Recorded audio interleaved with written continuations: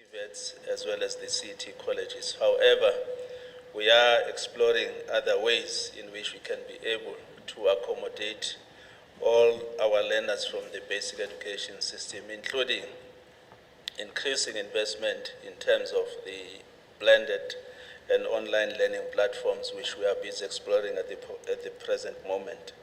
Indeed, Honorable Chair, we celebrate the 30 years of investment in a Department of Education, not higher, but Department of Education 30 years ago that was having about 19 different education systems, which is now post-94 was reduced into one single education system. And we appreciate the work that government has done in ensuring that we have such a system. Of course, within the higher education and training, it's a system that is growing. We say we are like teenagers, Honorable Chair, because we are just 16 years old as a Department of Higher Education and Training, having been established in 2009, but we are already feeling the pressure of the volumes of young people that have the dreams of pursuing their careers within the PSET system. But we hope that working together as a collective, we should be able to accommodate some of them. So within ourselves, besides the TVETs, universities, cities, we also have opportunities within the SETAs and other alternative opportunities within the private education system. So, Honorable Chair, I will not take too much of a time. Capricorn TVET College is one of our top colleges in the country, and over the years they've demonstrated that. We have seen during the tour how they've demonstrated some of the state-of-the-art and also their adaptation into the new technologies and the new programs, particularly taking the fact that we are now phasing out the nated programs. As we phase them out, we have occupational programs, and the college has demonstrated the capacity to move swiftly into the new occupational programs. We've seen their workshops, but also the state-of-the-art in terms of the water management systems, being the only TVET college in the country that have such a facility or a workshop. And we hope that they are going to become the center of specialization in this area and be able to accommodate hundreds of young people coming from all different different parts of the country to be able to acquire the skills within this water and energy sector that we so desperately need as a country. So we want to applaud both council and management, the region, and everyone else that has been behind this success, and we hope that they are not going to end there, but they'll continue to demonstrate and be a leader in various aspects of our skills development. With those few remarks, Honorable Chair, we want to once more thank you and appreciate this opportunity that you have presented before us. Thank you very much.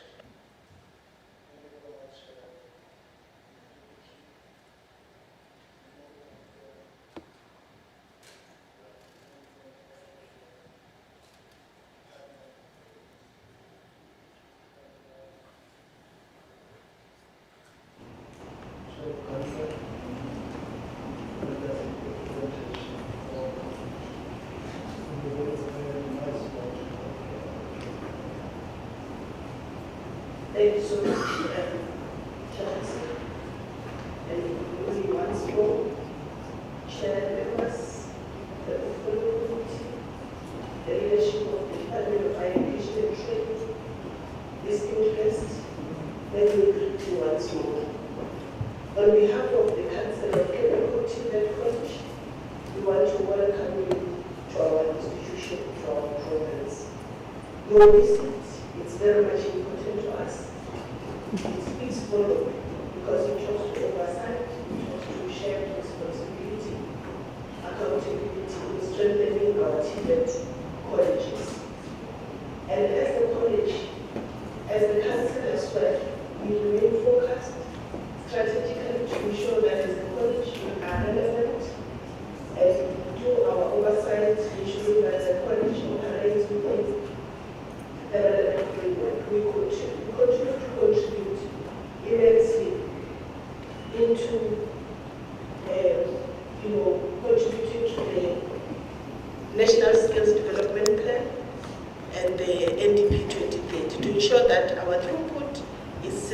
and we don't just produce graduates for the sake, but we partner with the industry, we partner with the municipalities, we partner with all the stakeholders to ensure that the graduates that come from our college, they become entrepreneurs, we connect them to the industry, and also to ensure that our youth get placed accordingly. We really welcome you to the institution and welcome all the engagements that will come. We hope that we'll have a fruitful session. Thank you, Chair. Thank you very much, Principal. It's 12:06. How many slides is that there?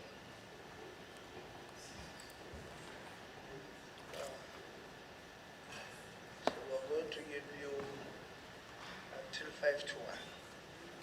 So I'll give you 50 minutes. You can go ahead, Principal. Thank you very much, Chairperson of the session. Let me stand on the already established protocol, and in the interest of time, I should straight to the presentation.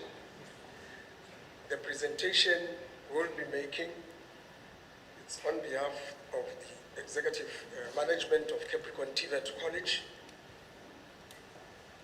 The state of readiness, or the state of readiness of us as Capricorn TVET College, or as a college, it's a collective. It's a collective in terms of what we'll be presenting. We are going to see the role of governance structures, council. We'll also see the role of innovation, registry. As an institution, when we're given the opportunity to restructure ourselves, we chose the route of innovation so that we will continue to challenge ourselves and embrace change. Therefore, you'll also have state of readiness on the academic, which is the core business. We'll also share with you how our finances are looking, and the role that is also played by corporate services and labor relations. So that index basically covers the collective that I'm referring to. In terms of the college overview, I'm not going to spend a lot of time there. All that we are saying there is that we are Capricorn TVET College. We are established under the CET Act. We are situated within the Capricorn district in Limpopo province. And this municipality, Capricorn municipality, it's a gateway to SADC, countries such as Botswana, Zimbabwe, Mozambique. Without being ahead of myself, one of the projects or our flagship programs that we have displayed there within the water and reticulation, renewable energy, one of the goals is also to reach out to SADC. Our mandate is very clear. We provide post-school education and training guided by the National Development Plan to address the triple challenges, which is unemployment, poverty, and the skills shortage. We are targeting learners, especially those in the need. The category within the need, without contradicting myself, the last research that was there really showed quite a number of those that falls within the category of the need in terms of the youth. The college overview, that is our sense. The building that we're in there is central office. That is where we are. It's administration. And on your right, you've got your Ramokgopa campus. From a glimpse of Ramokgopa campus in terms of the structure that we have there, you'll begin to realize that there are challenges in terms of structure. Ramokgopa is a former high school, hostel high school for Mokomeni High School. There was a high school in the Utlokwa area called Mokomeni. Way back in 2013, when the community saw a need, and a satellite was established there in 2013, 2014, it became a campus with those, infrastructure that were mostly suitable for the NATED. Now with the environment changing, then it poses challenges. Nabarona campus, it's also our business site. I'll talk more about those. Seshego campus, we just came back from Seshego in terms of our site, and Polokwane campus. So we've got 5 sites, wherein one is a central office, administration, and next site. My selector, floor with me. I'm not going to dwell much on governance. In terms of governance, we've got a total number of 15. In terms of, Section 10.4A, Section 10.4B, ministerial appointments, we are fully constituted as a council. There's just one challenge of one vacancy, the donor, which we advertised twice, and we couldn't get the donors that are meeting the requirements. So how we're mitigating that, we are headhunting so that we could have a relevant donor. Our council members went through induction. We have got an approved schedule of meetings annually in terms of the standard operating procedures, special meetings, and as and when, as we see it, members do declare confidentiality. We also, declare the personal financial interest, and our members of council, we do take them through capacity building and training, much as they come with the requisite capacity, but we also, continue to provide that.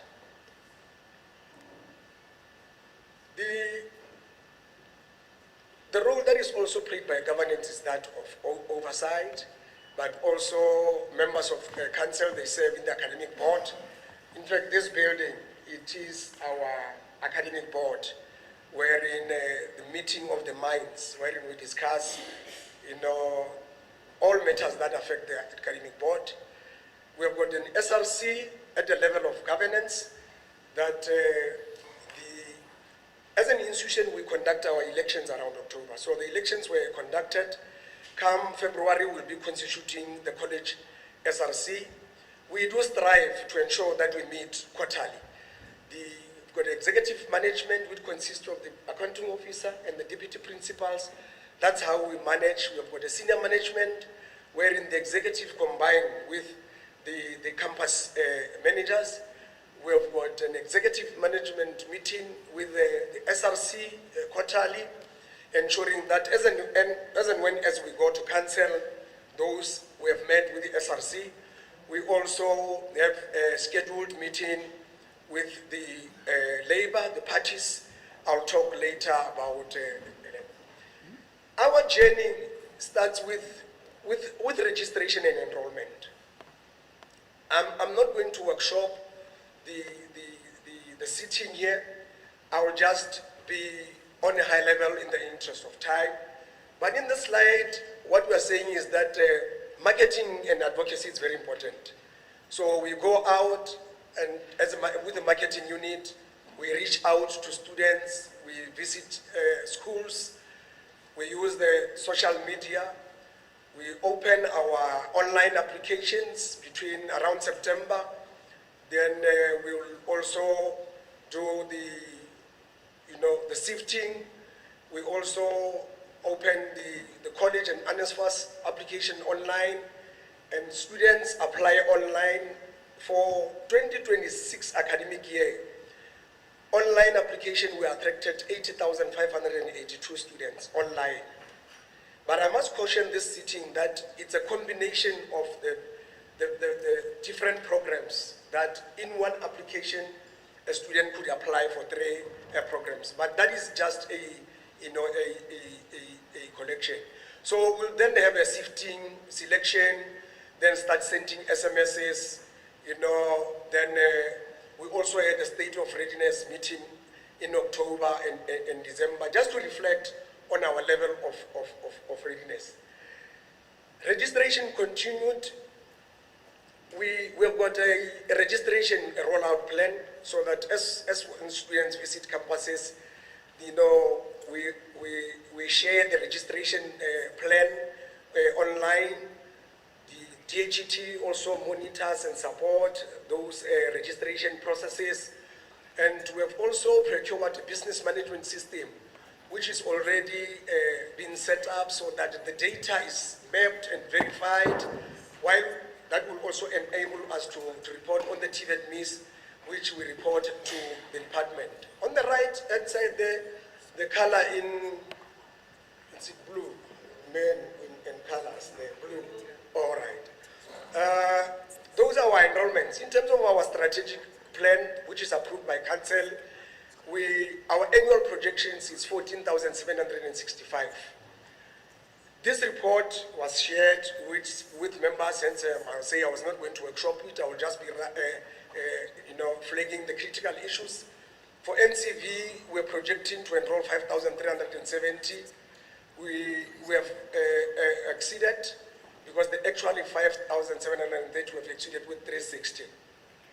Then the pattern goes on like that. We don't have any trait of center. We are not accredited as center of specialization. Mainly, our centers of specialization will be focused in Polokwane and Seshego. Seshego, as we've done the site visits, we have got workshops which are now being accredited with KC2O. It's work in progress in terms of attaining the status of being a center of specialization. The ECD center, which I'll later share, that could also be a center of specialization. The CIFA project for the water, that will also share. We are also earmarking that to be a center of specialization. Let's move to the next slide. These are the challenges when it comes to registration. Late results, report 191 and NCB results, and our mitigation is that we extend the registration dates, because the calendar is annually issued, signed by the DG, which give us a timeline of when exactly the teaching and learning should commence. We strive to ensure that we meet those deadlines to ensure that teaching and learning is started. And in case we lose some of those time, we come up with catch-up programs. The funding for the new students, returning students, is that we've got online applications for NSFAS. The dates are there, 16 to November, where in NSFAS it's open, and how we advocate that on social media. We encourage our students to apply. We have kept the financial aid committee. Within the financial aid committee, all internal stakeholders meet, SRC and management. Why we're doing that is to ensure that we communicate the message from NSFAS, their timelines, and so on, so that the student leadership, they are able to share that critical information. We've got capacity building that is ongoing. That is for new students. In terms of returning students, we've got allowance applications. Find the queues are long, those that are applying for hostel and accreditation. Last week, Friday, we've just concluded that process. Registration, declaration, declared to the NSFAS. Those are just the processes that we follow in terms of appeals. We also have other bursaries that we advocate to students in terms of those that are not able to be funded by NSFAS. We've got MQA, we've got Mersita, Facet, etc. And of late, we've signed a memorandum with Services CETA that they've availed quite a number of helpful bursaries that will benefit our students. Hostel capacity, we've got a capacity of 552 as outlines there, the males and the females. And in terms of, verifying the private accommodation or those that are accredited by NSFAS, we sample the physical verification of those residential residences, and they are conducted on a quarterly basis. The process of NSFAS continues in terms of accrediting the landlords. We've got 60 properties that have been accredited for NSFAS, and those are the figures on the numbers and the beds within Polokwane, Ramohopa, wherein we've got a total number of 2,124. There are challenges within NSFAS in terms of, beneficiaries who might opt to stay outside, students and landlords not adhering to NSFAS requirements in terms of registering online. Because once landlords have not fully registered online, by the time when they invoice, NSFAS invoice or pay directly the students. And that creates a glitch sometimes because private providers will say, we have not been paid, and they evict students. But we are on top of those challenges together with the student leadership. As and when students are being evicted, the leadership that is here, the president and the SGF also avail themselves by being there on the ground where things are happening, and they will be joined by us as members of management to ensure that we comfort any student staying in a private accommodation. In terms of what the committee required us, on the right, we have shared the cost of beds. I will not go into the details in terms of how they are being graded and their levels by NSFAS. We have got quite a number of partnerships. We have signed 59 partnerships, MOUs with CITAS. We have got strategic collaborations with government entities, municipalities, universities, and our areas of collaboration include bursaries, work integrated learning placement, exchange programs, etc. On the right, there are just the pictures in the form of portfolio of evidence to show some of this engagement that we have. The partnership that we also have, we have introduced primary agriculture in Snobarwana campus. We have partnered with an agricultural college to Bisleka. Those pictures there, it's when some of our officials have visited Don Bisleka. And also, we have engaged with basic education. We had engagement with basic education to emphasize on the issue of STEM, science, technology, engineering and maths. And we have very successful engagement with circuit managers so that they preach this message to the candidates in basic education, that they make those proper choices. Let's move the roll slide much faster. My time's catching up with me. Those are the partnership continues. I will not dwell much on. The student staff participating in the Netherlands, strengthening water-related innovation with Stellenbosch. Pardon us for the slide that is not so much visible. It's a list of all the partners that we have in terms of even the role that they play.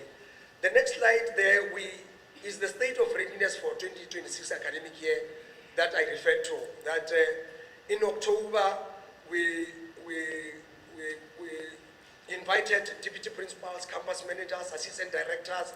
We have our own boss Berat, to reflect on the 2025 academic activities, focusing on the 9 key deliveries as outlined in the teaching and learning plan. The teaching and learning plan is a very, a critical instrument that the department uses to ensure that we are ready. In terms of our readiness regarding the academic year, we've got a program qualification mix that outlines our programs approved by council, wherein we are saying in Polokwane, our niche programs is robotics and mechatronics, much as it's a business campus offering other business studies programs, but our niche programs, if we go to Polokwane, it's mechatronics and robotics. Snobarwana, we are niching ourselves as for primary agriculture, and Seshiro is the water technology and renewable energy. The rest of what we outlined there is just our readiness. That lecturers' workload has been allocated. We've got timetables. We've got induction. We have procured the textbook, and where we are now, we are sitting at 60%, 61% of the delivery of textbooks. The only outstanding service provider is your future managers, which has got a huge component, but we are making follow-up with them to ensure that, because this is a non-negotiable, to ensure that by the time when teaching and learning is up and running in motion, all of our students have got textbooks. We do have a strategy of how we go ahead in making sure that we teach them. We are planning to procure provide NCV level 2 students with laptops in our quest to start, moving towards digitalization. I always have a challenge of pronouncing this DT. When induction, those are the pictures in different campuses. As we start with our teaching and learning, we have an induction program wherein the campus management will orientate. The academic performance in terms of the various programs from 2022, 2023, 2025, we are working hard, much as our pass percentage looks good in terms of subject pass, that we are average 79% pass, 85% pass. We do acknowledge the challenge of the throughput, which we are not doing good. But some of those strategies that we've outlined earlier on, academic endeavors, academic for us, we continue to challenge ourselves to ensure that we improve our certification. We have got libraries in 3 of our campus. We analyze our ICAS marks for every assessment, and we also attend boot camps together with the University of Limpopo, etc., as we continue to improve our result, our certificates and throughput rate. My selector are failing me with time. Once I pause, please move. Apologies, we are projecting via Zoom, so it will take a bit of a time to the next slide. I should have put my slide there.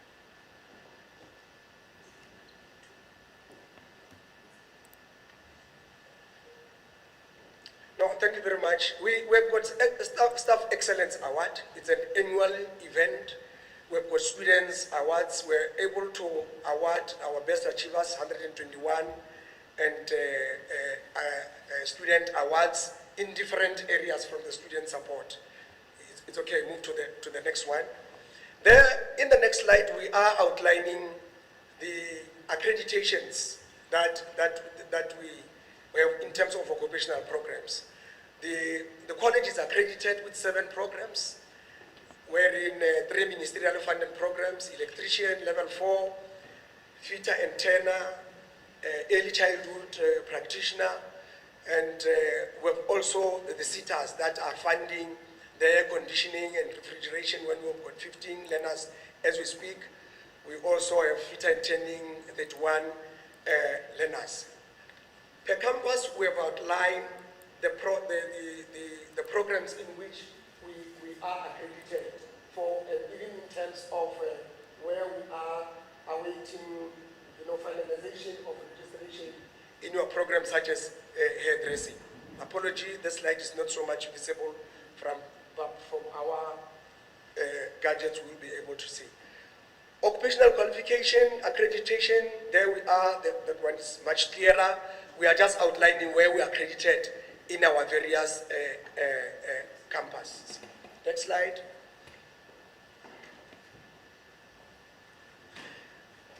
In terms of offering occupational programs and the change in the direction, lecturer development becomes very critical. And that is the role that our human resource development will incorporate, working together with curriculum services, they play a role. We are just giving in the numbers there. Recently, 3 of our lecturers went through artisan development. They qualified as air conditioning and refrigeration mechanics through the college funds. Lecturers were trained with fitter and turning. The numbers look small because we are balancing issues of continuous teaching and learning, and as those opportunities are also avail themselves. Electrician qualification, which is we are supported by the department, and also training 10 of our lecturers with renewable energy, with 40 hair, and so on. In terms of student dropouts, our retention rate as a college were at 88%. And for semester 1, 2025, and the business studies we are at 92%, and the T3 we are at 82%. There are quite a number of reasons as to why we don't keep some of those students. Some they apply And once they are absorbed by the universities, they drop out. Some of them got financial challenges, religious and cultural commitments. And in terms of the SRC, I've already provided an overview that we've conducted our elections, and the SRC leadership is a continuous process.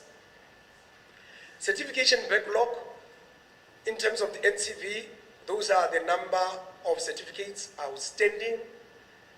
Report 191, those are the statistics, and the diploma and the reasons are also outlined on the site as to what could be the reasons why they are outlined. In terms of safety within the college, we are an institution that is committed to zero tolerance on the gender-based violence and femicide. We emphasize prevention measures. We have partnered with Higher Health, with ASAF, and each campus have appointed, a gender career guidance officials, and cases of GBV that were reported. We had 2 cases of rape in Ramahopa in 2025 involving 5 females. The cases were reported to SAPS, and the campus did, a march just to conscientize the community. I'll later talk about those cases as I report under labor cases as to what happened with these cases wherein we have some transactions.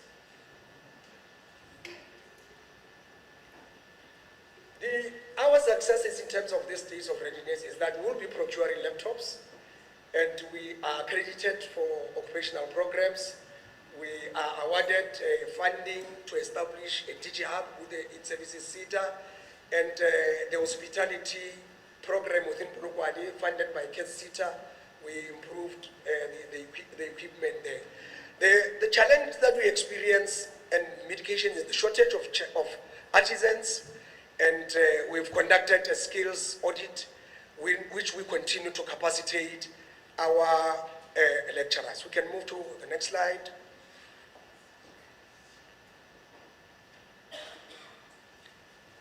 Some of the challenges that we experience is students unrest due to late payments of NSFAS, but I must give credit to NSFAS that there's been a turnaround wherein some of this have been attended to. Late delivery of LTSM and the business management system, which we're able to procure a new one that will be able to suit our requirements and also cater for the alumni.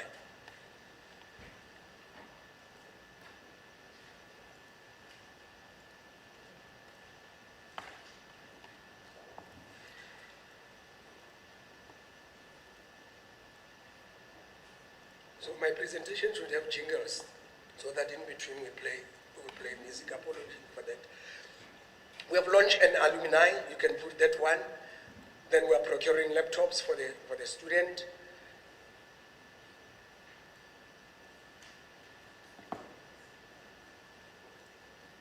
This is killing my presentation. We have partnered with the water the Polokwane municipality, and the equipment that you saw for the water, we have already started training, wherein Capricorn District Municipality will train their employees within their plants, of water purification plants.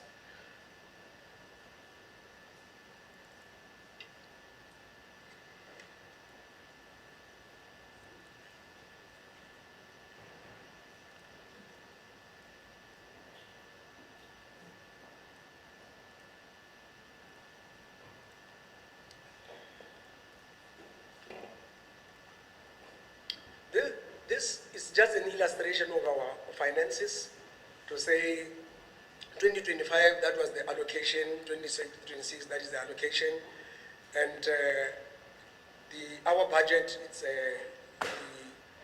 the amount that is stated there, from 523 million to 555. You can move to the next slide. In terms of the finances, we are solvent as a college. We do not have any long-term borrowing liabilities. we are liquid and we are able to pay our current liabilities. And we've been audited, we have been audited by AG, and for the last 3 years, we've been unqualified, and the reasons for those findings are there, and later on, members be interested in those. That's where my learned friend within finance will be able to assist me, the CFO in finance. The state of college finance continued. We have received an amount of 111 million from CH as part of renovating and our infrastructure. We have also received an amount of 30 million that we are earmarking to build the 250 beds within the Ramokgopa campus, the Sunamarona campus. Apology. Can move to the next slide.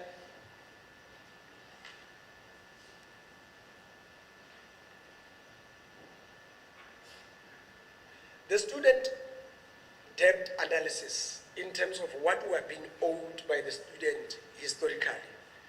We are now sitting at 255 million over the years, historical debt. Can move to the next slide.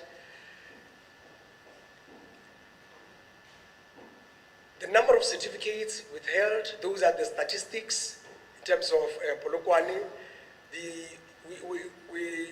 We hold diplomas and certificates for the exit level. In between, we issue them out with certificate up until they've graduated, and those are the numbers. Next slide. Our finances continued. We just like to put an emphasis on the debt management policy, because we are equally challenged that as and when we register students, students will want to practice one of the key principles of our student management policy. That is bullet number 1 there, payment of payment arrangements or negotiations. But what we'd like to put on record with the portfolio committee is that we are not retaining any students, because year in, year out, how we're accumulating that big deficit is that students come and register with 200, they negotiate for 200 or 500. That will be the last time that you see the students. Come registration next year is then that they will want to come and negotiate again. So we try by all means to say, please pay a minimum, and some have registered with a 0, some with 200, some with 500, etc., etc. So we are not denying any access to anyone, except that we push that, bring your parent, let's try, let's negotiate. Move to the next slide. We later hand over to the debt collectors, because AG will require to say, what are your strategies in terms of requiring? Okay. In terms of the infrastructure, we have got 2 sources of funding. It's our DHET, Capital Infrastructure, Efficiency Grant, college-owned funding, but we also received, funding in the tune of 3 million euros from SITA. Let's move to the next slide.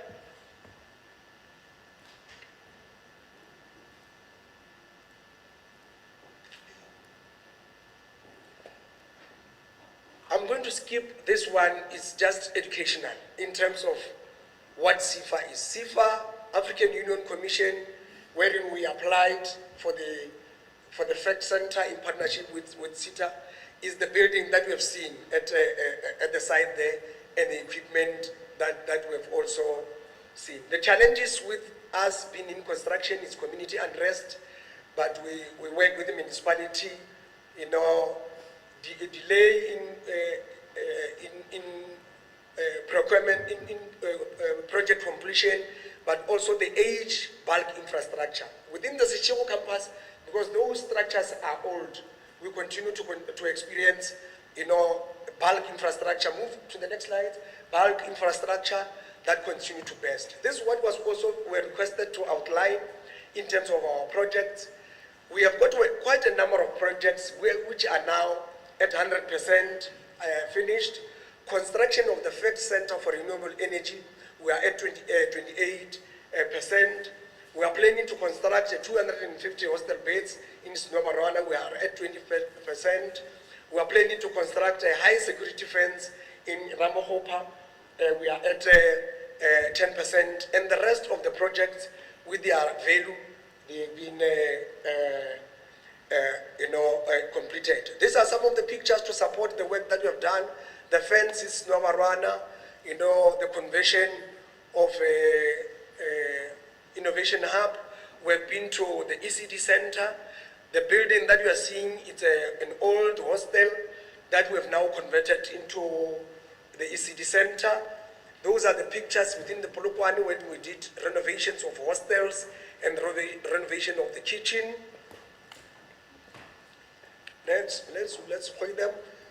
Our hostels, surroundings, Seshego campus, as Nabarwana, infrastructure, paving.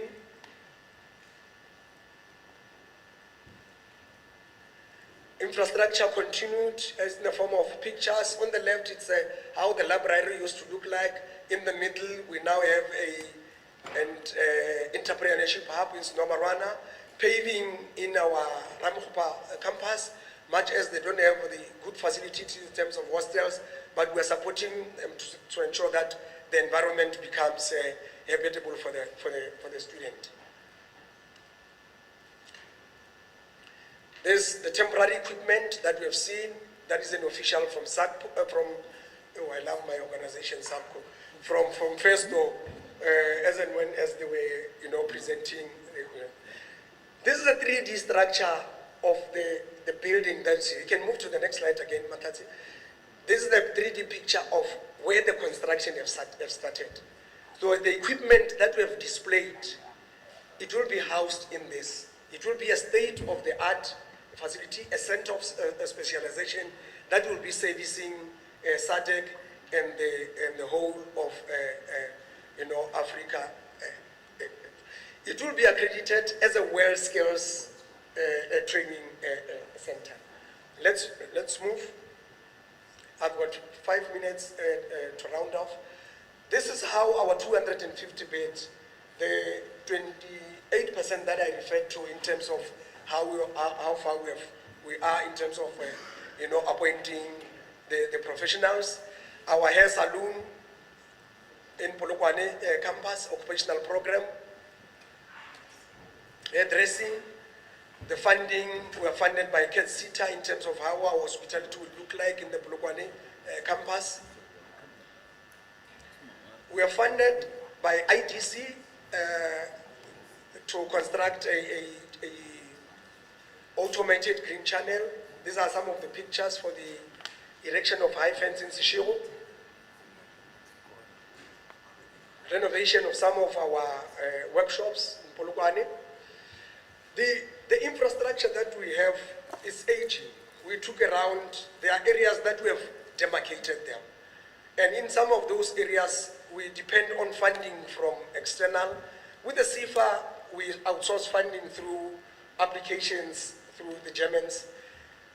We have also submitted funding through the NSF, the due diligence twice, and so we are in progress in ensuring that we transform some of those buildings. We can move to the next slide. I've already talked to this, how we're mitigating to those. The PPN, working together with our labor, we match all the staff against the structure and the approved position.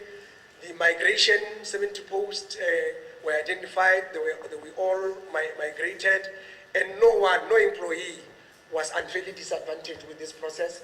The unions will talk more about that should the need arise.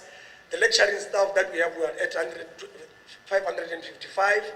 The contract of 5 foreign national officials expired, it was not renewed.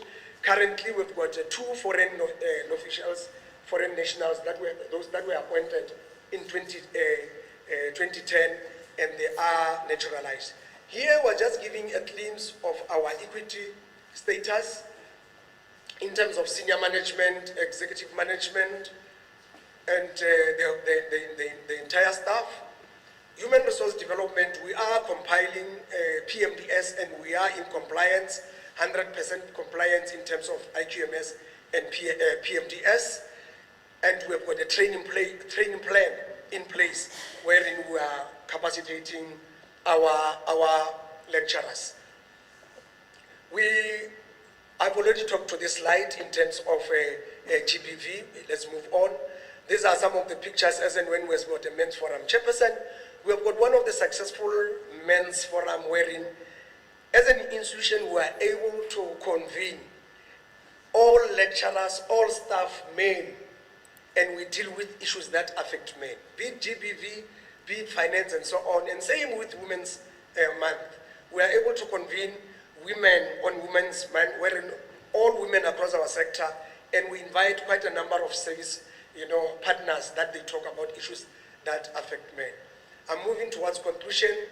Network connectivity, we've got a wide land. Our network is supported by SABEN. We are connecting to TUT. And as and when there is a downside on TUT or on SABEN, it also affects how we also connect. I'll skip the details there in terms of operations, but that's how corporate is supporting with surveillance camera. The Wi-Fi expansion project has just been concluded. There was a cry of Wi-Fi not covering all the areas. Move to the next slide. In terms of occupational health, we are complying with occupational health. We've got a letter of good standing. We are complying with COIDA. We are supported by the Bulukwan municipality in conducting drills, in conducting, the compliance. We have got security, as you would have witnessed across all our campuses, that we have outsourced the security that they are monitoring, our facilities. This is my last slide in terms of my presentation, Chairperson, on issues of labor relations. As a college, we have established a labor forum in line with the DHET reference. And all parties are represented, as we can see them being represented here. And consultation is also allowed. Some of the agenda items that pass through the unions are, we are working on a policy, or the unions propose a policy that we need to prioritize when we enroll. We need to prioritize, the students of the parents or the lecturers or the staff. Let me put it this way, that all our staff, we want to come up with a policy that as and when as they've got, children that we want to benefit, we're working on a policy to accommodate those. There was an issue that is finally resolved, that the unions were very hard on it, that was that of change rooms, that our employees were changing in the toilets, etc., etc. But we were able to identify spaces within each college that we've got proper, change rooms with showers and anywhere they are able to do. We had an issue with the unions on the issues of common assessment, because in Limpopo, we do common assessment together with them, just to match our own standard, Dr. Ramrock. So there was an issue that, why should we do set papers for, them and so on? But we say it's part of your, duties as a lecturer to set and assess. So we have resolved those, and unpaid improved qualifications. Those are some of the issues that we engage with the union. And on that note, as I conclude, the labor cases, there's one there to say the role of DHET in resolving labor cases. We are really appealing, Chairperson, that we be assisted by the department as and when as there are labor issues to be raised. I wouldn't want to really open a can of worms on this one, but it's disheartening where you are sitting as an accounting officer that you find you receive charges, that you have been charged and you are receiving them from internally, As and when as you want to give out instruction, you say, no, you cannot tell us a thing. Here's a copy of charges, unsigned by the DG, but it's taking rounds. It's really disheartening, Chairperson. The labor cases that are referred to, we have got sexual harassment here at central office and in my office. And that case, we instituted disciplinary process and the employee resigned, after being served with charges. Sexual harassment, number one, wearing a tutor. A tutor is the students that did internship and we continue to engage them meaningfully. 1 month suspension, disruption of lecturing and learning in the Polokwane campus by a lecturer, final written warning, an issue of fraud in the Rakaramukhopa lecturer, employee resigned during investigation, and the remunerative of work outside the public service, a case in Polokwane wherein a lecturer was given the final written warning in terms of having conducted the business with the state. The next slide.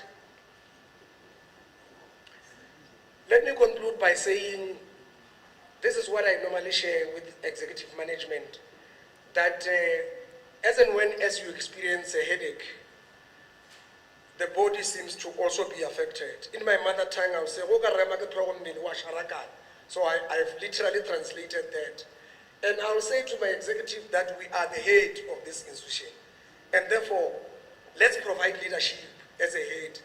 And we are doing our best to provide vision.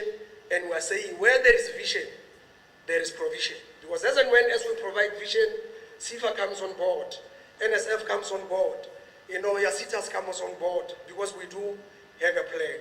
Let me thank you, Chairperson. Thank you very much, Principal. I see they are projecting the SRC presentation. If you can just open it so that they are able to go through. Maybe for Principal, just to clarify one thing, I know my members will want to ask you this thing. So you are saying on the third last slide about occupational health and safety that the institution has letters of good standing, which is certificates of occupation for the buildings here. Is that what you mean? Yes, and this building in particular. And they have had it until April 22, so they've got what do you call it, an expiry date. Then you must go and renew them.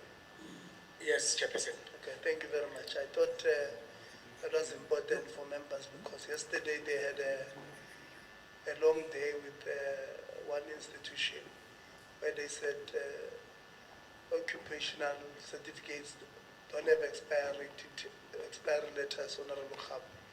And the principal says they do have. President, we have, it's 12:53. We have until 15:15. Honorable Chair and all members, good afternoon. I'm Zita Madimba, SRC President. We are here to present the state of readiness that covering the SRC overview, challenges and recommendation. We are committed in championing the student interest.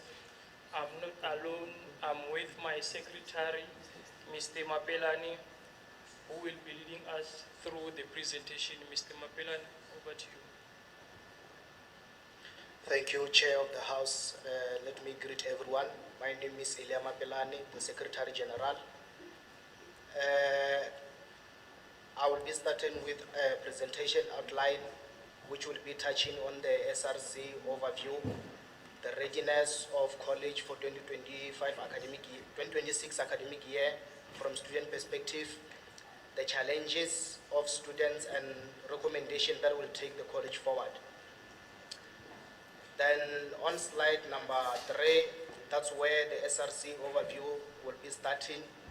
Then I won't dwell much on it. I will go straight to slide number 6, looking at time that we don't want to waste time.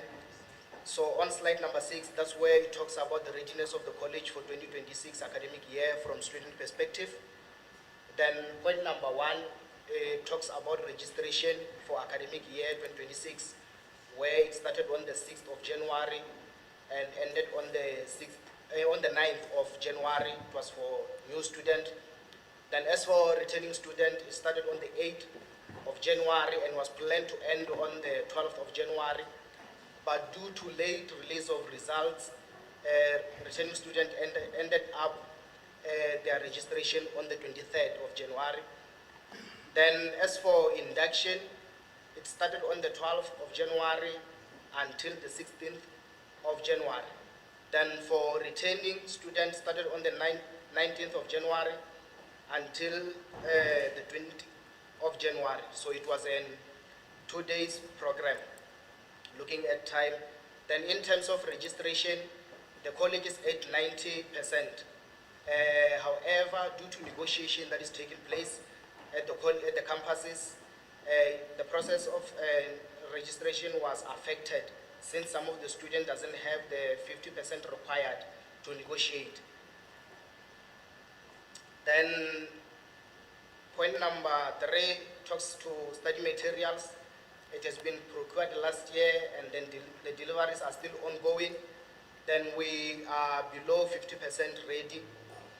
Then on the other hand, draft timetable are in place. Slide number 7 is going to be talking to challenges and recommendations to take the college forward. Challenge number 1 talks to coverage of Wi-Fi in the campus premises and also student residence, where Wi-Fi doesn't cover at hostel and shelters where students are staying. Then our recommendation was that the college should install a Wi-Fi that will cover the campus, including student hostel and sitting areas. Then number 2, the challenge that we are having is computer labs that have outdated computers while others are not connected to internet. So we did mention the blocks that are affected there. I won't go through it.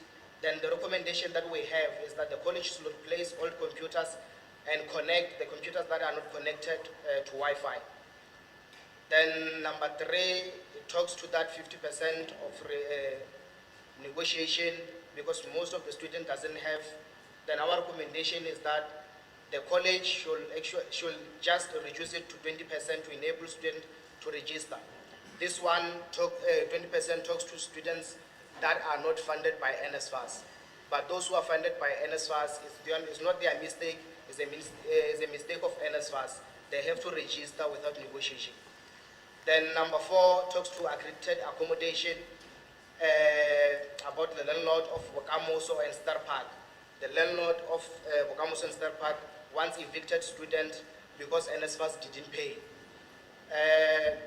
In Bokamoso, I once went there with the principal. That's where we had an issue during the night. Landlord took out the student and said, because NSFAS didn't pay, the student will not enter the premises. We went there, we tried by all means with the principal to resolve the matter, and we resolved it. Then the recommendation that we had is that the accredited accommodation landlords should not punish students because of the NSFAS incompetence. Then on number 5, it talks to engineering equipment and learning resources. So engineering students are affected by insufficient access to practical equipment, including machines and tools required for their studies. Then the other thing is a shortage impact to quality of practical training on overall academic performance. It's affecting Polokwane campus. Then our recommendation is that the college should build a suitable workshop for engineering students to do their practical. Then slide number 8. Challenge number 6 is lack of clarity on occupational programs, in particular funding, tuition, and workplace procedures. So our recommendation is that more information on occupational program should be shared with the student and SRC. Then the other challenge is the delay of issuing of certificates for NCV and inconsistent of approving diplomas. May the members of parliament check what could be the issue and assist us on this matter. Then challenge number 8 talks to remarking of 2025, the results were not released. So we mentioned the courses and the number of the students that were affected. So our recommendation is that may the members of parliament also check for us what could be the issue and how they can assist us. Then on number 9, challenge number 9, talks to shortage of lecturing staff affecting all campuses. Then we did mention the campuses and the courses that are affected. Then our recommendation is that positions that are vacant should be filled as soon as possible. Then challenge number 10 talks to poor attendance of students and lecturers affecting Polokwane campus, Seshego, Snobarwana, and Ramogopa. So our recommendation is that there should be an improvement of class attendance monitoring and apply student punctuality and attendance policy. Then challenge number 11 talks to shortage of classrooms, which will be covering Snobarwana and Ramogopa campus. Then as for accommodation facilities, it talks to Ramogopa campus. And then as for maintenance of existing structures, for example, I will say there are no curtains, washing line, as well as washing machines at student hostels. This one covers all the hostels which we are having, which is 3 of them, Polokwane, Snobarwana, and Seshego. Then our recommendation was that improve the standard of living at hostel while hiring mobile classes, while we are waiting for permanent structures, and build hostel at Ramogopa campus. Then in conclusion, we hope that through frequent engagement with management, our challenges will be prioritized and attended so that we can have a fruitful 2026 academic year. Thank you. Have a quality education. So in hand, we are working with the management so that we can have a fruitful academic year. Thank you. Thank you very much, President. Who's on, Principal, who's on Zoom there? Because the presentation that you are putting there takes long to. Why are we using Zoom? Is there any specific person that you are trying to accommodate? Because if not, let's use a normal projection.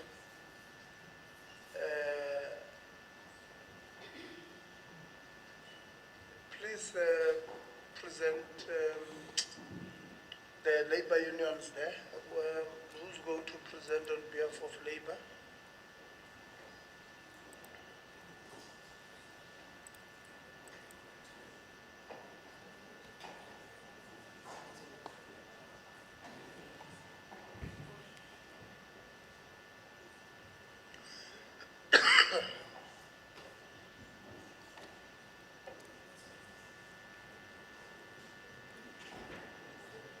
Labor.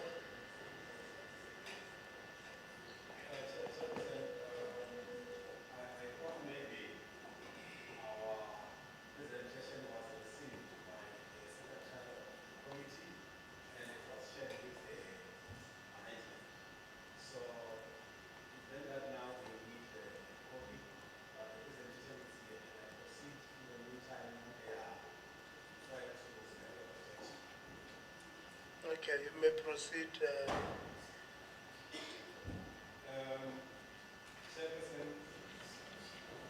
Honorable members, college management, the entourage, and all protocol observed, receive a revolutionary greeting from labor here at Capricorn TVET College.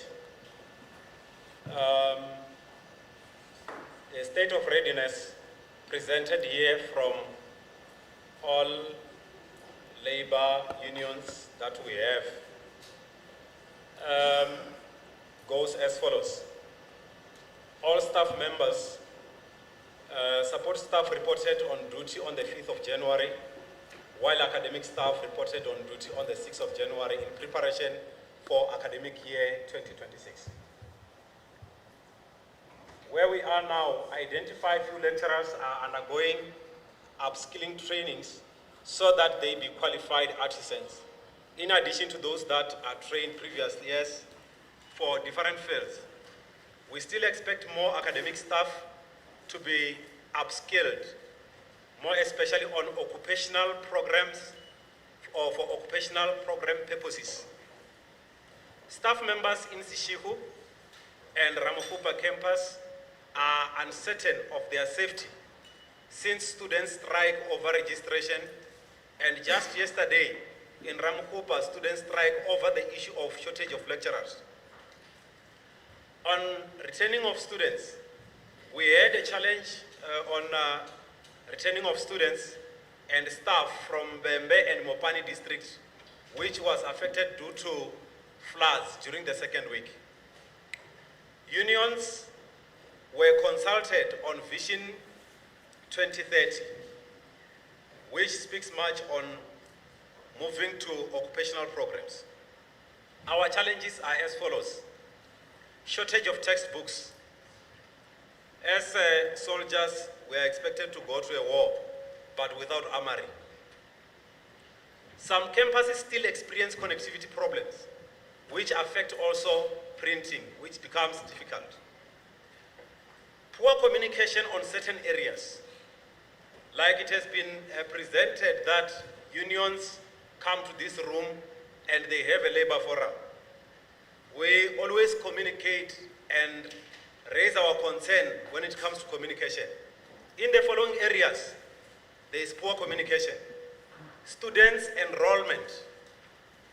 Remember, as unions, workers need to know, do we have students? Are we ready to roll? But you don't know how many students are enrolled. Grants received by the college. We don't know how much do we have.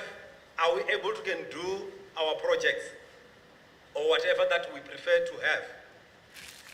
There are decisions that are being taken without consulting unions, more especially on certain policies that you just find them being brought just like that without consulting unions, though they affect workers' conditions.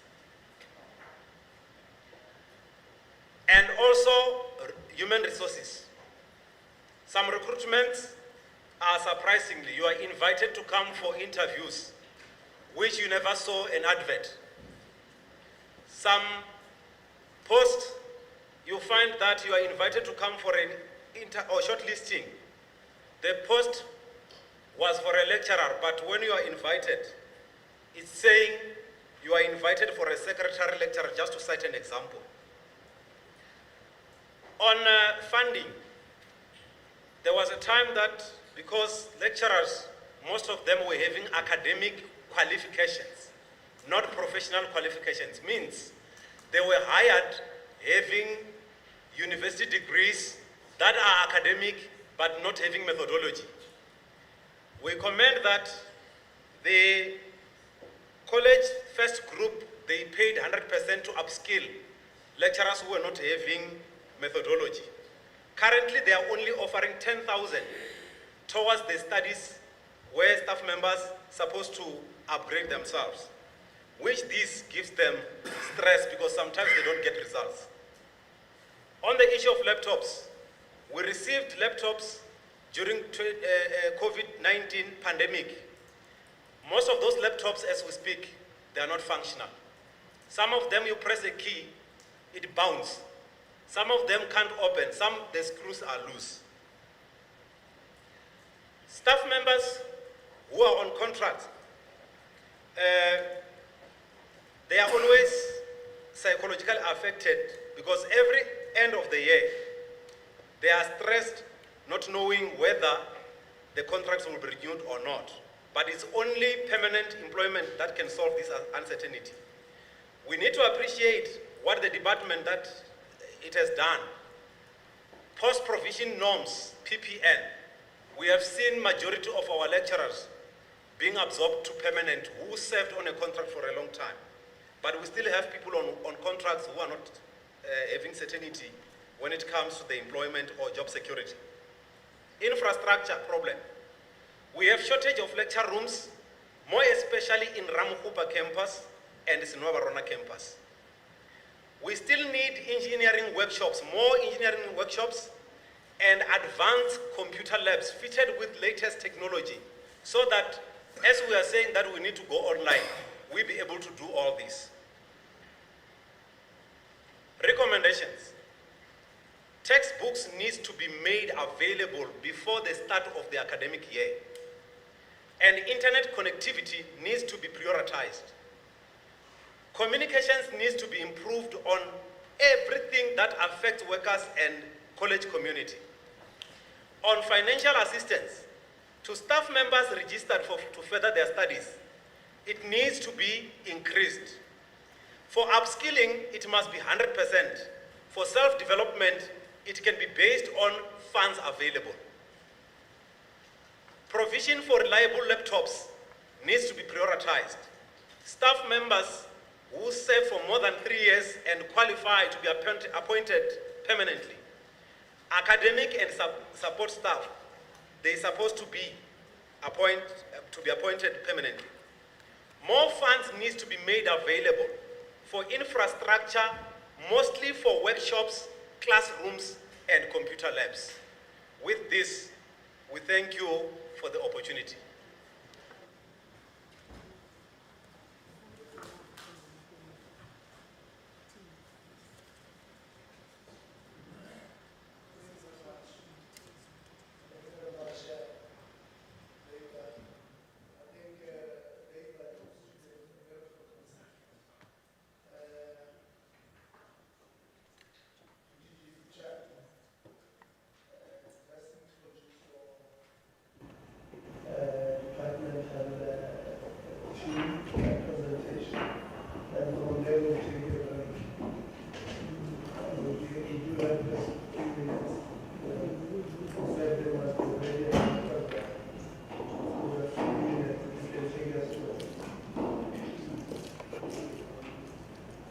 Thank you very much, Honorable Chief. I must indicate I can't hear clearly from where I'm seated. I'm hoping Honorable Chair said I will speak now. Somehow, I don't know if the sound this side is not very clear. You have a very good audio register. I think I must have connected to my ENT specialty. Excuse me, no, can hear. So if you are saying your reference is coming, no, I'm joking. I don't know which record is wrong with the sound, but you can just present the presentation of the team. Then we take a break and we'll see what is wrong. And during the break, when we sort out the sitting arrangement, then the chairperson of council will check if they can present it before lunch. The chairperson's remarks. And then the presentation itself will take after lunch. Thank you very much, Honorable Chairperson, and greetings again to the Honorable Chairperson and the Honorable members of the Portfolio Committee, Council members and Chairpersons present, regional managers, colleagues, college principals. I'm only going to take about 2 minutes and indicate, Honorable Chair, that firstly, it is an honor for the CET sector that the CET College is included in the oversight of the Portfolio Committee. We are always appreciative of this, as at the end of each oversight visit, we find ourselves in a better position to move the sector forward. Let me also indicate that the Honorable Chair and the Honorable Committee members, some of them present here today, were also part of the visit to the same college on the 31st of January in 2023, where the Limpopo City College was visited. And let me also indicate that at that stage, when the visit was conducted in January of 2023, the college did not even have a single site where they were operating at a site that is a standalone. And since then, through the hard work and the leadership of the regional manager, Mr. Ramunyat, the college has now 5 schools that they've been given by the Department of Basic Education. I may also indicate that from that date of January 2023, when the Portfolio Committee visited Limpopo City College, all the programs offered at the college were academic programs. And I'm pleased to indicate now, as will be presented by the principal, that the college now does offer some skills programs. Across the country, all colleges opened for administration on the 12th of January and for students on the 14th of January. I must indicate that Limpopo has been very unfortunate by the floods, and such that the centers in Limpopo were delayed, as were schools also delayed due to floods. However, the centers have reopened and teaching and learning has started. The major challenges facing the sector, and particularly also Limpopo City College, is that of inadequate funding. We know that the sector is operating at a funding deficit of 71%, and Limpopo City College is not immune to that. Also challenges of infrastructure which will be presented. At the end of last year, I presented to National Treasury, as we always present, the plight for additional funding, including infrastructure. And I'm pleased that National Treasury gave an in-principle agreement or not to say that some centers will be assisted, those centers who have students in excess of 1,000 rand, with additional funding for infrastructure. As I come to an end, Honorable Chairperson and Honorable Members, let me indicate that the council of this college ended on 20 October 2025, and in that regard, then the Minister invoked Section 7A and B of the City Act and gazetted the appointment of the Northern Cape City College Council to oversee the strategic governance and function of all the colleges in the country, and that would include this college. Last point I need to make is that, regrettably, this college does not have a permanently appointed principal, but it does have an acting principal, Mr. Sibeklene, who has been holding the fort very well in the absence of a permanent principal. I am pleased to indicate that the post has been advertised, and a selection committee has been put in place by HR. We are waiting now the date for the shortlisting and the date for the interviews that will be conducted. There has been delays in this regard, and this is regrettably due to the general delays in HR of the department because of capacity challenges. But with the new acting DDG at the helm, I have had discussions with him, and he has agreed to give priority to CET in relation to the filling of the vacancies.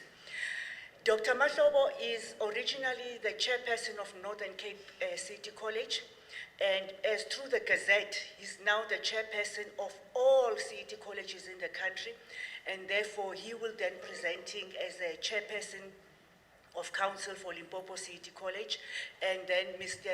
Sibeklene, the acting principal, will then present on the college matters. Thank you very much, Honorable Chair and Honorable Members.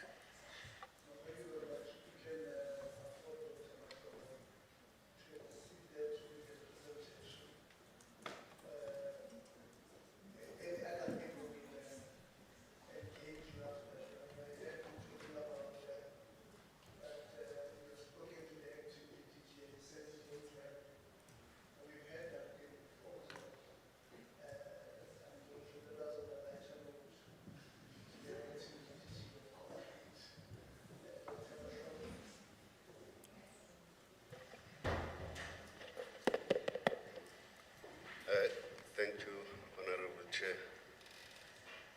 And I just would like to appreciate the opportunity that the Minister has given me. However, even though it is short term, it is not a permanent arrangement.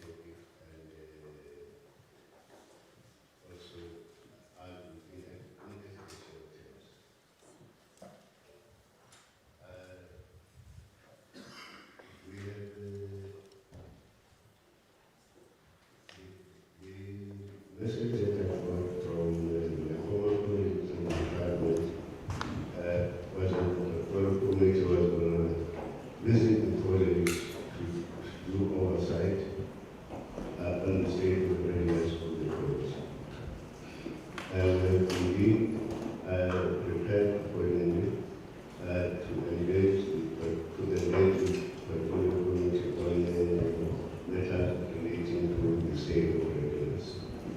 And the presentation on behalf of the college will be made by Mr. Secretary, but I would just have to highlight a few areas which we have taken into account.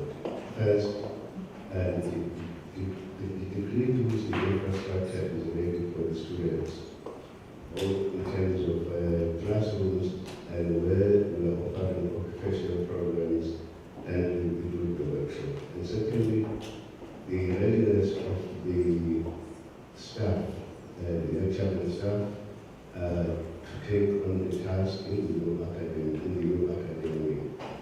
That also applies to the support staff in the college. And the third aspect of it is the readiness of the college to deliver the PQM which has been adopted by the college for 2026 academic year.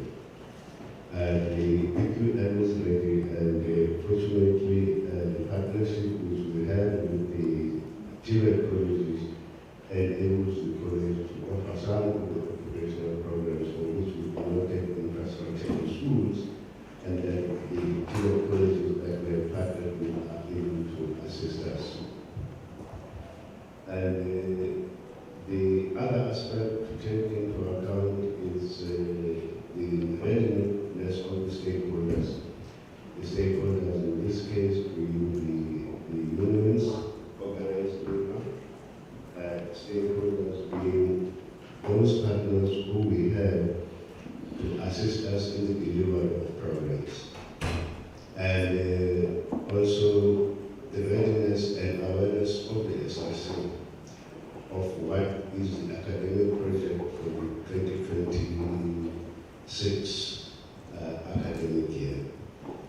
Chair, I think Mr. Chalmers has indicated how in their to deal with the challenge of the lack of governance structures in CBT College. And the assignment given to the College of Northern Cape was to oversee certain governance matters that, in the absence of council, might render the college unable to proceed or progress. And in that regard, we have been engaging with the CBT College, I think, since the beginning of January, engaging in the preparation of their annual performance plan and engaging also in the approval of annual financial statements which must be submitted to auditors. And we will be finalizing that project on the 29th and the 30th. And in the meantime, our responsibility will come to an end on the 31st of this month. That is the letter which we received from the minister's office. And then I thank the chair. And with regard to the presentation, I will ask Mr. Secretary to make the presentation. Thank you. Of the delegate authority by the chair. Until this sits down and rest.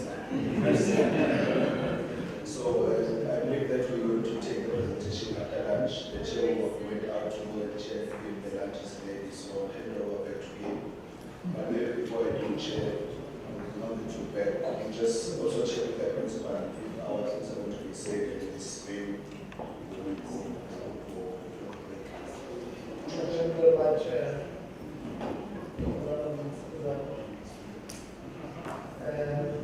Colleagues, we are going to take lunch.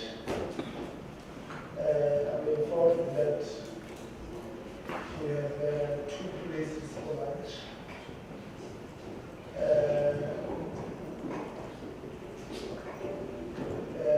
The head officials and follows that members representatives to the 5th floor. And us will go to 4th floor. And it's not it's the same school. The poison is strong at the 5th floor. We want to finish them quicker. So the rest of us will go to 4th floor. So it's half past 1. We will please eat as fast as possible. And then let's reconvene here at 2:15. When the reconvene, we'll start with the presentation. So, acting principal of the Buko City, please live with or they have the presentation. The labor unions of the city live with her, submit the presentation, student leadership, submit presentation. And let's try and move it away from Zoom so that it moves fast because it's Vegas.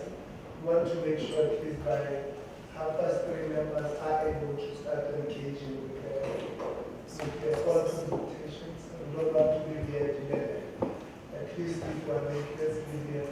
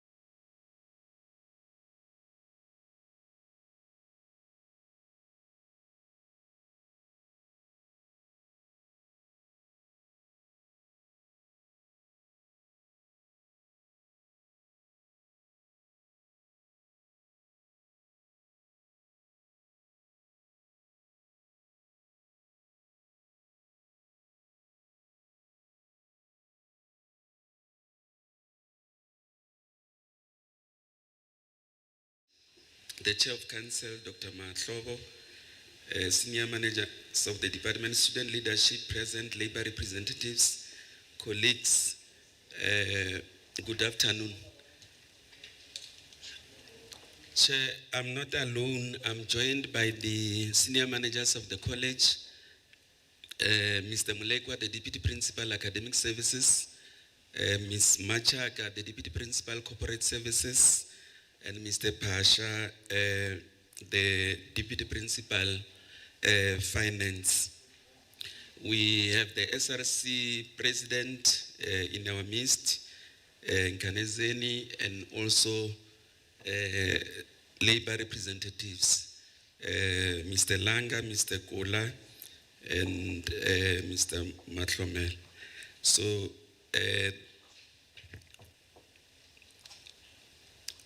I'm not going to go through the presentation outline, given the time that has been allocated to me. Just a quick background, Chair, that we are situated in this province as the only CET college as per the policies. The province has 6.6 million people, and the economic drivers in the main are mining, agriculture, and tourism. The point I'm trying to drive at is actually number C, that in this province, we have got a total of 6.1, we have got 6.1% of the total population that is sort of has never achieved any school grade. And that makes our college more relevant in trying to deal with issues of literacy and also ensuring that people get the necessary grades, not only to further their studies, but also to proceed with other issues pertaining to their life.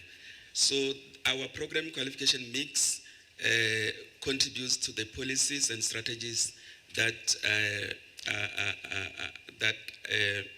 the provincial government is driving towards addressing the challenges that I've already alluded to. And as a college, we participate at a provincial level in the Limpopo Skills Development Plan and Limpopo Resources Development Council. This affords us a platform to make ourselves known to the entire province in terms of the program offerings. And also it gives us an opportunity to advocate and market some of our programs.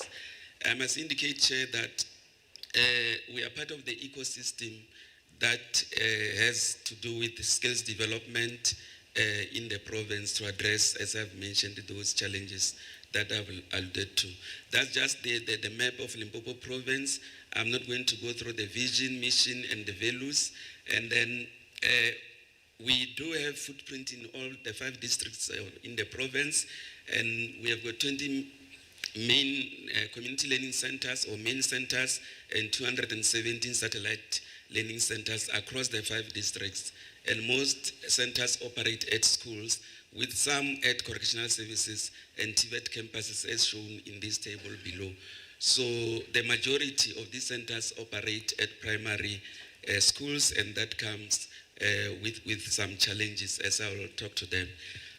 That one is just a breakdown of, in terms of the districts, how many community learning centers we have, and also the satellite learning centers.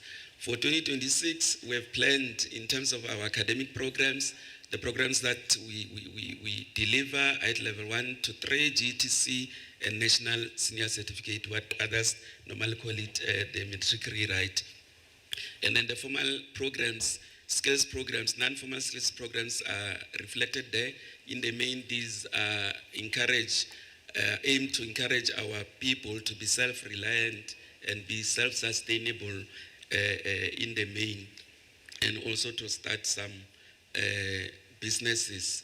And occupational formal short skills program as well, occupational programs. So basically those 4 constitute our program qualification mix.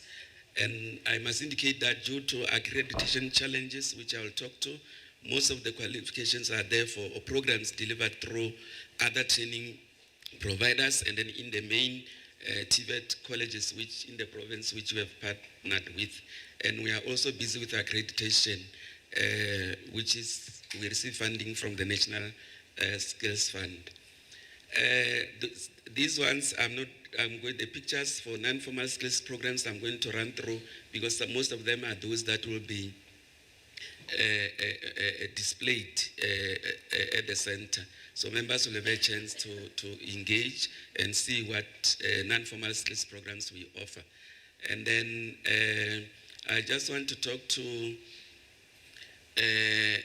the part qualifications of formal skills programs, which include tiling, garment making, plumbing, hairdressing, which we are also offering in those centers as they are reflected there.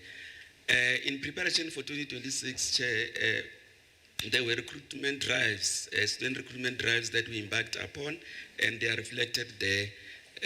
And we normally encourage our communities to pre-enroll before the commencement of the academic year, to an extent that a total of 1,963 students were pre-enrolled for the 2026 academic year. So in terms of the enrollment for 2026, we have projected 9,346 across all the programs, and we have currently registered 2,564, and I'll talk to that as to why. In terms of physical infrastructure, we have already mentioned that we exist mainly at primary schools, correctional services, and TVET campuses. And to promote access, the last 2 years we have managed to procure mobile classrooms, particularly because most of our students are young people, and then they can only attend in the morning, which poses a challenge if they have to wait for the normal school hours to start at 2 or 2:30 and leave late in the afternoon. And then we have also received donations, Chair, from the 2 municipalities of land, one by Polokwane, where we are expected to build a CT college, central office, and also a CLC, and also a Tulamela, where we want to build a skills development center. We are in a process of securing funding in that regard through the CETAs. But the central office, there's a budget made available by the department. And then we also, working with the Provincial Department of Education, we have managed to secure 5 unutilized schools, which legally there's a process of them being handed over to the college. And we hope that Chair will assist us in terms of ensuring that we can extend working hours from at least 8 until 2 or 2:30 than the practice now, where we can only access those facilities after hours. And that also compromises teaching and learning, because we only teach our learners 3 hours. Through this initiative, I think, and also the provision of mobile classrooms, we aspiring that will change the working hours from 3 maybe to 8 as it were, bearing in mind that most of the occupational programs, you cannot do them within 3 hours, so they need full day. And then teaching and learning, we have 939 lecturers, and just to paint a picture in terms of their qualifications, we have 770, in terms of gender first, 775 who are females and 161 who are males, and deployed across our centers. In terms of qualification, we have 740 who possess a minimum of a diploma, with 199 only having grade 12. And that's especially when it comes to matric rewrites or national certificate it poses a bit of a challenge. I'll deal with the mitigation, what we are doing in that regard. Chair, in terms of the stationery and textbooks, we ordered them last year, and then they've been distributed to the CLCs, to be further distributed to the SLCs, and of note is that we passed, council approved last year a textbook retrieval policy, which the textbooks that were issued to students were returned. So whatever that we have ordered this year is mainly for the top-up on what is already there. But I must also indicate that the department has given us more funding for IET level 4 or GTC from 2025 to 2027. So the issue of textbook shortages as from this year won't be an issue. This is what disrupted us in the main in terms of registration and commencement of classes, that we experienced heavy rains and flooding in the past weeks, to an extent that the provincial government suspended all academic activities at the schools, because we mainly operate at the schools. Then we were affected. The most affected districts were Bembe and Mupani, and that's where we have the highest number of centers, as well as the students. And effectively, the academic operations resumed on 19 January. Regarding student and community support services, I must indicate, just to shorten my presentation here, that unlike other PSET institutions, we don't have a dedicated student support office. So we work through committees which we have established at district level and at center level. And we also rely on the support from Higher Health, where they've brought in a social worker who is assisting us with GBV awareness and other services, mental health and others. And then exit support, we do assist students to apply for admission at TVET colleges, and some obviously do find employment, and some start their own businesses. In brief, Chair, student academic performance, you will realize that under GTC, or let me just talk to the average, we initially planned for 70% 2022, then we only achieved 46%, 70% 2023, and then achieved 61%, and then 70% again 2024, and then achieved 61%. The point I must highlight here, Chair, is that there's an upward trajectory since 2021. We have been improving by almost 11%, 2023 to 2024 by 1%, and then again we've improved by almost 4% in the 2025 results. The same applies to the subject average pass, where from last year we improved to 77%, which is a 4% increase through the interventions that we've introduced together with the regional office. We have reduced the number of problematic learning areas from, I think there were 8 in 2025, and then in 2024, in 2025, there are 4 in terms those that our students didn't do well. There's a plan, Chair, to deal with student academic performance. I'm not going to give details given the time frame. And then the student retention rate, we are doing well across all the programs except for GTC, which is sitting at 80%. Certification backlog and outstanding results, we do have those that we receive directly after the students have passed all the subjects. We don't have issues there. But in the main, the difficulty comes when students carry subjects. They fail 1 or 2, then they progress to the next level. And what is the problem there is because the system that we use for examinations reside with the Limpopo Department of Education. So we don't have our own management system. And how we register exams, we have to appoint those people at DBE as exam assistants so that they can assist us with capturing of our exam entries.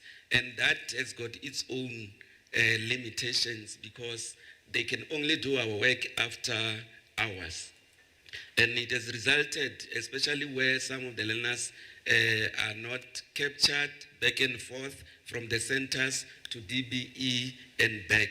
So, but I know that the department, there's a plan in us having our own MIS system. And then we can then print like, proof of registration or even if it's online, where students can access, confirm the subjects, and then we proceed. And the link between student registration system and the exam system.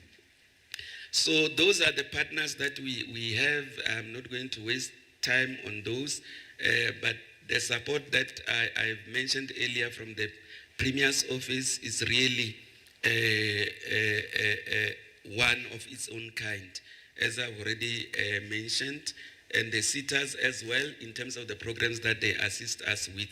So the pictures were just to highlight some of the meetings or engagements that we had.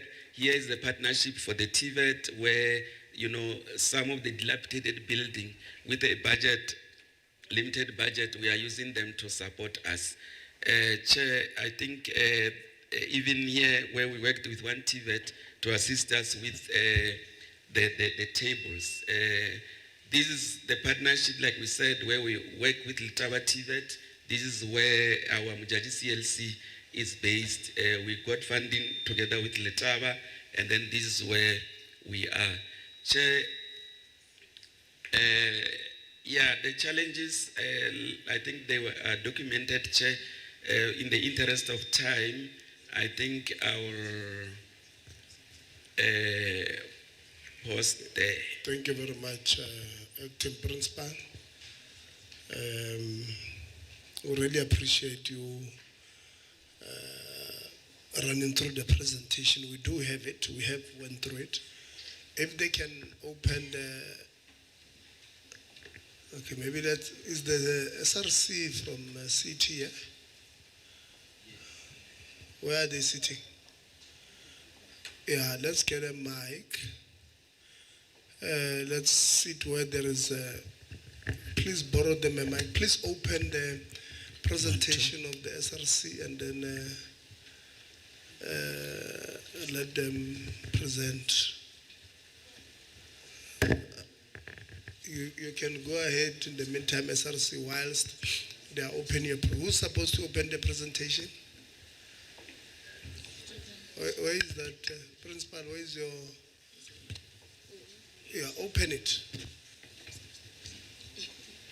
Oh, you must share screen, Principal. David.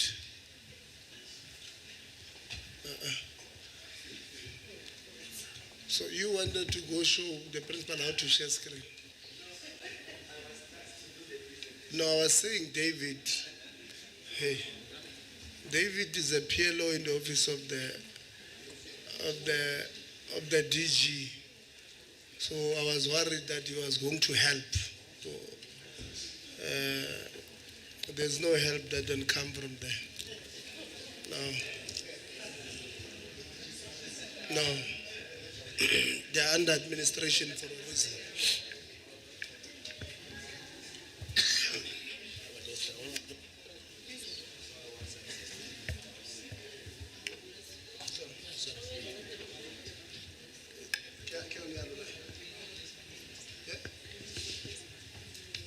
Sorry?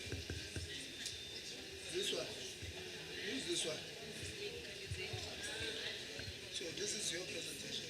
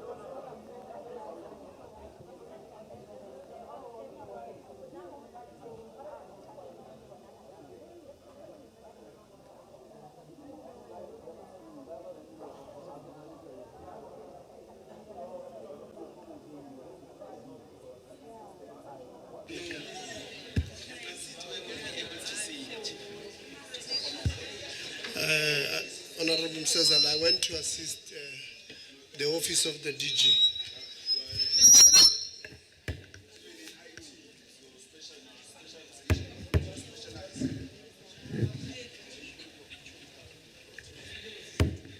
Hold on, President. Let me hear Honorable Lonzi. No, Chair, I just wanted to check because I see all these presentations at the face of the even the SRC one.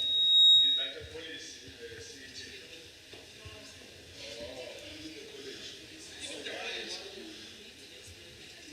It's okay. Honorable Lonzi, Honorable President, please take us through.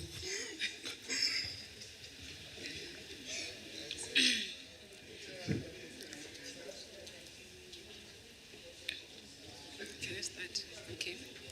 Honorable Member of the Parliament, Deputy Director, General Management, College Management, distinguished guests, and all members who are here, greetings to you all. My name is Nkanezeni Tanyerani. My presentation will focus on the following: readiness for 2026 academic year, challenges encountered, recommendations to take the college forward. Sorry. Purpose of the presentation: to present student perspective on the readiness of 2026, to highlight challenges faced by the students, to propose recommendations for the improvement.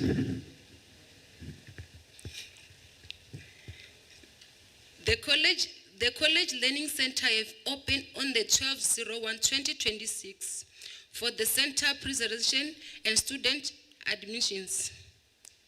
Those who wanted to inquire more about the programs were assisted by the center managers and lecturers. The students have opened on the 14/01/2026. The students were welcomed. Indications for the students were conducted by the center managers.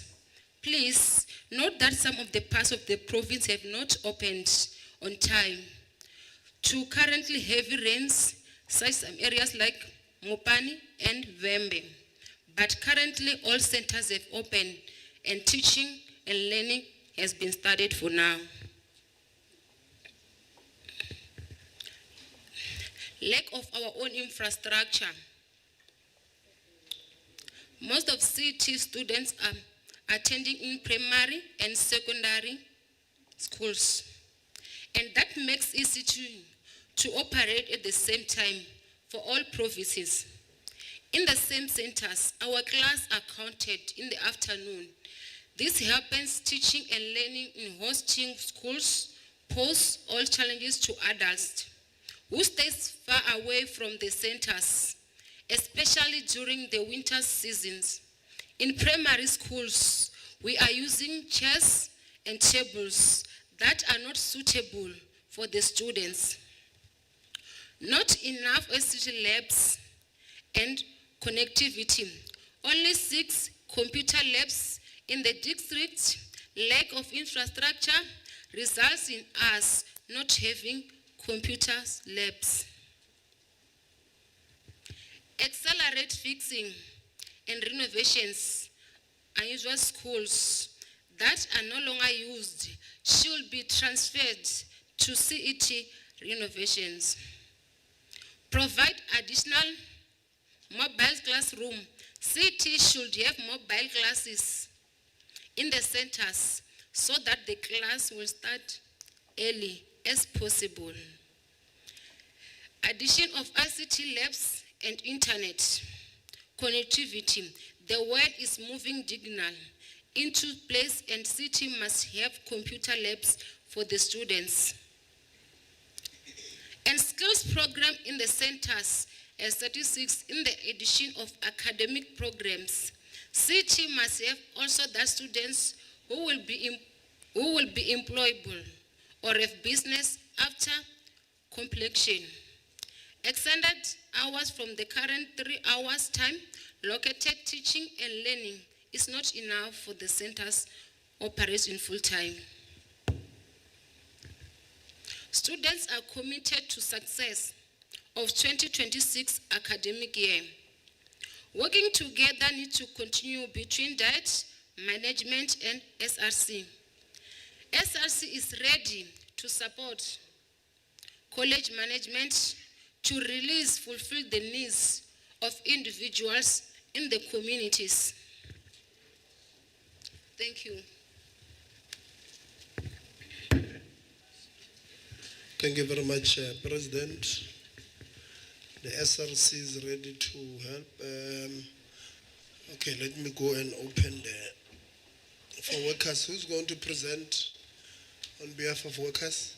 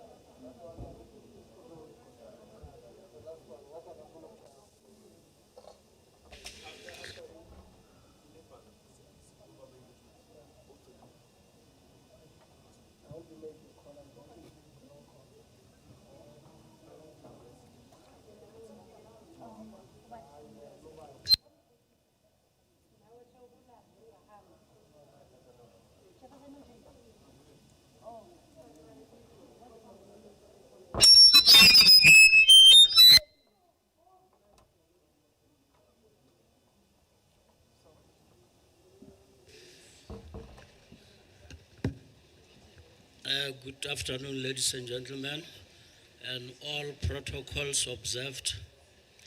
This is the presentation from Unions for CET College in Limpopo Province.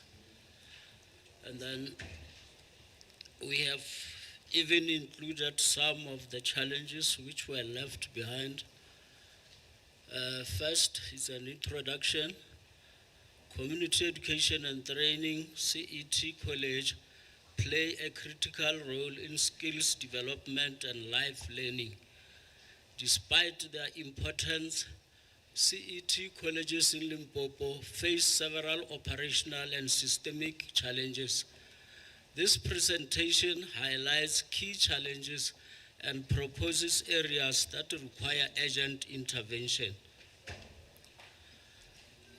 Number two, we've got infrastructure challenges.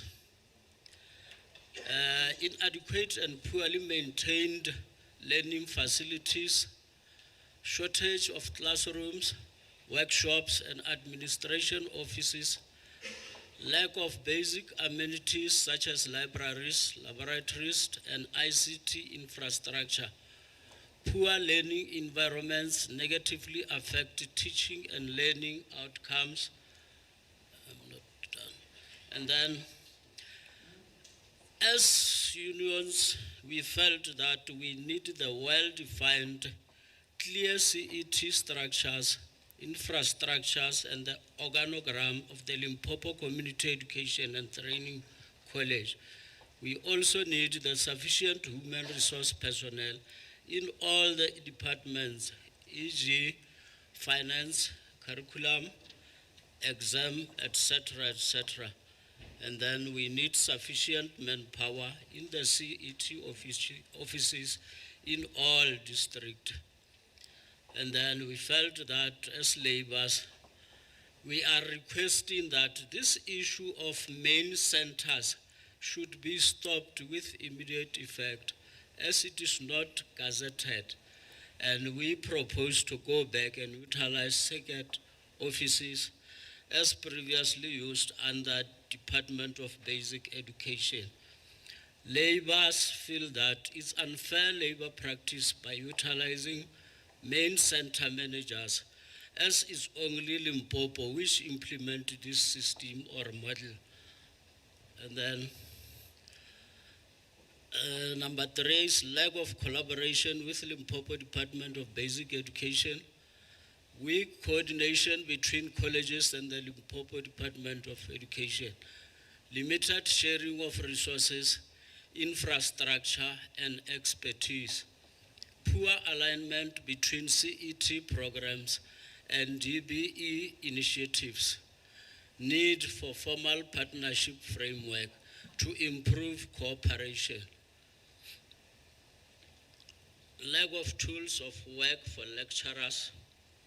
Many lecturers do not have essential tools as laptops and teaching aids, limited access to internet connectivity and digital platforms. This affects lesson preparation, assessment, reporting and online teaching. Provision of laptops and ICT tools is urgently required. 5, late delivery of learning and teaching support materials, LTSM. Delays in the delivery of textbook and learning materials. Students start classes without required resources. Teaching plans are disrupted, affecting syllabus coverage. We have recommended that we need for improved procurement and distribution system. Number 6, delays in recognition of qualifications. This one has been a challenge for such a long time. I'm sure starting from 2012 there.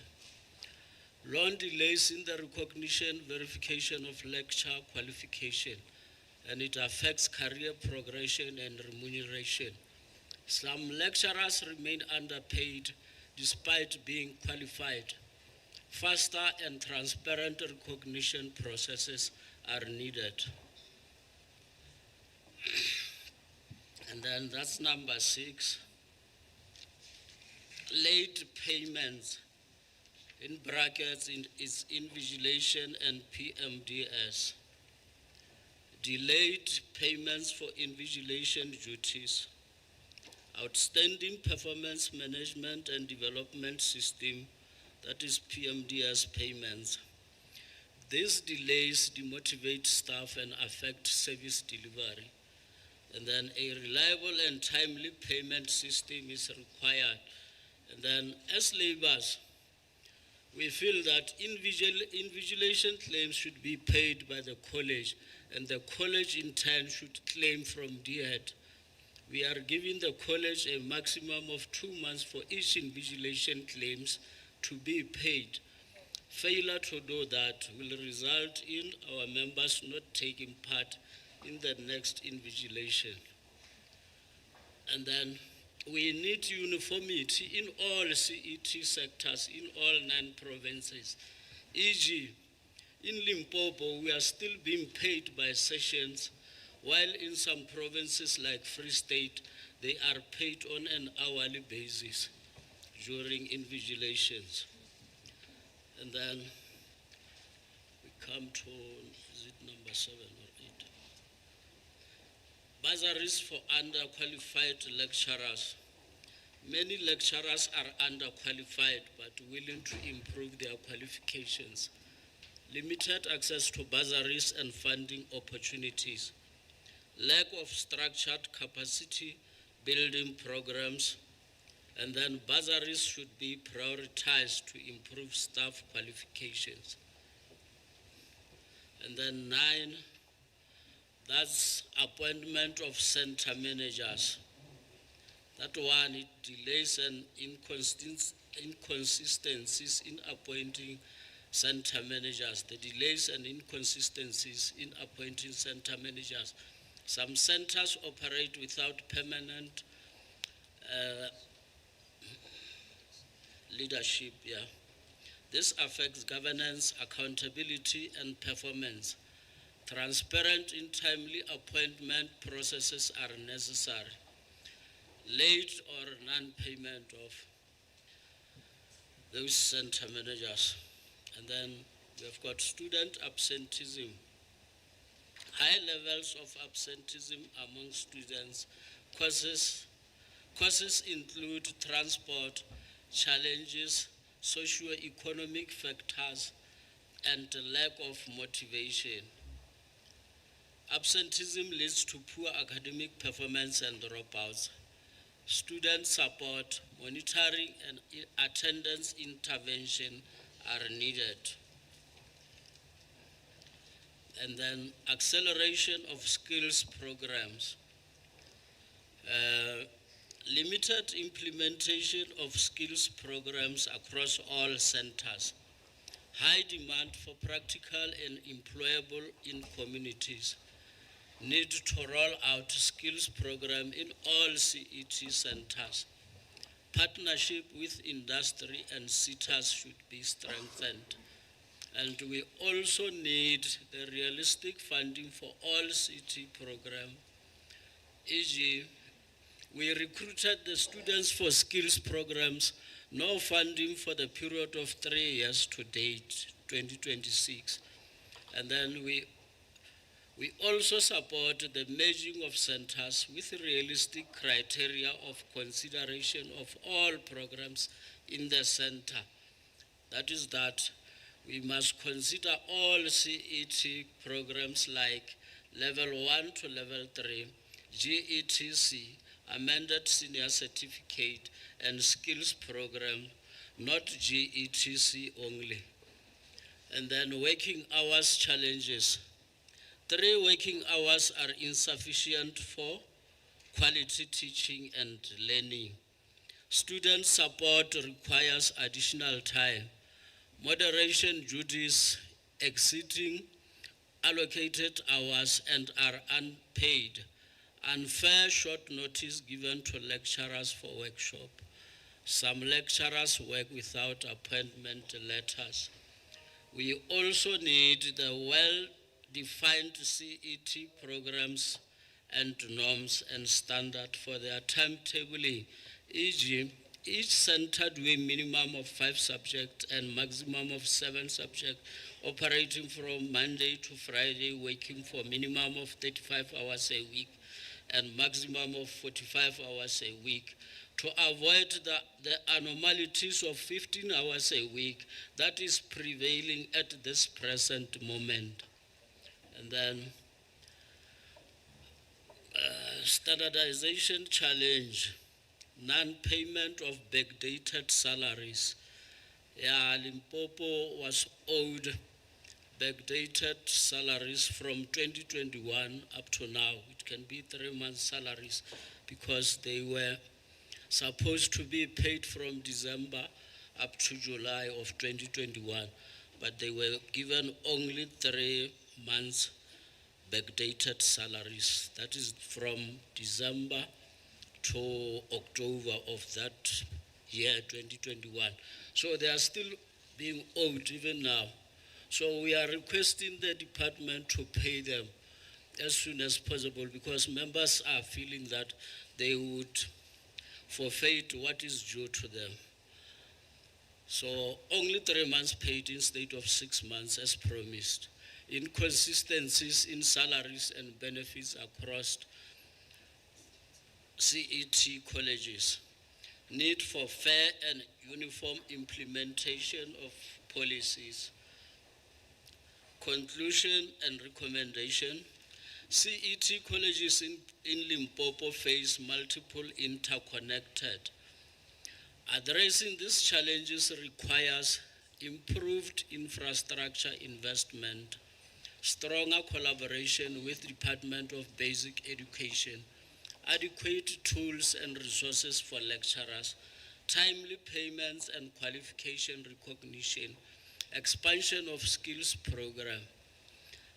Urgent coordinated intervention is essential to strengthen CET colleges and improve service delivery. No, thank you. Thank you very much, Labour.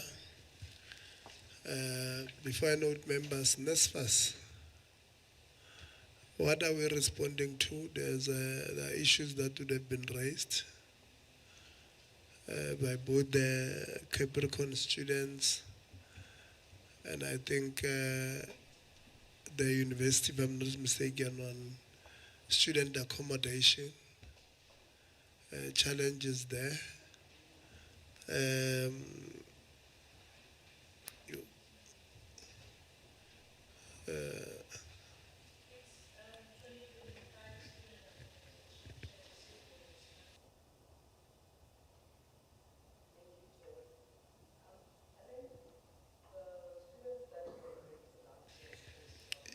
Use the mic, the roving mic. Where's the roving mic there? Yeah. I will take it from that gentleman, that mic, because Thank you. he wants to keep it. Okay, so I think the students that were evicted in 2025 due to non-payment were for different reasons, Chair. So there's a group that was evicted because the landlords had housed students that were not funded or didn't qualify for private accommodation. I heard the SRC raise the issue, and I don't want to, have a back and forth with them, but I do want, if they have a list of those students that we didn't pay for, if we could get those so that we could check, because we did do a mop-up payment in December last year for any outstanding payments of the normal disbursements of 2025. So if we could get those, or if you don't have the student details, then if you could give me the the details of the accommodation providers, and then we can check so we can give a response.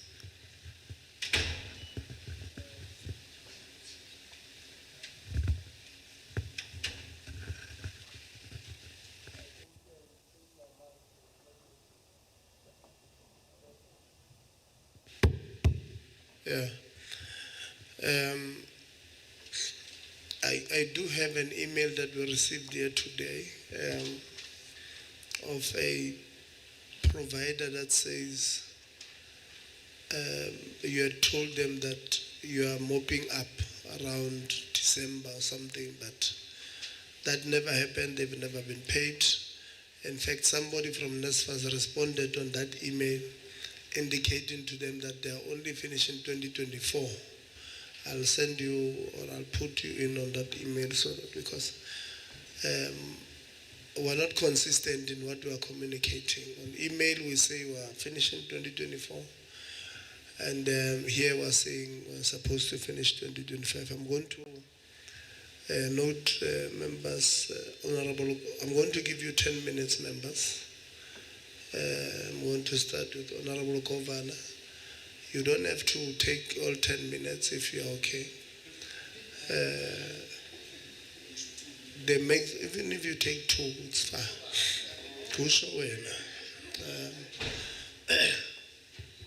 And then number 1 will be, let me write them down. Honorable Governor, you'll be number 1. You will be followed by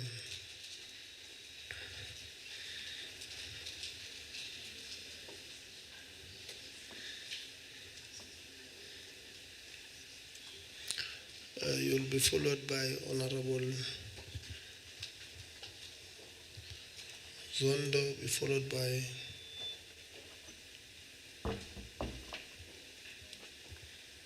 the Chair of Legislature, followed by Dr. Christians, followed by Honorable Khafau, Honorable Lonzi. I'm trying to balance the agenda here. Honorable Khakao.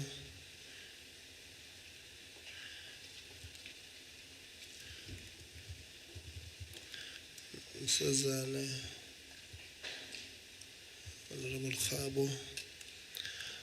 In that order, so we'll have, before you come in, Honorable Principal, during lunch members were asking, what did you mean when you said to us towards the final part of your presentation that it becomes difficult for you as an executive officer to do your job effectively and efficiently when sometimes you are trying to do your job and somebody who's supposed to be reporting to you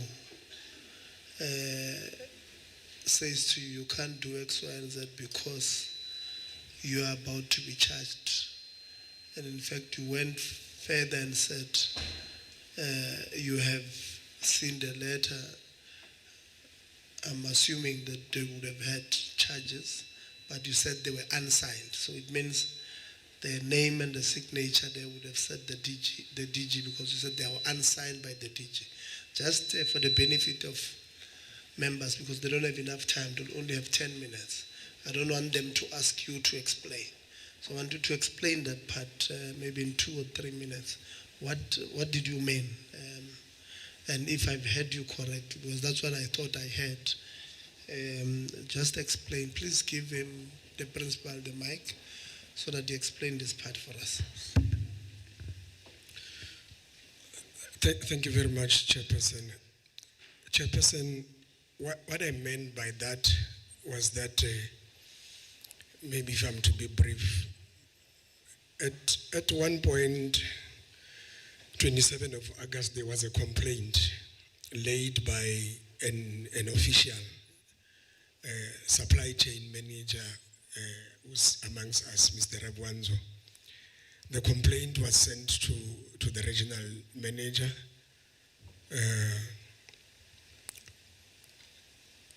And on the same day of the 27th, by 6 o'clock or so, or 3 hours later, an investigator was appointed, same day.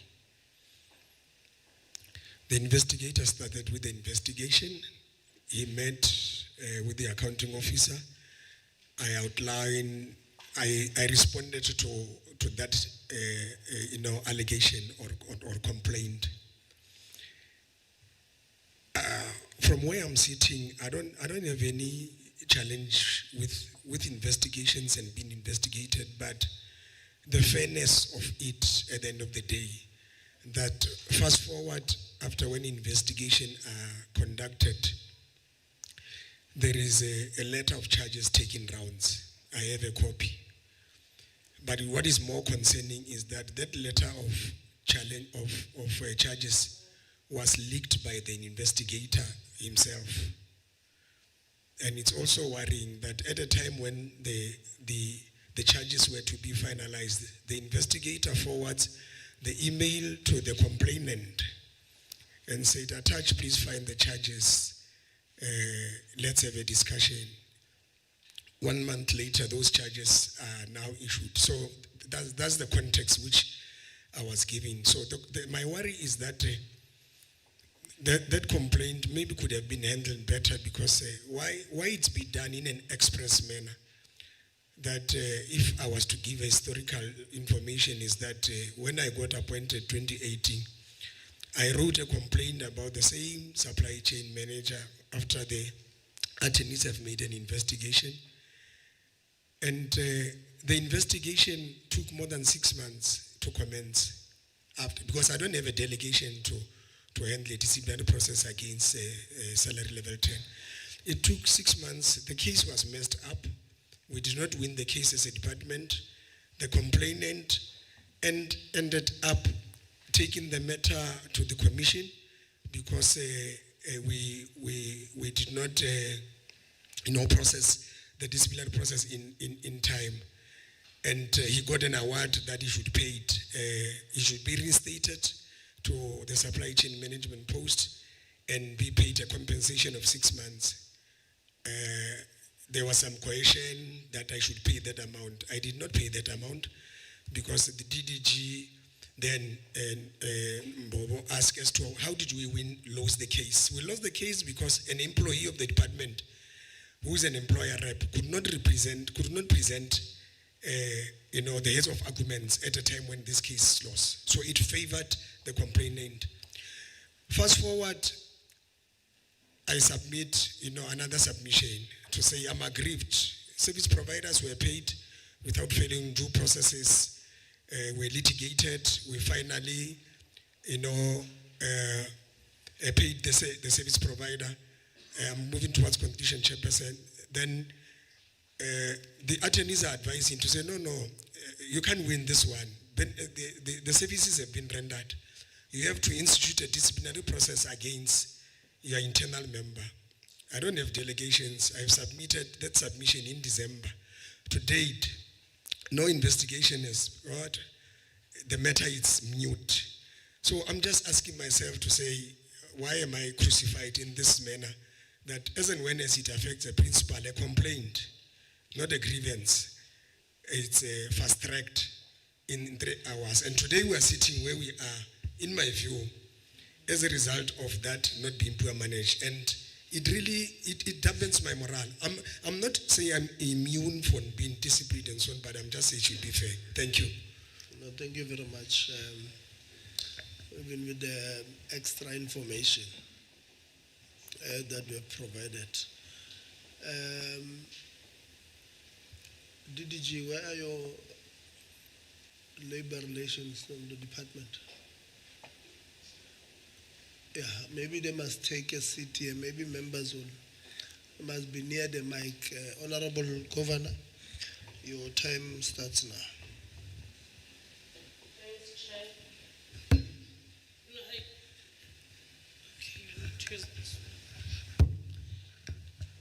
I doubt I will even take 5 minutes of the time allocated to myself. When we went and did the walkabout in the TVET, Chair, maybe one must commend the initiative of building it in a rural area or in a rural settlement where it will capacitate our people from the less privileged backgrounds. The thinking alone, Chair, it takes it for me. But more on the service that is being rendered by the TVET, the issue of water and ways around it. But Chair, maybe one can advise on the issue of the kitchen. When we went to the kitchen, I've noted one thing, Principal, that the drainage system is also within the kitchen. It's running inside the kitchen, which gives a bad odor to the kitchen. So when you enter there, it smells very funny because your drainage system is inside the kitchen. Therefore, you must find ways of taking it out so that when they are running their dirty water, their blood, their whatever, it runs outside the kitchen. Because when you go in, as much as it is clean, but you can smell that the system is running inside. So it's something that I noted, but I was very happy, Chairperson, with the issues of dating, especially the FIFO issue in the kitchen. I was very happy with it. It is proper. Even you can follow the trend. These ones expire on this certain date. The defrosting was perfect. I checked the issue of defrosting on how they handle their preparations. I was very happy with it alone. Then the issue that I just wanted to check, but with that also, maybe it's something that the department really needs to look into, because the issue of numbers of certificates that are held, DDG Manzini, for our students, it's an issue that we need to deal with and get over. We can't have such big and huge numbers of certificates that are not issued due to debt, that is not going to be paid either way, whether you hold it or not, because when they were not able to pay it in school, definitely they are out there, they are unemployed, so it's not going to assist holding these certificates. Maybe we need to find other strategies on how we must settle these debts, because it does not respond to the act of holding them. So it's something that maybe for noting, it's something that I would suggest that we note. Come to the issue of CETs. DDG, what was the idea or the thinking behind of not funding these CET students in terms of NSFAS? Because I'm thinking to myself, a young girl from Seshego coming to a CET, she has 2 kids, she's 25, she needs the skill, that's why it's been offered to her, because she needs it to improve her life, but now has to take transport that costs her 100 Rand a day. Won't it contribute to a larger dropout number because of the lack of funding to access these CETs? What was the thinking of not funding CET students?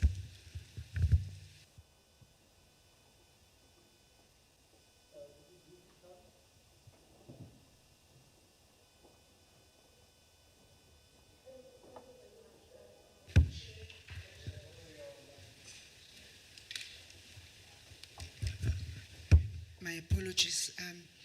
Indeed, through you, Honorable Chairperson, the issue of the community college students not being funded is a huge challenge, and it is correct that it is contributing to their poor attendance and to their high dropout rates. And in essence, for them to come to a community college is unaffordable. Some of these students, if they can tell you how much they are paying per day, you will find for yourself, even for a person who's working, that it is unaffordable. I'm struggling to answer the question as to what was the rationale. But in my own analysis, and this has been raised in the department as well, I'm thinking is perhaps NSFAS doesn't have enough money. That perhaps if they had enough money, this would be extended to CET. But it is a discussion that should be tabled with NSFAS to see how the CET students can be assisted. Thank you very much. No, thank you very much. Take this one.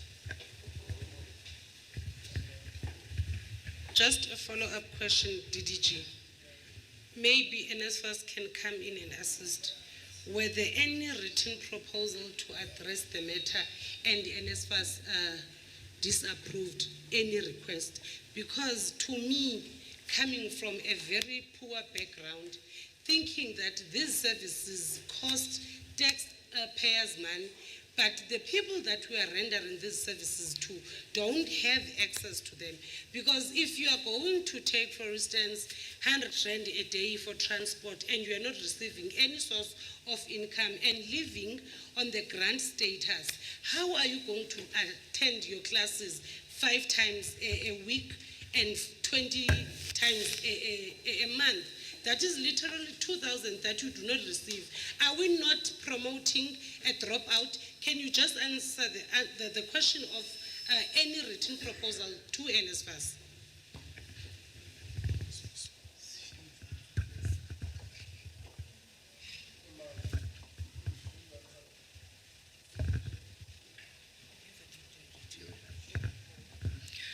We have never done a written proposal to NSFAS.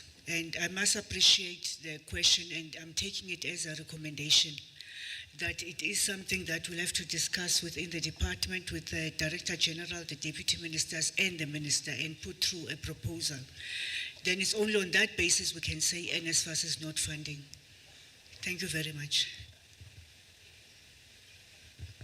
What is the percentage of your dropout? In an overall essence, more or less, how much is your percentage of dropouts? It's close to 50% across the country. On average, it's very close to 50%. It is extremely high. But once did it cross the department that this is because of that they don't receive any funding to access the CETs? Not once. Honorable Member, it did, and the discussion did come up. Where we are falling short was to formalize it and put it in writing. In addition to that, it's not only the transport, it's food insecurity. The reality is that the majority of the students in the city colleges buy a lamb, amongst others. This discussion has come up more than once. As I've indicated, the shortcoming is that it has not been put in writing. We have looked at other interventions to support. I'll give an example. Northwest, Mr. Mushomonyane, you will recall, Honorable Chairperson, presented that he contacted the mines that are working around the college, and the mines have provided a bus to transport the students. So where colleges can, they do that out of their own, but it is not easy. It's not easy for colleges. It does need a policy framework to support the students. DDG, how much per year budget do you put in the CETs? Maybe alone this one, how much do you invest in CETs? The budget for CET per year is 2.4 billion rands, 2.4 billion. Out of the 2.4 billion rands, Honorable. Proper planning of how we are going to cater for these students. If 2.4 billion is catered for them and more or less 50% don't achieve or receive the certificates at the end of the year or at the end of the term or a period that was allocated for those different skills that needed to be obtained in there. What is the thinking around a waste of half a billion going down the drain? Because if you do not meet the target, nor give out certificates, it then means what you were supposed to be doing, that is improving lives of young people of South Africa, has not been met. What does it say to this room? What does it say to you all in the department when 50% are dropping out and you are pouring money? So it's just service providers and lecturers that are gaining, but our children are not. Through you, Chair, I agree, Honorable Governor.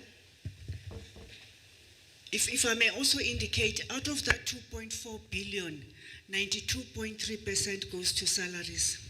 There's very little money for operations. Very, very little money for operations. Even if...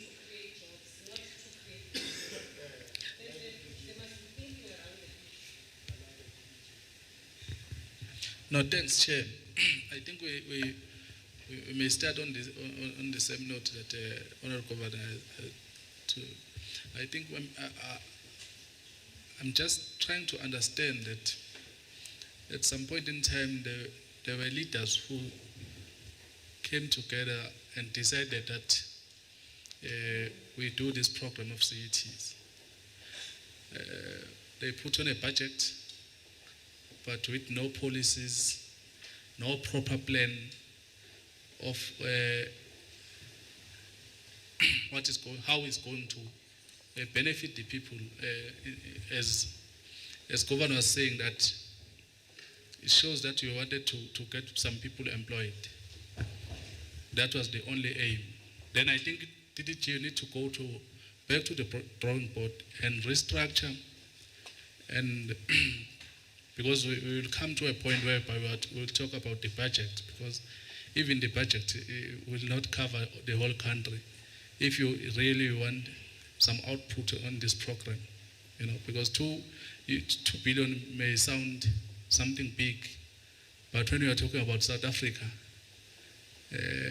you will not produce anything, because most of that money goes to salaries, whereas the product, you're not going to get the product only through employing people to teach. Who are they teaching?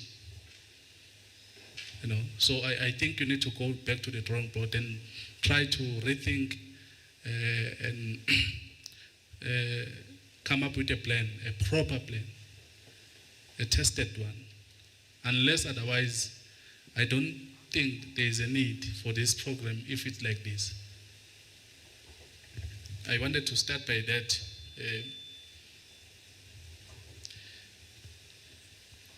Then, Chair, I will go to, in the presentation of, what do you call it, Capricorn, principal,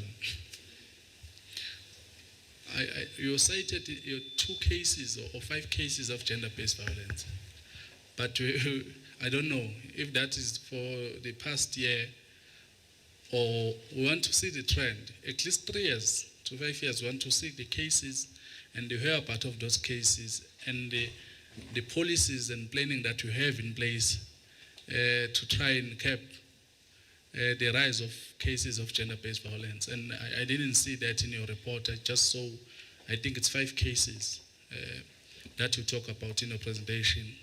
Can you give us a little more flesh on that one?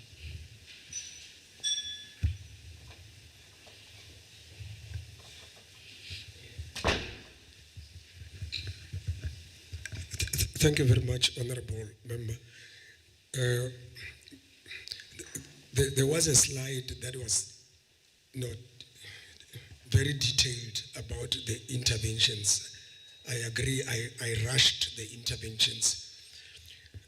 But it's a comprehensive plan in that we've got partners, be it your Tutuzile, be it your higher health, police, recently ASEF, which was funded by Services SITA, that we are saying we have trained. Sorry, Principal. We're against time.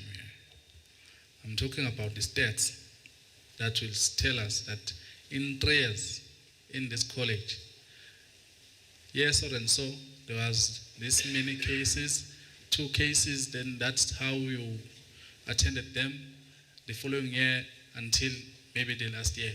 That's what we are talking about, because we want to follow the trend of the policies or the plan that you have. Is it working or not? That's what we want. I understand what we are trying to explain, but it's against time. No, thank you, Honorable Member. Let me note that, and we'll provide that in writing, because the cases are very few. But I hear what you're saying, that we need to track it over the years. We are committing to provide that information after having done a thorough analysis of the cases that we have throughout the time. Thank you. I don't know, Chair of the Council. I think this report should be coming to you each and every time you have a meeting.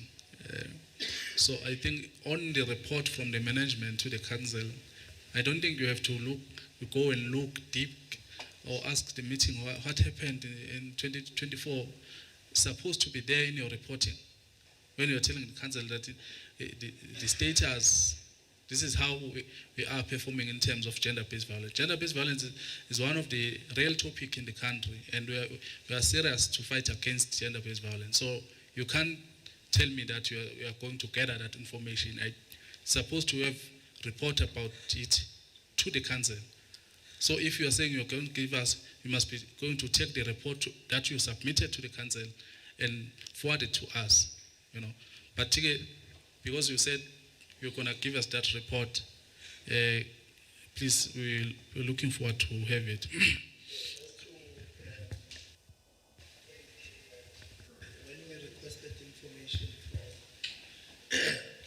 When we requested information from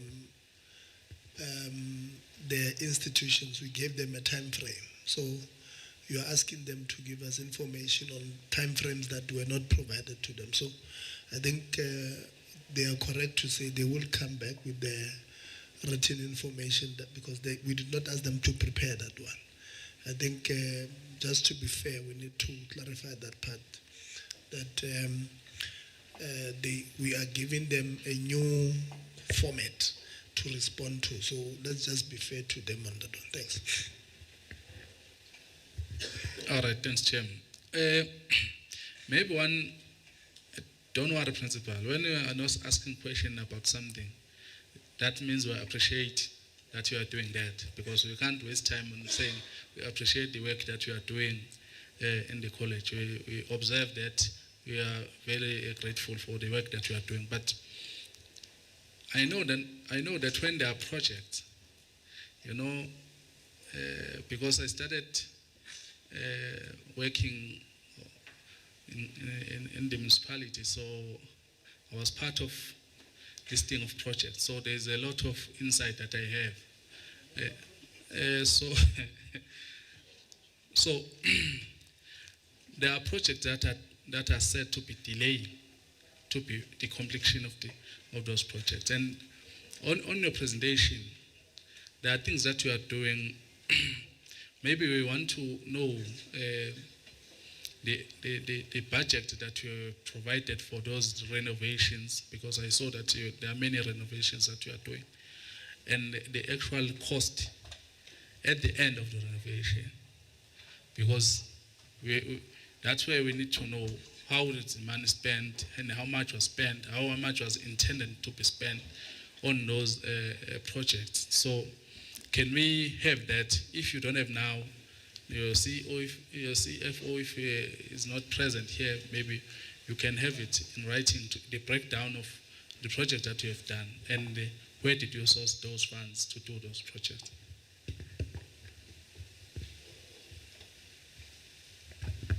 Thank you very much, Member. I think it's also a new mandate. We'll comply with that. On our slide, we're indicating the project value, and the rate at which it's near completion. 100% it's old projects. But in terms of budgets, it's twofold. I've also shared that with the members, that it's your CH, which is allocated by the department.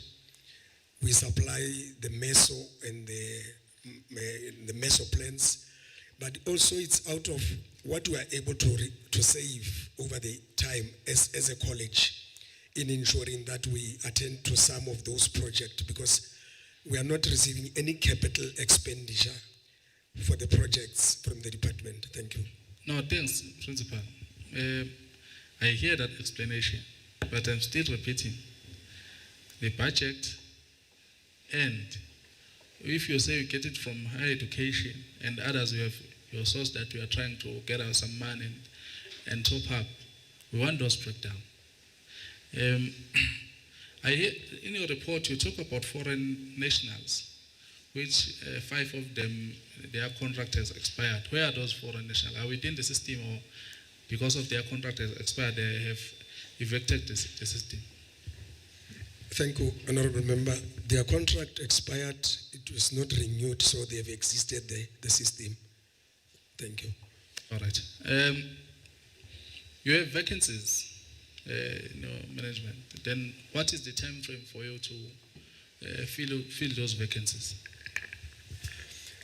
Honorable Member, the issue of filling vacancies, it's a debatable matter. It's something that really have to be looked into.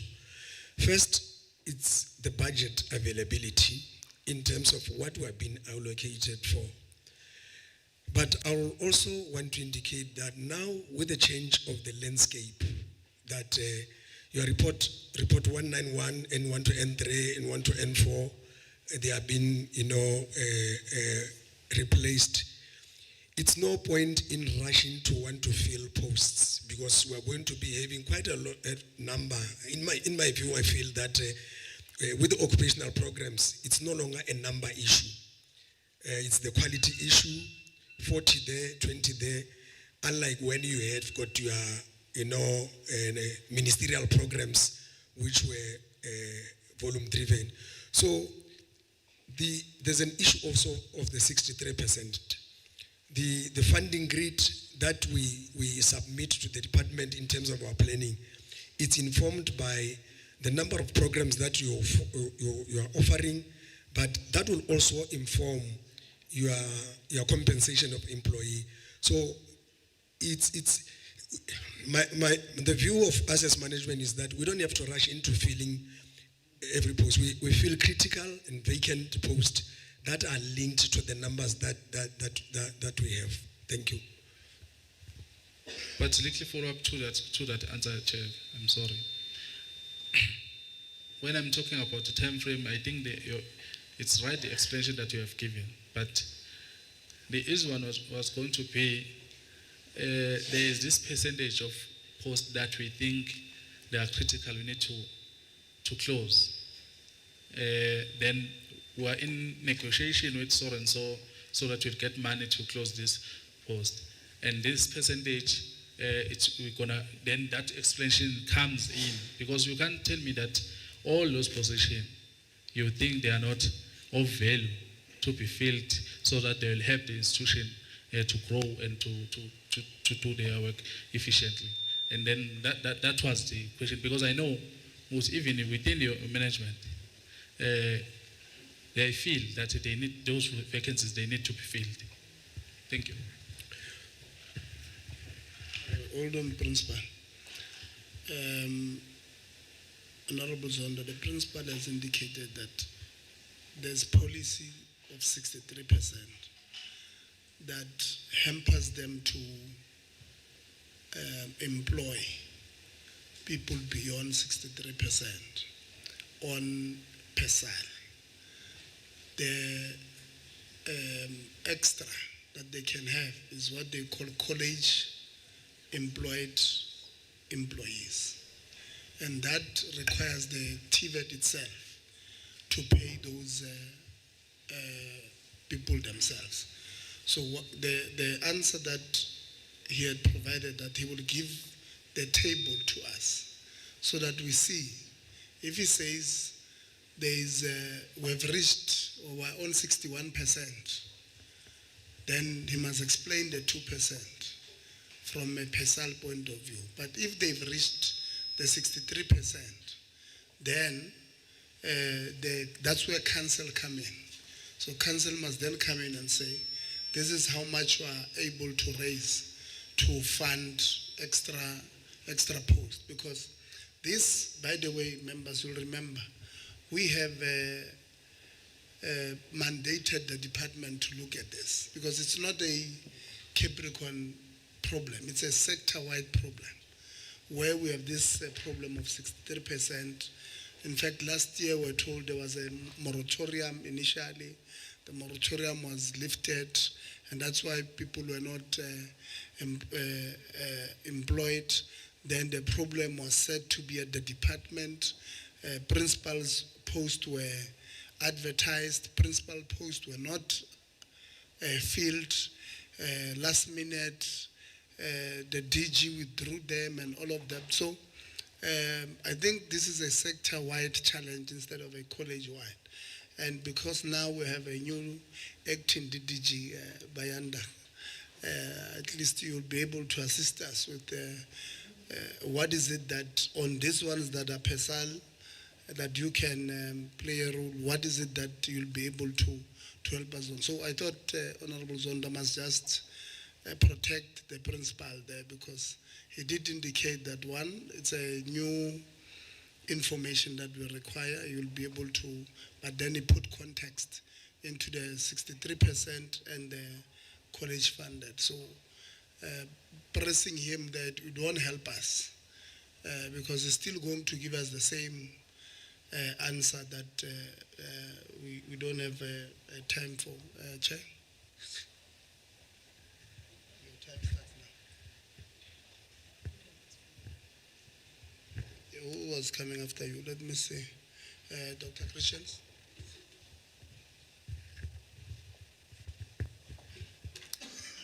Thank you very much, Chair. Chair, I'm going to start by Capricorn TVET College. I think at this stage it's important for us to determine the following at the TVET College, because TVET colleges are important for our young people. So I think firstly we need to determine, is NSFAS working at the TVET College? Then, is governance firm at the institution? And then thirdly, are they actually producing the required number of artisans that we need in the province and in the country? Now, when the SRC did their presentation, they mentioned that registration processes were chaotic. And unfortunately, this is not a new crisis. This is a historical crisis that TVET colleges seem to be unable to come to some sort of conclusion. My question to the college is, what is the problem? Why does registration processes remain chaotic? Is it an IT problem? Is it a staff capacity issue?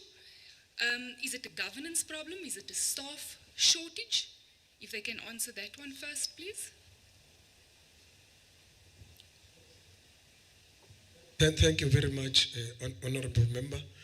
If the chairperson allows, I will request the Deputy Principal Innovation to give more flesh. It's a bit technical. It was there in the report in terms of the challenges, but my DP here could just briefly share. Is NSFAS working, and why is the registration process chaotic? Thank you. Thank you, Chairperson. Yes, NSFAS is working. From our records, from 2019, 80% of students from Capricorn TVET College, they are NSFAS beneficiaries. And as per the presentation, most of them, they have exited the system. They are being assisted to get placement opportunities because we've got NCV, we've got Report 191, because the NCV one, they still have to go the route of placement and practical for 1 year, 6 months before they can be absorbed. Then I will indicate that yes, NSFAS is really working for the TVET sector, especially for all these ministerial programs and the new programs that the department is currently bringing into the picture.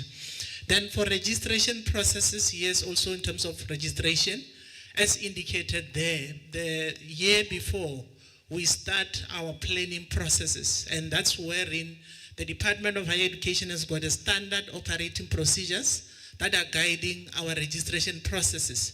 And we also have our registration policy, which is also guiding us in terms of how to run our registration. But moving forward, our main challenge with registration is for us now as a TVET to move fully into the online registration like what universities are doing. This is the minor area which as TVET, so that we can link the registration online with how students will have to pay their fees so that we can be able to have a proper system to manage that. Then another area is our returning students, which also internally is our operations. We are managing it through our policies to say any returning students that comes late for registration, there has to be consequence management, and that's how now we are applying it to say if you arrive late, then it means we have to forfeit the space in terms of how our policies are operating. Thank you. To the principal, I believe there's a history of under-enrollment with regards to your engineering courses. Is that still the case, or have you managed to up your capacity? And then, how many students who were not successful in their NSFAS bursaries were actually turned away in 2026? Could you just repeat the last part? How many NSFAS students were turned away this year who initially had a bursary, but when they came, the bursary was declined or there was some hiccup in the process?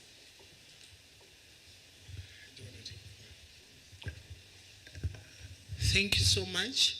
Because we have just started our processes, and from our report there, because NSFAS is updating our funded list as we are still in January, then from our application processes after merging the data from the institution, we were at 7-point-something students that were successful and were returning to the institution.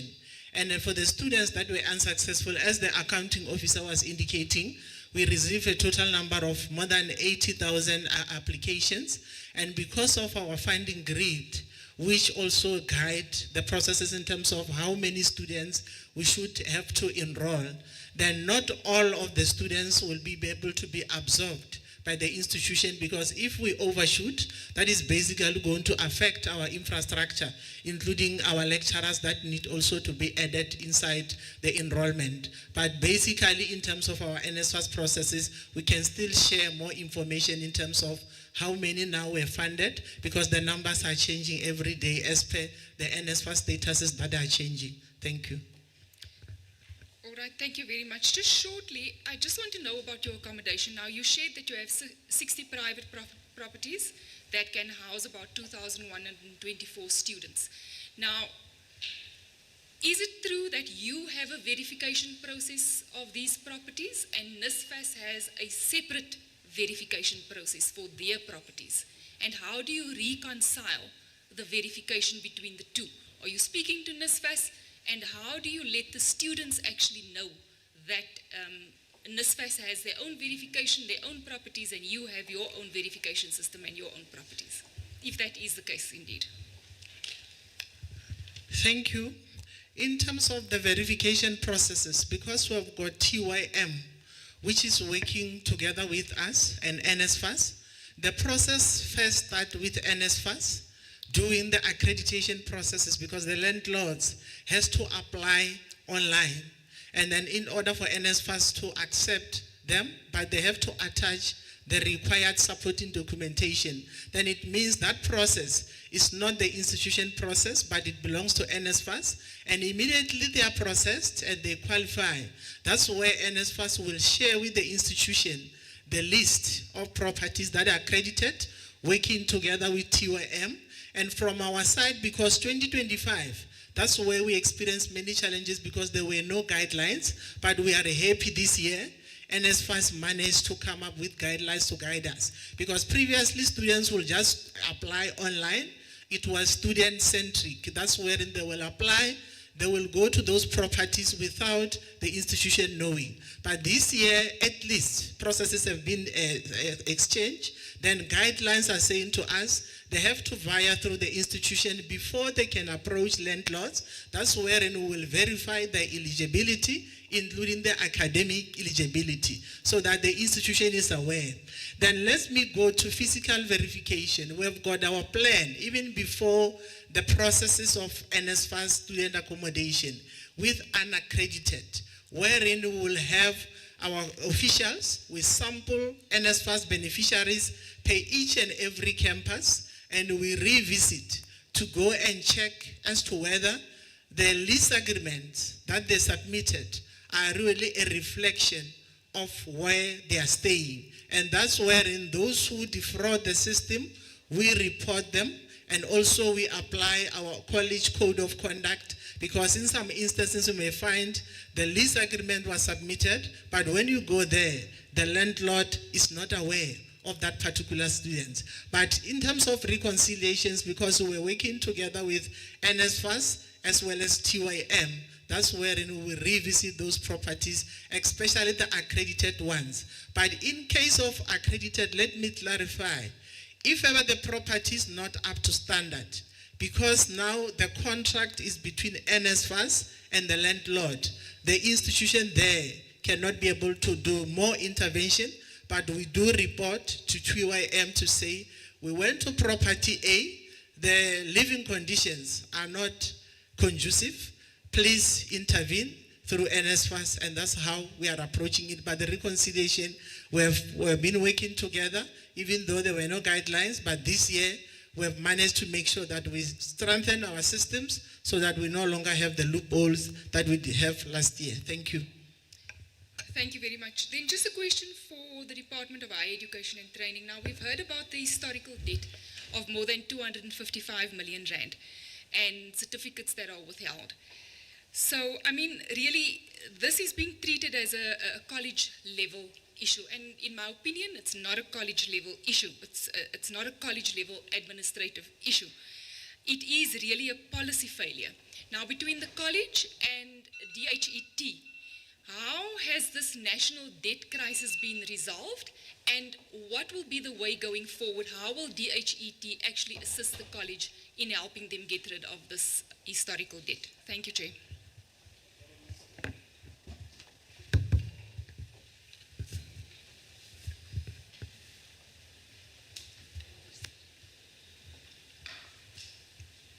Okay, they were not listening. You were asking to DHET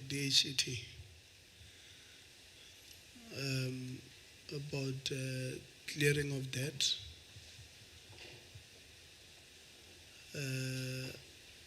On TVET colleges. Tate Zungu.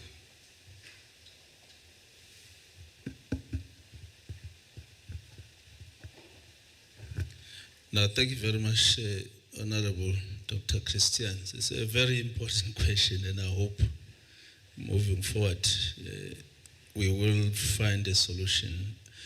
Universities have been assisted previously in terms of clearing the historical debt, but unfortunately the TVET sector, with an accumulated historical debt of about 5.3 billion, we were given an opportunity to make a submission, a formal submission which had to be tabled to National Treasury to consider this.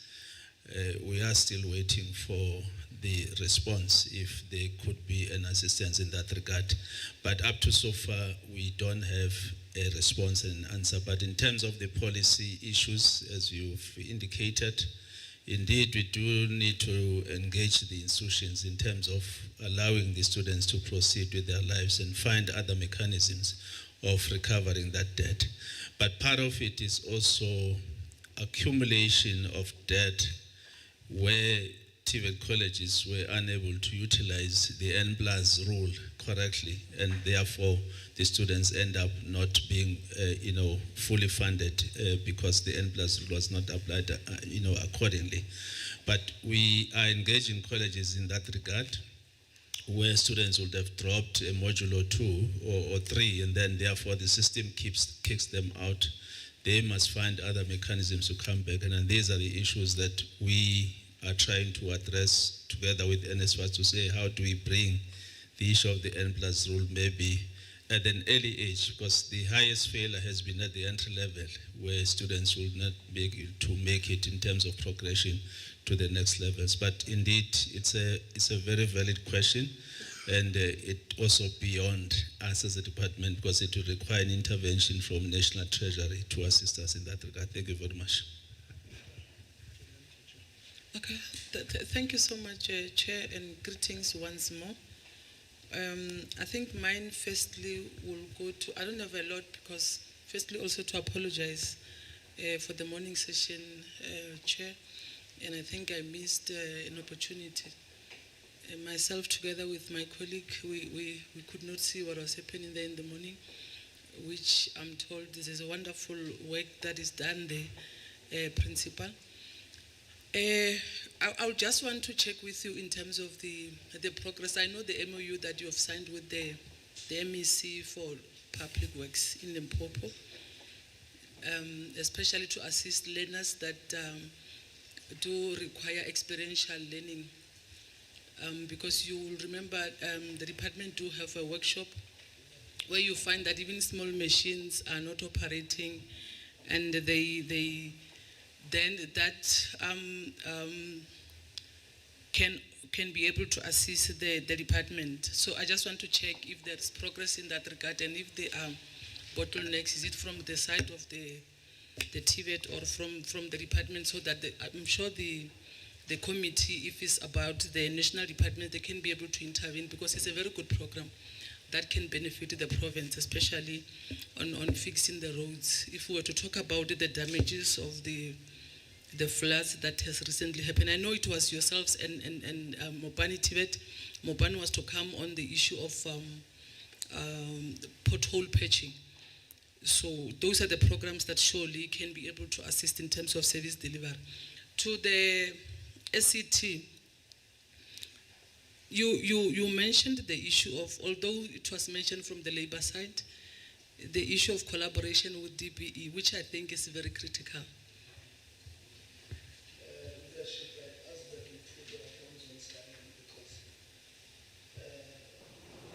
When we ask questions, we expect those who are supposed to respond to hear their questions. Our leadership is not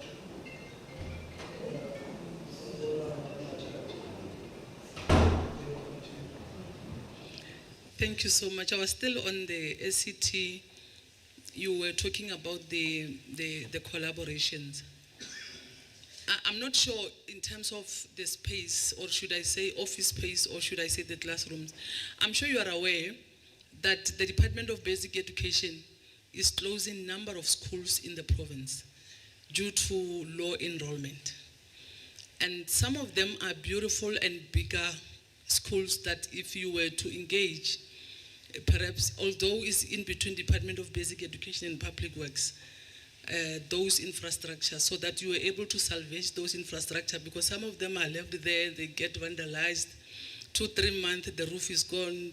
We got there 2-3 months, the windows are gone. And if you were to come in that picture, surely you can be able to find something and salvage those buildings and see how they can be of importance to you. But secondly, I've seen on your presentation, you showed us the pictures of the desks, school desks, that you are also doing. If you go to most of the schools, behind the buildings, they've dumped the broken tables.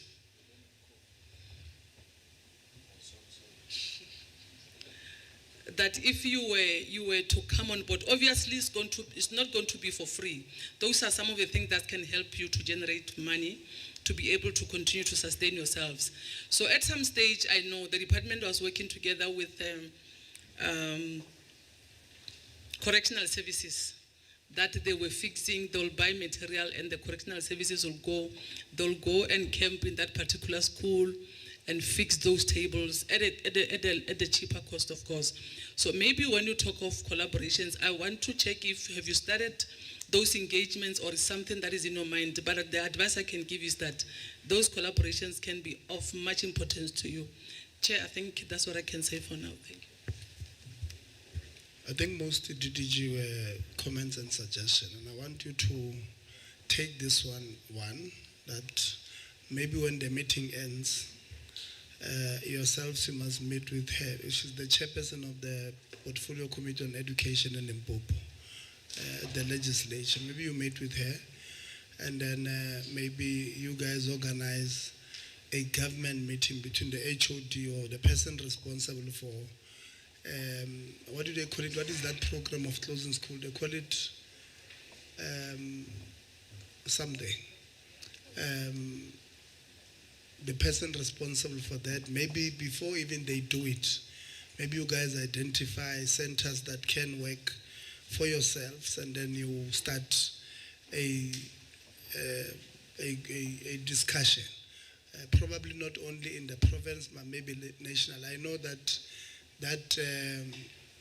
program, they call it some program, where they close a school and they merge them. It's a major program, but there's a word that they use. Rationalization, yes. It's a program of rationalization. So I know in the Western Cape they were doing it a lot towards George side and all of that.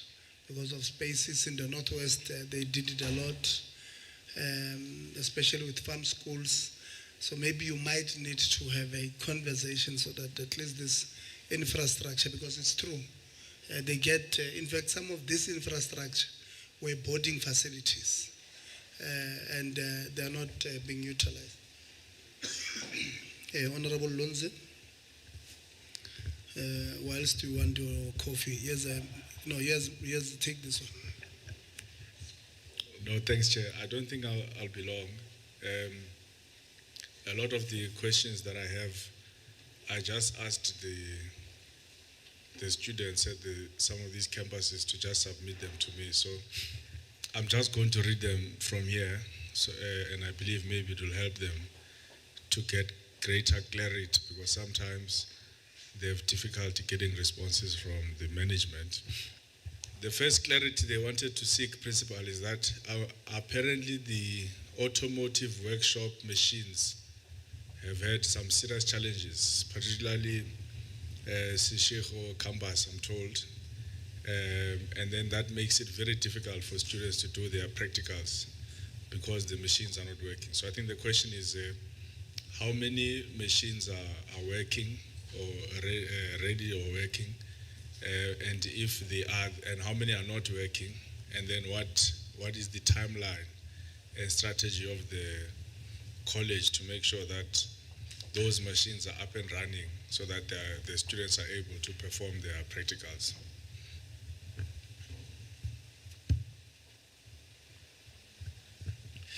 Thank you, Honorable Member. The automotive machine, and we have procured new machines. They are not commissioned. They are still lying in the passages. So this morning, when I had a choice of where I'm taking you to, then I was happy that I could decide that we are not going to the automotive. But what they are raising is true. They are engines donated by Nissan. They are lying there. New machines, they are in the passage. We'll commission those machines as soon as possible so that the automotive machine is fully functional. But the machines are in the passages being bought. They are new. Are you able to give me a date, Principal? Because as soon as possible in the department could be next year. So I don't know, especially if you are saying they are already there. So it's just a matter of political will and getting people to go in and work them and make sure they are ready, because the classes, I imagine, will start. Give me a date. Honorable Member, we are committing before the end of November. Sorry, February, sorry. You see, by I the was 15th. correct. Why won't as soon as possible? By the 15th of November, it was a slip of a tongue. I'm still saying November, February. No, Because it's fine. Thanks, we're Principal. now No. 2 weeks to 3 weeks. We'll come push and, the service provider to commission those. Thanks for that.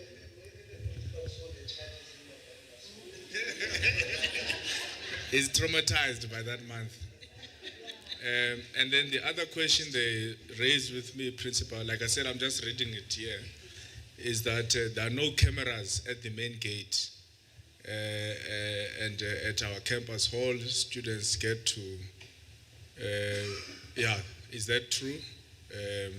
And if it's the case, can we also get timelines in terms of when that issue is going to be resolved? Thank you very much. Let me give Deputy Principal Corporate to answer this. The issue of the cameras has been quite a long discussion at Council.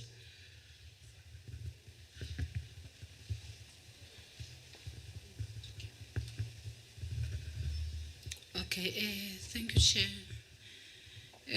With cameras, yes, we managed to install the cameras to all the buildings, but we have left with one at the main gate, and we are in a process of finalizing it, because the service provider is away, and in a week time, I think we will be in a better position to report better, to say we've installed the cameras at the main gate.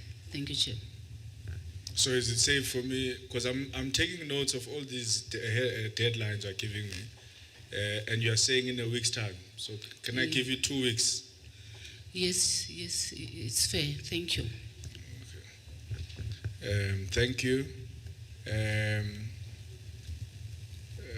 They also complain about the computers at the digital control workshops.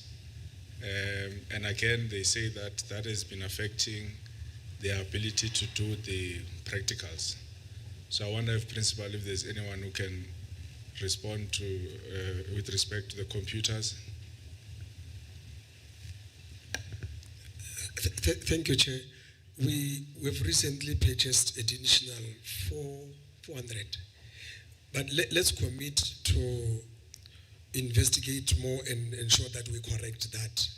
2025 we bought 400, and we are planning to add more in the current financial year. Thank you.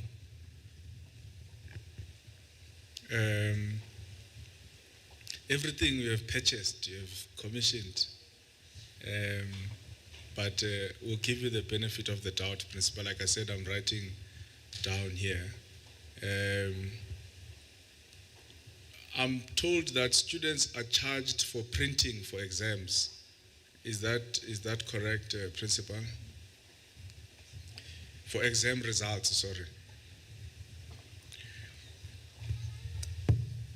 Honorable Member, we have signed off a structure of what we pay.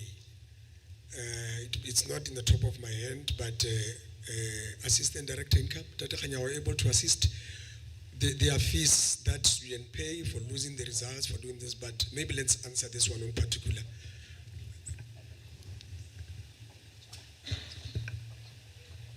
Thank you, Principal and Chairperson. We'll verify, however, in terms of the site fee structure for the fees that we render services to the students, it's, thank you so much.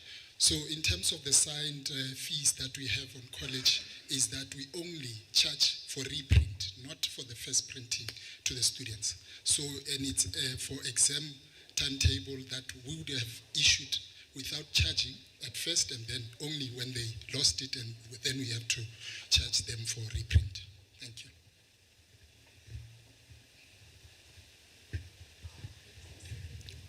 So you commit to me, Principal, through your team, that it does not happen here in your college where a student is charged even for a reprint. And if that is the case, can we come to you and ensure that that practice is halted and it doesn't stop and it doesn't continue?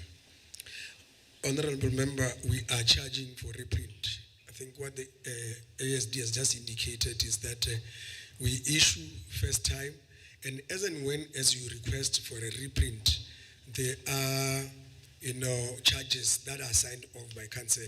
We'll say pay 10 rands for a reprint, pay 8 rands for two. But first time issue, we don't charge. But as and when he said we have lost, we have lost. We have got a fee structure that we have signed off, that we place at notice boards, etc., etc. So as and when, as you have lost this, you are going to pay 10 rand. So they do pay for a reprint. What is the cost to the college of printing of exam results? The cost of printing, Honorable Member, is just huge across how we print. If we were to just locate it to say, just the printing results, the bigger picture is that we run exams, we print. So in trying to control the printing part, we try and say, pay for this minimal fee. The cost of printing is huge. Okay, I think maybe we'll submit them in writing. If the college can detail for us really this cost of print, because especially results, maybe I can understand if you're talking textbooks or huge learning material where we expect the students to be responsible and not lose them. But for me, I don't see why there must be a cost for me to receive results of an exam that I wrote that are due to me. And whether the institution shouldn't even consider digitizing that process so that there is no need for someone to pay 10 rand or 8 rand, as you said, just to receive their results. Chairperson, earlier on I indicated that we'll have to investigate on the issue of issuing results, because we issue results online on a portal, and therefore for them to get a reprint one way or the other, especially I agree with you that especially on the results, we'll investigate that and we'll revise if we are really charging for issuing results. But I know that we are charging for others. Thank you.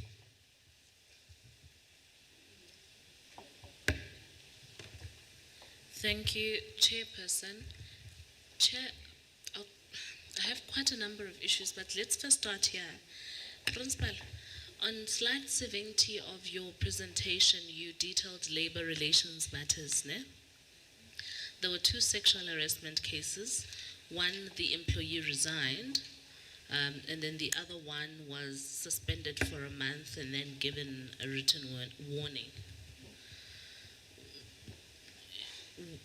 So, okay, let's first start here. What was the nature of the harassment? Can we get a mic, please? I have the mic, Chairperson.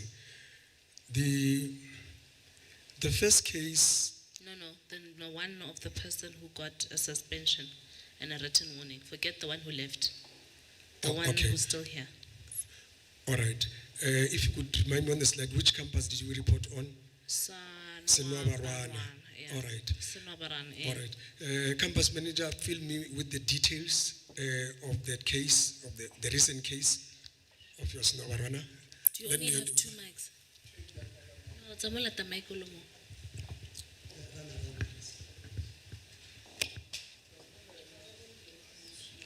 What's wrong with these mics?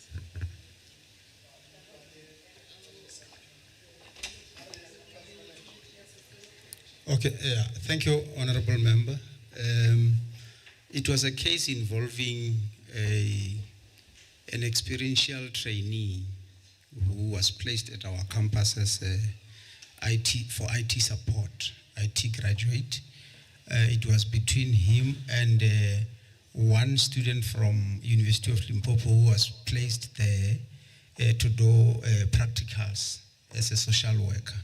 So from the allegations, the gentleman touched her inappropriately, as per the report, and which then she reported, and then it reached my office, and then we elevated the matter for charges to be instituted against the perpetrator, and the case was then finalized as the principal reported. Principal.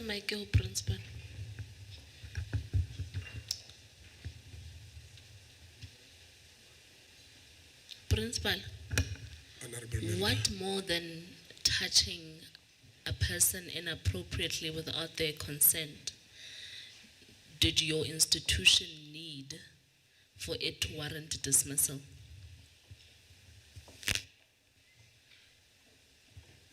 Honorable Member, when you deal with these cases, you appoint a team, a disciplinary case team. That was not my question to you. So don't give me answers I did not request. My question to you is, what more, other than being touched inappropriately without my consent, do you need to dismiss a person? If this was not enough, what is enough? Chairperson, the outcome in terms of what has been assessed as aggravating and how the perpetrator confessed or collaborated, it ended up being a final written warning. So because he cooperated and he confessed to in an inappropriate manner, you're saying that Yes, Chairperson Kudwa. The presiding officer gave verdict. And it's not for me as the account officer to say what more do you really need as evidence.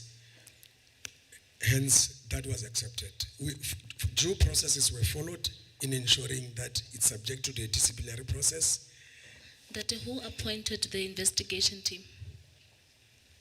The investigation team, it's appointed, it's recommended by the campus manager. I approve that. You approve it. Who then actions the charges that are recommended by the team, the investigation team? I beg your pardon? Who actions the charges that are recommended by the investigation team? Who authorizes those? The accounting officer. Yourself.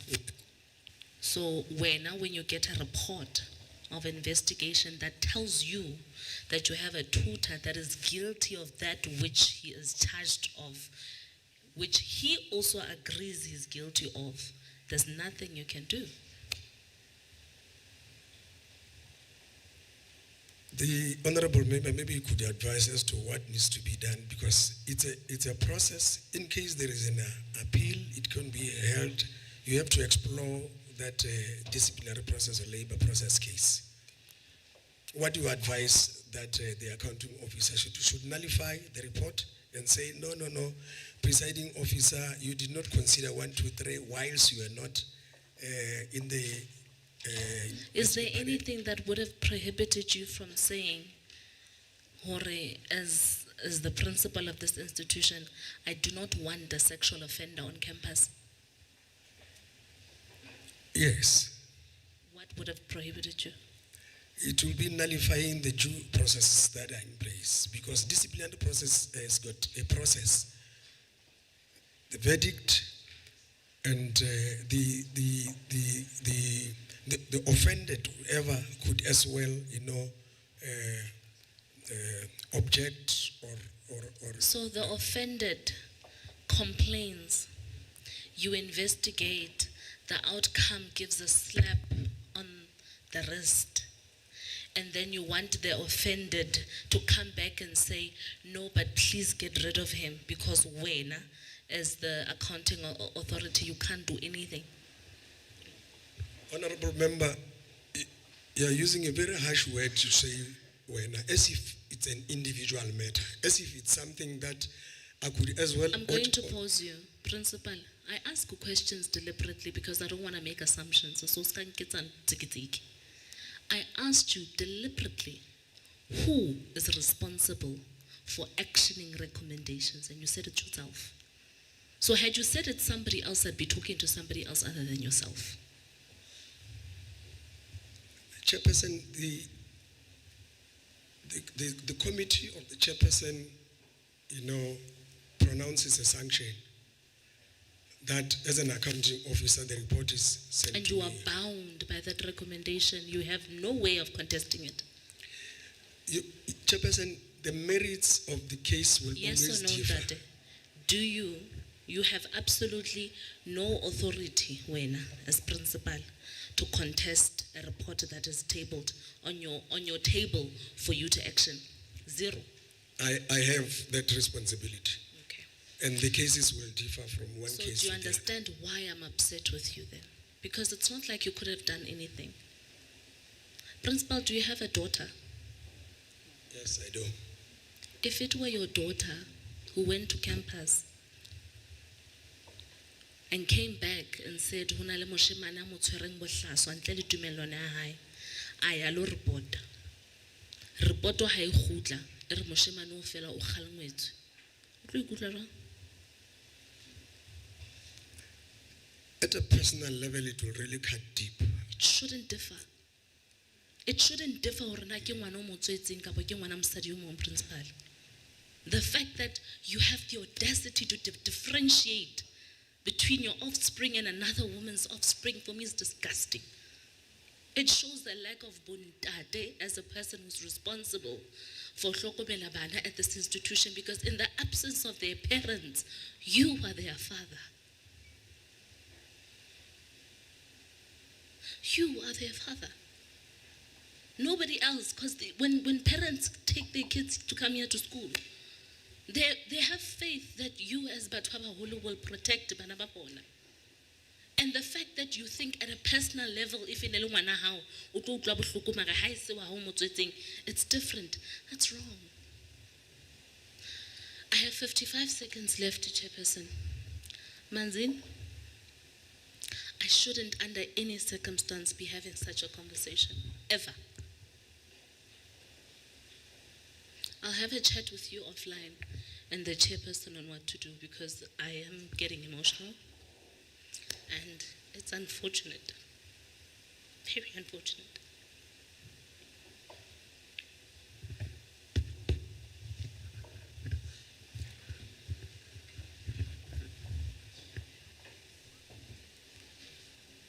No, thank you very much.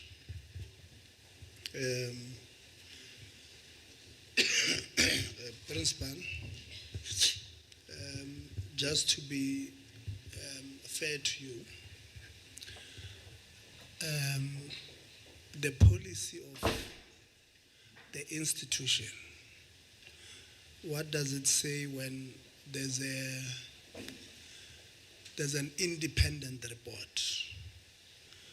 What can the accounting officer do and not do on an independent report. I'm asking this because I can give you examples of few. Well, us as this committee, Honorable Msezan, we have fought with one seater where they changed a decision of an independent chairperson, which was a judge, on a labor-related matter. That seater is called Mayor Seater, against the COO, and we told them that that was illegal because their own policy does not allow anybody to change without reviewing that decision in court. They disagreed with us, they went to court, Manzini, they lost. Now in December, I think first week of December, they lost at the CCMA after 2 years. I know a number of HODs, provincial HODs, who would have been dismissed for changing decisions of independent panelists or independent chairpersons. So I want to ask you, Principal, just to be fair to you, what is your policy saying on an independent process that has been undertaken by an institution on a disciplinary process? What does your policy say? And then if you are not too sure, you can get somebody who's on your, or maybe let me do this. The department should have an overarching one. Director of labor relations. What does, on labor-related matters maybe, what does it say about who can then change the decision of an independent thing? If please give the labor relations director a mic. Thank you, Chairperson. There's no one who's got an authority to amend the charge, the outcome of the hearing chaired by the presiding officer, except to take it on review if the principal is not happy about the sanction. Thank you. Okay. So I wanted to do so that, Principal, we become fair to you. We're not seen to be utilizing.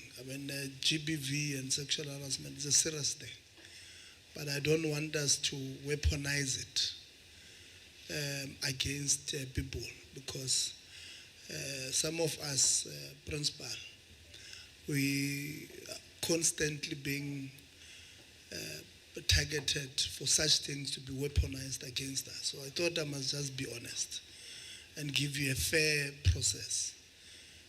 That it was not your fault, because there's nothing you can do in essence, because in fact, if you had done that thing, we would be sitting here asking you to be removed because you changed the rules that are against the rules of this country. So I thought I must just clarify that part. Honorable Khabo.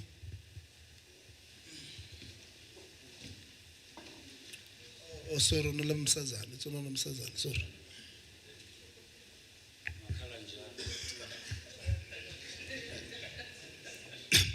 No, thanks, Chair. Maybe to just deposit my 2 cents on this matter, this very sensitive matter, first and foremost. I think with everything that has been explained, I do believe that principally should have put the matter on review, since that is what you are empowered to do if you're not satisfied on such a matter, which I believe that after a review, then you would say that your hands are tied, because indeed it is a very sensitive matter, and it shouldn't be just a matter of saying there's nothing I can do about it. I just wanted to register that. On the presentation on the very same matter of sexual harassment, I think I wanted to applaud the fact that you say you have prevention measures of gender-based violence and femicide. and that the college has a zero tolerance approach in addressing GBV. With that said, Principal, on your presentation, you report that there are 2 cases of rape, and you mentioned the campus, and you say it involves 5 females. And then you say one of the 5 females would have been moved to another campus, a sister campus, for concerns of fear or safety. So my first question is, these cases, do they involve student to student, staff to student, or staff members only? These 2 cases that involve 5 females, just to be clear on that first. Thank you very much. I do have the details, but let me ask Ms. Matlachi to respond, the campus manager in detail.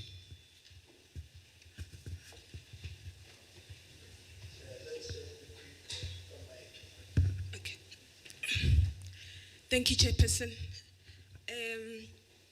I will start with the first case wherein it involved 3 students.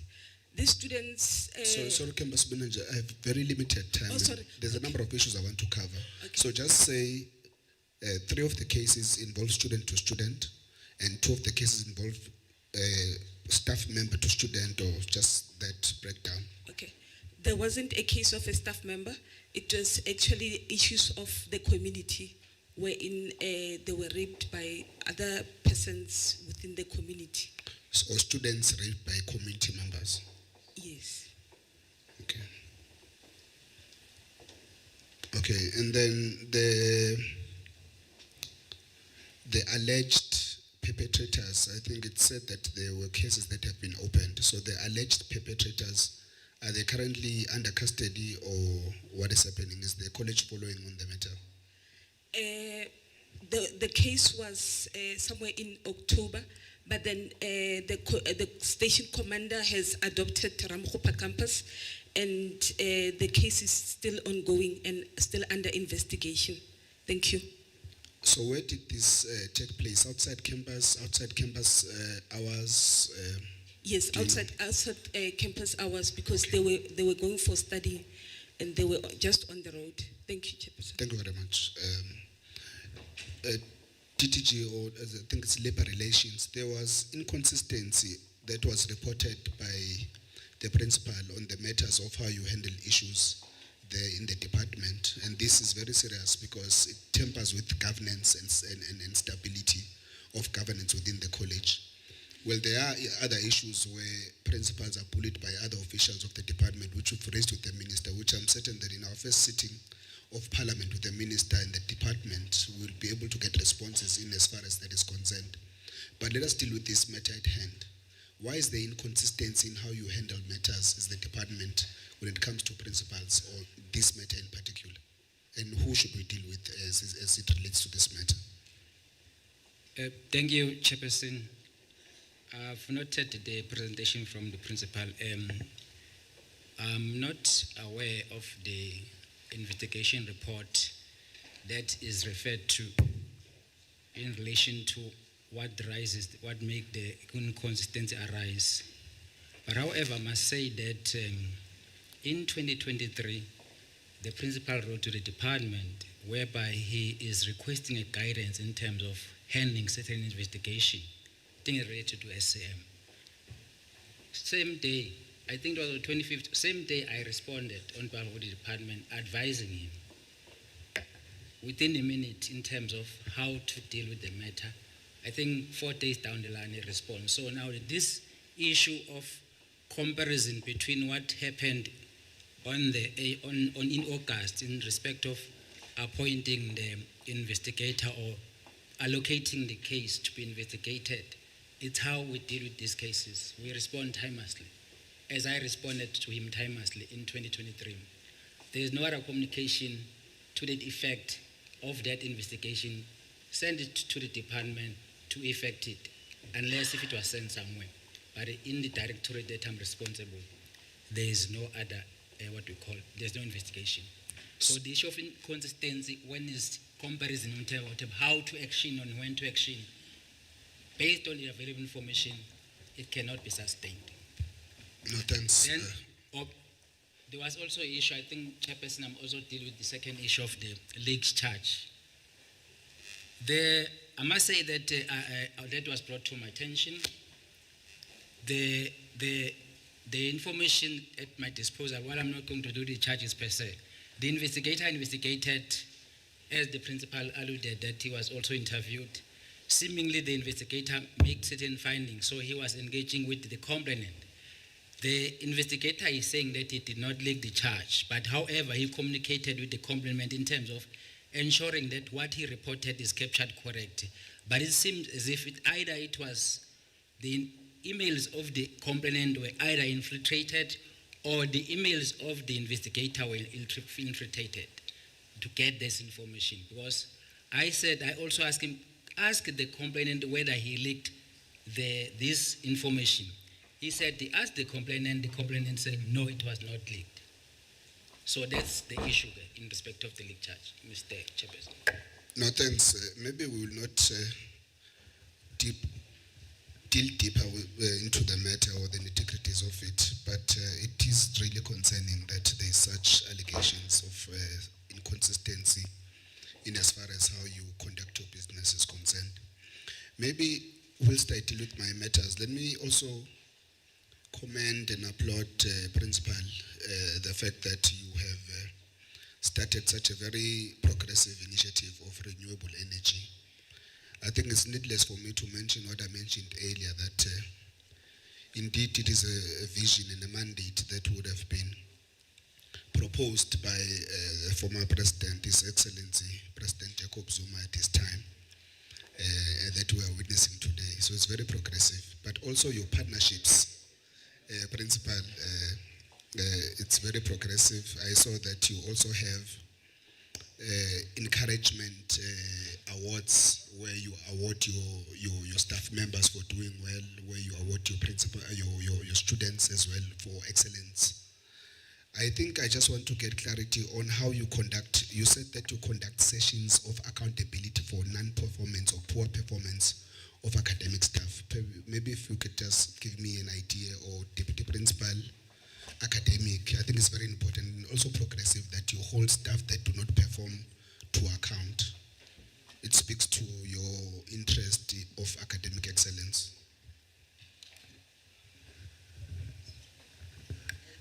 Thank you, Chairperson.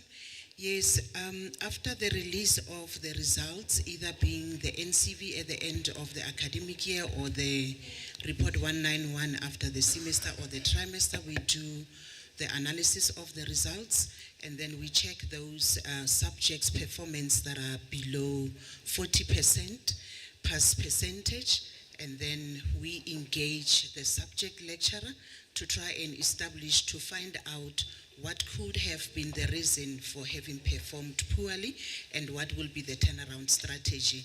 So what happens is that the campus manager will go through with the HOD will go to the senior lecturers, and the senior lecturers will engage their subject or the PL1 lecturer, where they will have one-on-one session where they will have the discussion in terms of the poor performing subjects, to say what happened, how do we then turn around the situation, what kind of a support will you need as a lecturer to ensure that we improve the performance.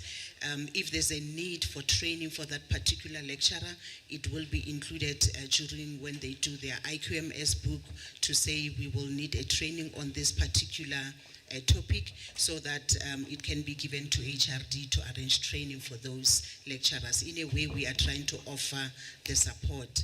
And then it doesn't end there. We then say, because those students could have written the exam, they have passed, or maybe they progressed to the next level.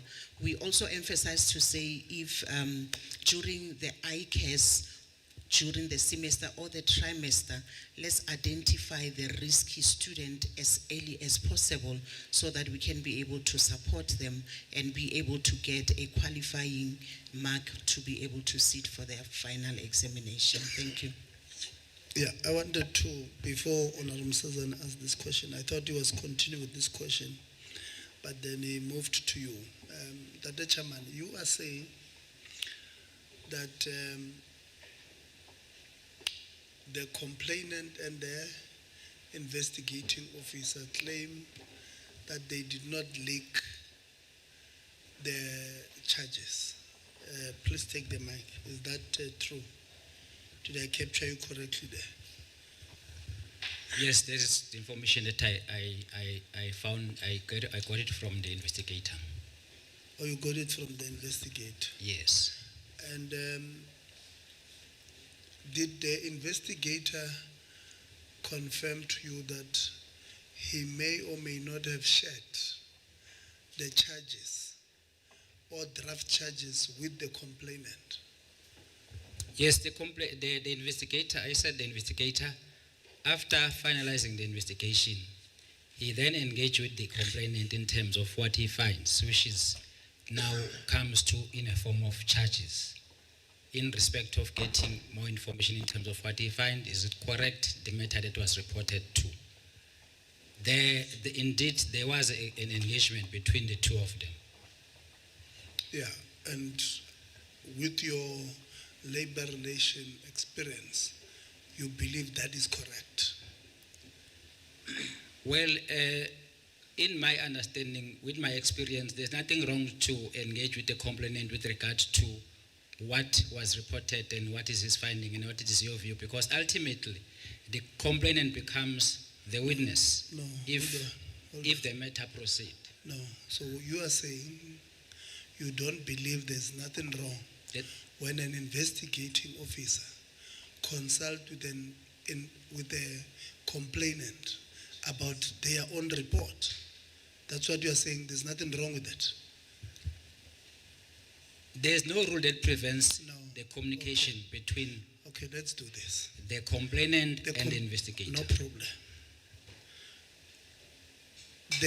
What is the role of it? Okay, who appoints an investigator? The directorate that we are handling, amongst other responsibilities, is to conduct investigation by virtue of their appointments. If it's internally, if it then is externally, they then get appointed. Who appoints? So anybody can appoint themselves because they are in the directorate. There is no delegation when it comes to appointment of investigation, either in terms of the Public Service Act, but what I'm saying, the directorate that So if I work in that directorate and there is a complaint, I can appoint myself. That's what you are saying to me. I assigned, yes. So you appoint the investigator. I assign the responsibility to investigate. So you appoint. Because by virtue of their responsibilities, amongst others, to investigate, then I then assign. They report to you. Yes. Now, you have assigned Tebogo to investigate Honorable Khakao, right? And the complaint came from Honorable Lonzi. You are saying Tebogo, as an investigator, can share a report, a draft report, with Honorable Lonzi, who's the complainant, before they give it to you. That's what you are saying to me. I said this in this instance is not a report, but No. You see, I listen when a person speaks. And I don't mind going on hindsight, because I asked you said there's nothing that stops a person, an investigator, from interacting. That is the first thing you said, interacting with a complainant. And then you said sharing a report. That's what my question was, on sharing of the report. I've never said that sharing the report. I said the allegations. Okay. The report cannot be shared because it involves a number of people who might have contributed to the investigation. So I will go on hindsight, right? And take out what you said. So what must we do when we get to that part and you confirm that you said the report? What must happen? Because you are saying you have never said it. And I'm saying to you, you have said it. In this meeting now. No. When I started. You did not capture me. I've never said No the problem. report. I'm saying on hindsight. I get a record in this session. I'll go now on that recording. When we get that you said this, what must then happen? Well, it will be separate of the tongue. But if I memory said, I said the recommend, you cannot share the report because what was shared with the complainant is the allegations which were then drafted after the investigation, not the report. And you were CC'd on this thing that was shared. Yes, he CC'd me. And so what did he CC? Not the charges. The draft charges. And okay, so, and you don't think that is amiss, that is incorrect for an investigating officer to share the charges with a complainant and say, must I charge Tebogo with this charge? Are you happy with these charges? Is that correct? Is that, could I understand? Is that a correct way of doing things? There is no fast rules that says. No. Is that a okay? Maybe let's leave the rules because we will go there and get the rules. I'll ask my labor relation people to help me. I'm not a lawyer. I'll ask them to. But so you are saying ethically. I complain about Honorable Khabo. Honorable Khao shares with me draft charges. He says, Tebogo, I'm going to charge, I'm thinking of charging Khabo with these things. You think that is ethical. So what is the purpose? The purpose is then to say, Tebogo to say, no, add charge X and charge Y. And you are saying to us that is precisely 100% ethical and morally correct for that to happen. We work according to the rules. There's no rule that says that you must not interact with the complaining concerning on what you find. So there's a rule that says you must share the draft charges with a complainant. There's no rule that says that. Okay. You know, we're going to have a conversation because this matter will end up in court. And I can tell you, this one you're going to lose. And when we lose, because you are not in court, now we're going to write to the minister. Minister, if they go to court, let them go. But when they lose, because you're going to lose, you must pay from your own pocket. Because no state must pay for this clumsiness. A person complains. Then you are saying, hey, that person must have a say on the charges. Literally you are saying, are these charges enough? Must I add? What are you saying? You are literally saying, charge this person yourself. And then I will give it to the person who I report to. So a complainant in this case, and this is why I'm telling you are going to lose in court. There's no way you can win this thing. I don't see how a normal judge will rule in your favor here. That you are saying somebody must be a complainant and this somebody must charge a person. And you say, no, there's no rule that says you must not speak to them. Because the rules are quiet on this one. And you'll go to court. And you must remind me, you must write to the minister about this specific case. Because I can tell you, this one, it will go to court, they will lose. Yesterday I reminded those ones of University of Limpopo. I told them in 2024, they will lose a certain case. They lost it. And then yesterday on their report, Honorable Lonzi, they wanted to, and they lost it on higher scales. Scale C, client to attorney. That's the highest on both sides. Even this one, I can tell you, there is no normal judge who will not even hit you with cost for this. This will be clumsy. I can tell you. And because you are confirming, you see, if you are not confirming that this investigator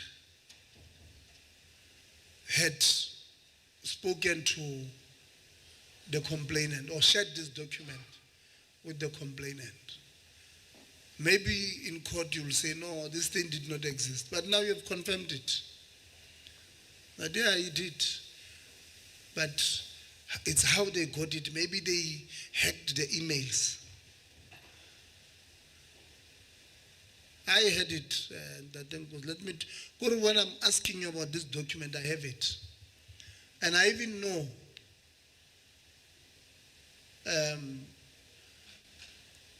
even from charge 1 until the last one. I saw the email. I know the contents of that email.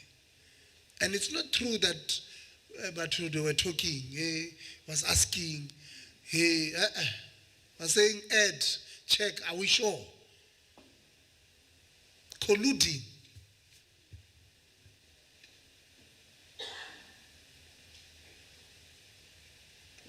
You can answer if you want to answer. Well, I cannot comment to the merits of the charges in terms of whether they will be their substantiveness, whether they will stick or not. I'm unable to give response, but I hear what you are saying.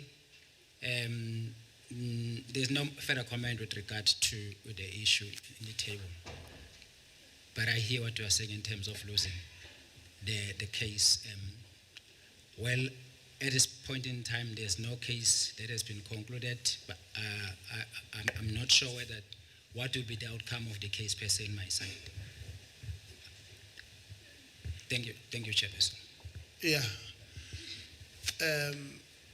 You see, people of the department, you see how young we are here. You want to give us high blood and hypertensions, and because what you are saying, we don't want to do. Okay. So,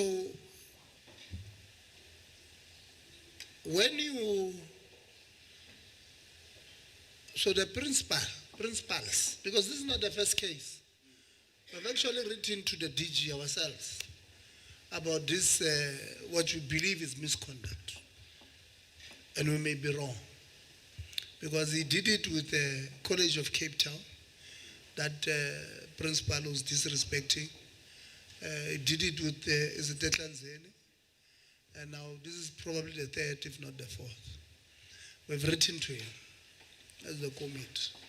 Because the DG is not an employer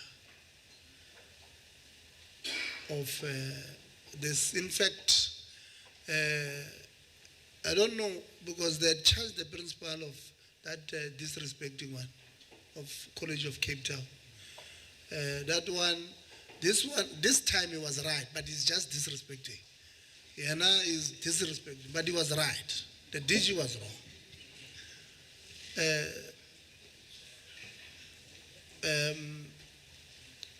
And we said to him, okay, how is he back at work? We're waiting for that answer. It's one of the answers I've now written to the minister and said, Minister, when we say your department is under administration, this is one of the reasons. We write to them, request information, and the DG gets ill when he's supposed to respond. He gets sick. 2 days later, we meet at the stadium watching Bafana Bafana. So, yeah, Aswengile, right? So you are saying to us, when there's a complaint like this, you are the person with authority to charge. Is that what you're saying to us? The authority to charge rests with the DG in the department. There is no authority for investigation, but to charge, all powers are vested to the DG, to any official lower than Sarah 15 downward. Unless if the DG then delegates his powers to any other official in the department. And that is which section? Section 16A of, I think Section 16 of the Public Service Act. If it's not 16B. Okay. I will check for you, Chairperson. And let's assume that the principal who's being charged is the principal of the Limpopo CET College. Would the DDG responsible be required to be informed or to play any role in this instance, in that instance? Well, the standard procedure, whenever the DG will take a decision against the principal, he also informed the branch head as well as the council chairpersons. So this is at what point? Come again? This is at what point? Once the decision has been taken, he advised that he take a decision in terms of preferring charges against so and so. So this, in this instance, what you are saying to us is that you received complaints from who? Complaints, sometimes they will come from the branch itself. No, from in this case. In this case, it came through the region. The principal was explaining that it was reported to the region, then the region reported to the directorate. So the regional manager. I will not recall whether it's a regional manager or is a labor relations officer at the region, but it's a region. Okay. It's either one of the two. Then they write to you. They refer the matter because they know that the delegation. No, you have authority there, so they write to you. If somebody writes to the department, it means they write to the director general because yes, it's got the authority. But if they write to a directorate, they write to you. It's you who's the. Are you the executive there? What are you there? Chief director. No, I'm a director. Director. So the chief director above you. Yes. So no, there's no chief director. In terms of the structure, yes, there's chief director above me, but the post is vacant. So you are Makulubas there? No. Makulubas is the head of department as well as the DDG. Let's leave the department. We're talking about the directorate. In the directorate. They write to the directorate. Okay. So you are the Makulubas of the directorate. Yes, I'm responsible. So they write to you. Yes. Then what do you do? Do you assign a case or do you seek concurrence from either the DDG or the Director General? Any allegation that is reported to the directorate, because even the very same branch, they will send it to me to investigate because it's our responsibility of the directorate to investigate. So you don't seek concurrence for complaint of allegations. Because once you allege that there's 1, 2, 3, 4, 5, then that should be investigated. But in the department, when it comes to investigation, the directorate that I'm heading in is responsible for investigations. So you took a decision. In short, in simple short, you took a decision to investigate. The request was to investigate the what we call the allegations. You took a decision. You accepted. That's what I'm asking. Precisely. Yeah. So you accepted. You investigated, and you assigned somebody, and this somebody, before they share the draft report with you, they share the draft charges with the person who did not send the complaint to you, because they sent it to the region. So why did this person of yours, the investigator, not share the draft report with the complainant, which is the region?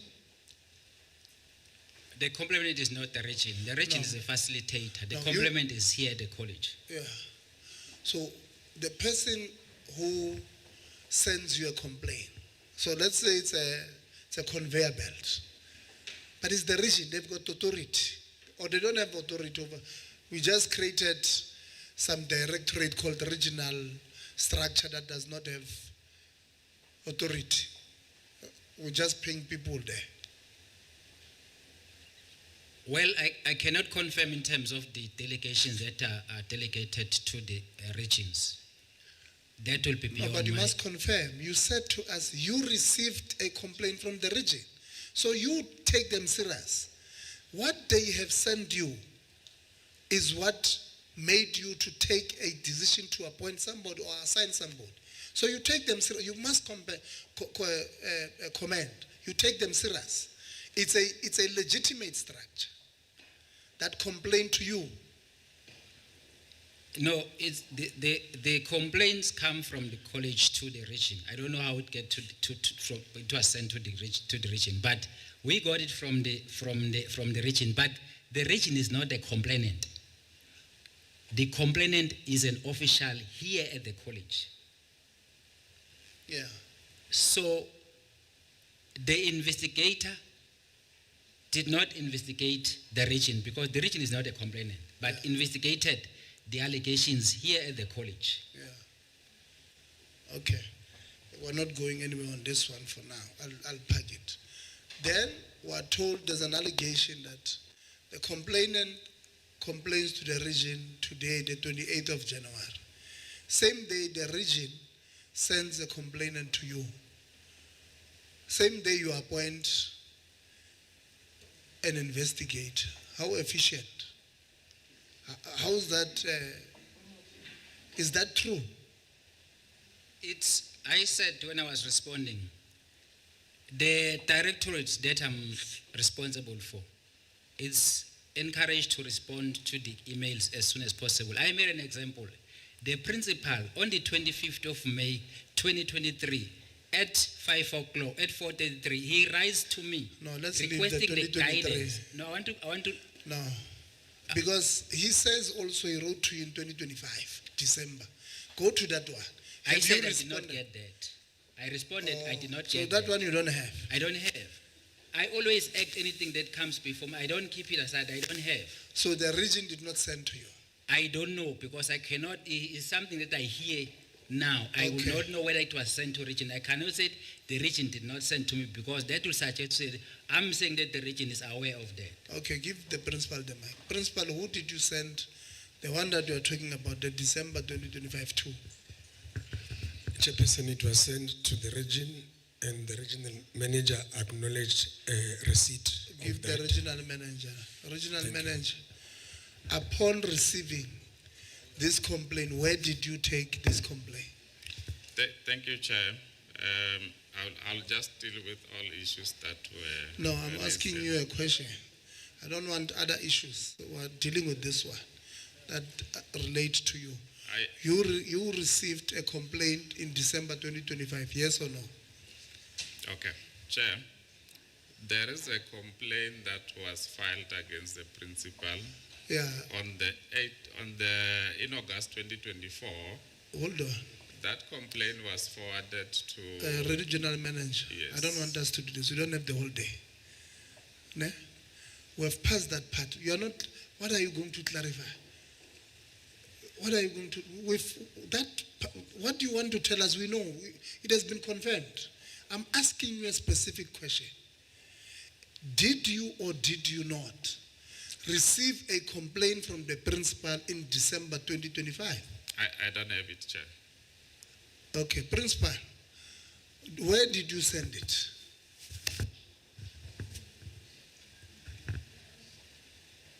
Chairperson, we'll have to get the records because we sign, they're signed off. I want to put it to you that it was submitted to the region and the regional manager gave me a call to say, I've seen your submission regarding your SCM manager and so on. I've forwarded it to the department to process.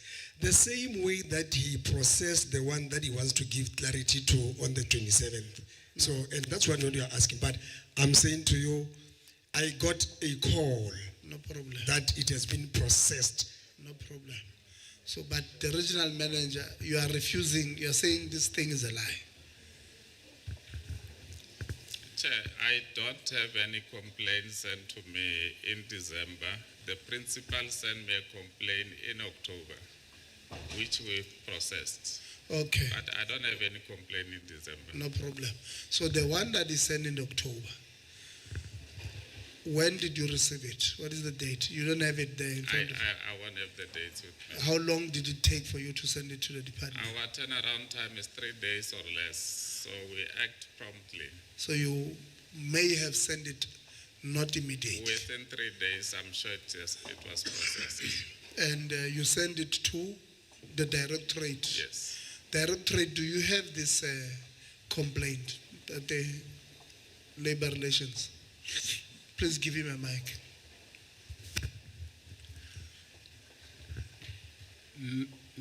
Honorable Chairperson, I'm not sure, I don't recall receiving, but I need to get my facts correct in respect of that, but I don't recall receiving it. But given the fact that each and every document that comes to us, we act, I will check the document. If the region say that it was forwarded to the directorate, I will check, then I will able And to... if it comes to the directorate, it would have come the same way as the previous one. So Precisely. it would have been on your emails. Precisely. And because you have not actioned, it's either you don't have it on your emails, or the second theory that maybe you don't want to action might be true. So it's either one of the two. I cannot say that we don't want to action. We action everything that's come No, to... I'm saying it's either, so it means you don't have it. Because if you have it on your email, you've got a turnaround time. You would have remembered, you would have appointed an investigating officer. That's what you normally do. If you see it, you would have done so. But because you have not done so, I'm assuming that you have not seen it. It's either I've not seen it, it's possible. But if I saw it, I definitely I will have acted on it. But if I don't recall seeing it, Chairperson. Okay. So you are saying to us, you believe you have not seen it. I believe so. I'm not And too then sure. you I believe so. read your emails daily. I did not read the emails from Mr. Ramunyadze because the indication was if it was sent to me. So I need to check the emails from the regional office in terms of whether I get it, then I'll able to give a response. So you did not read the emails from him? I did not check the emails in October from him when the presentation was made and when I was required to respond with regard to December investigation. No, he corrected, he said October. So we've left this December one because he says it does not have, he has a complaint of October. So I'm saying from October you have not read his emails.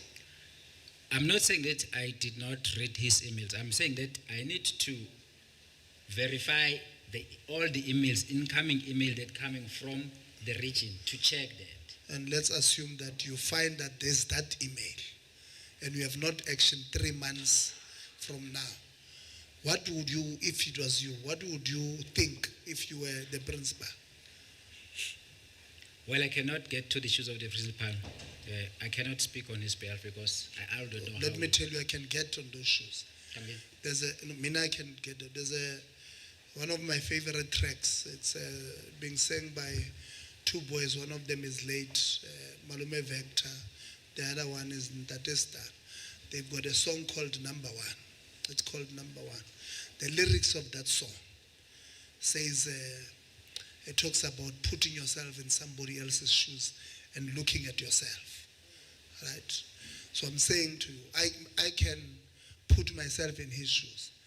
And if I were to put myself in his shoes, I would assume that if is a complaint against me,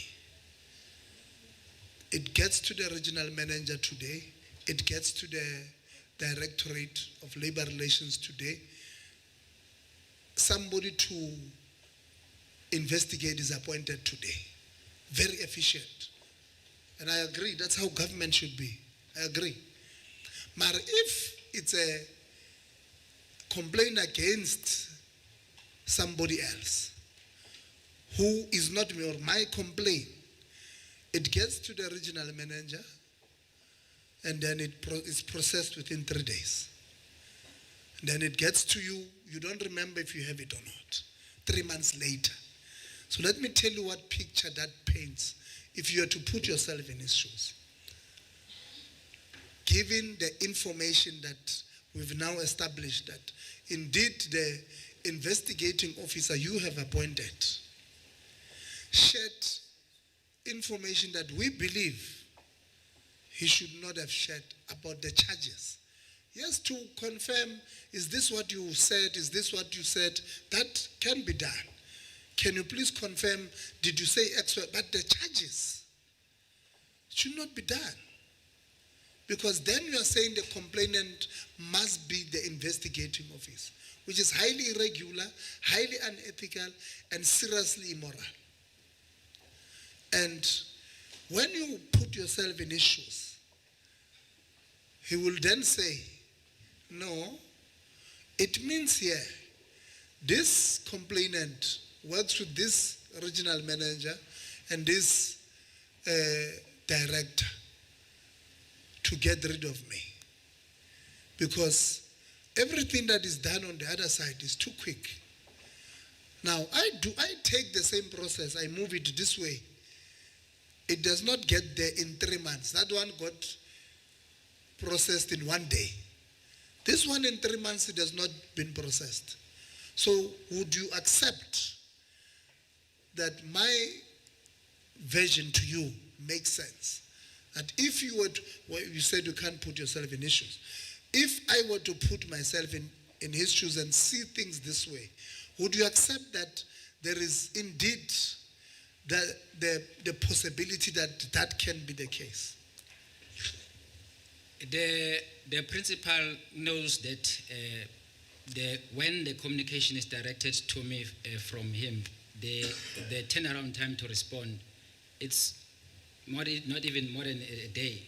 I said through evidence, I'm saying to the Honorable Chair, the principal write to me on the 25th of May 2023.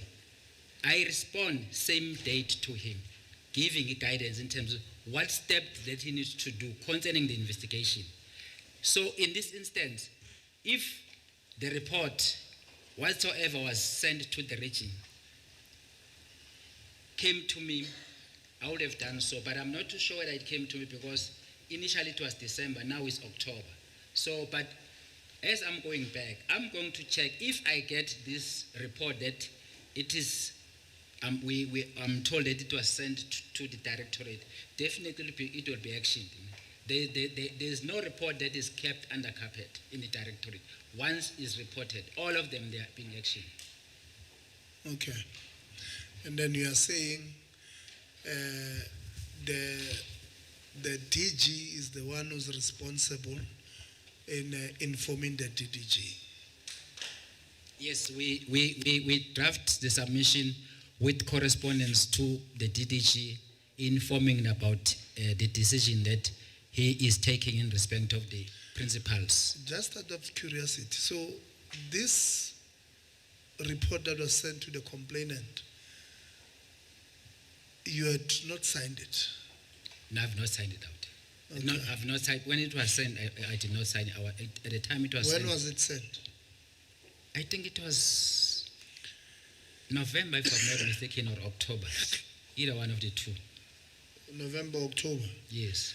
Oh, and because what I know is that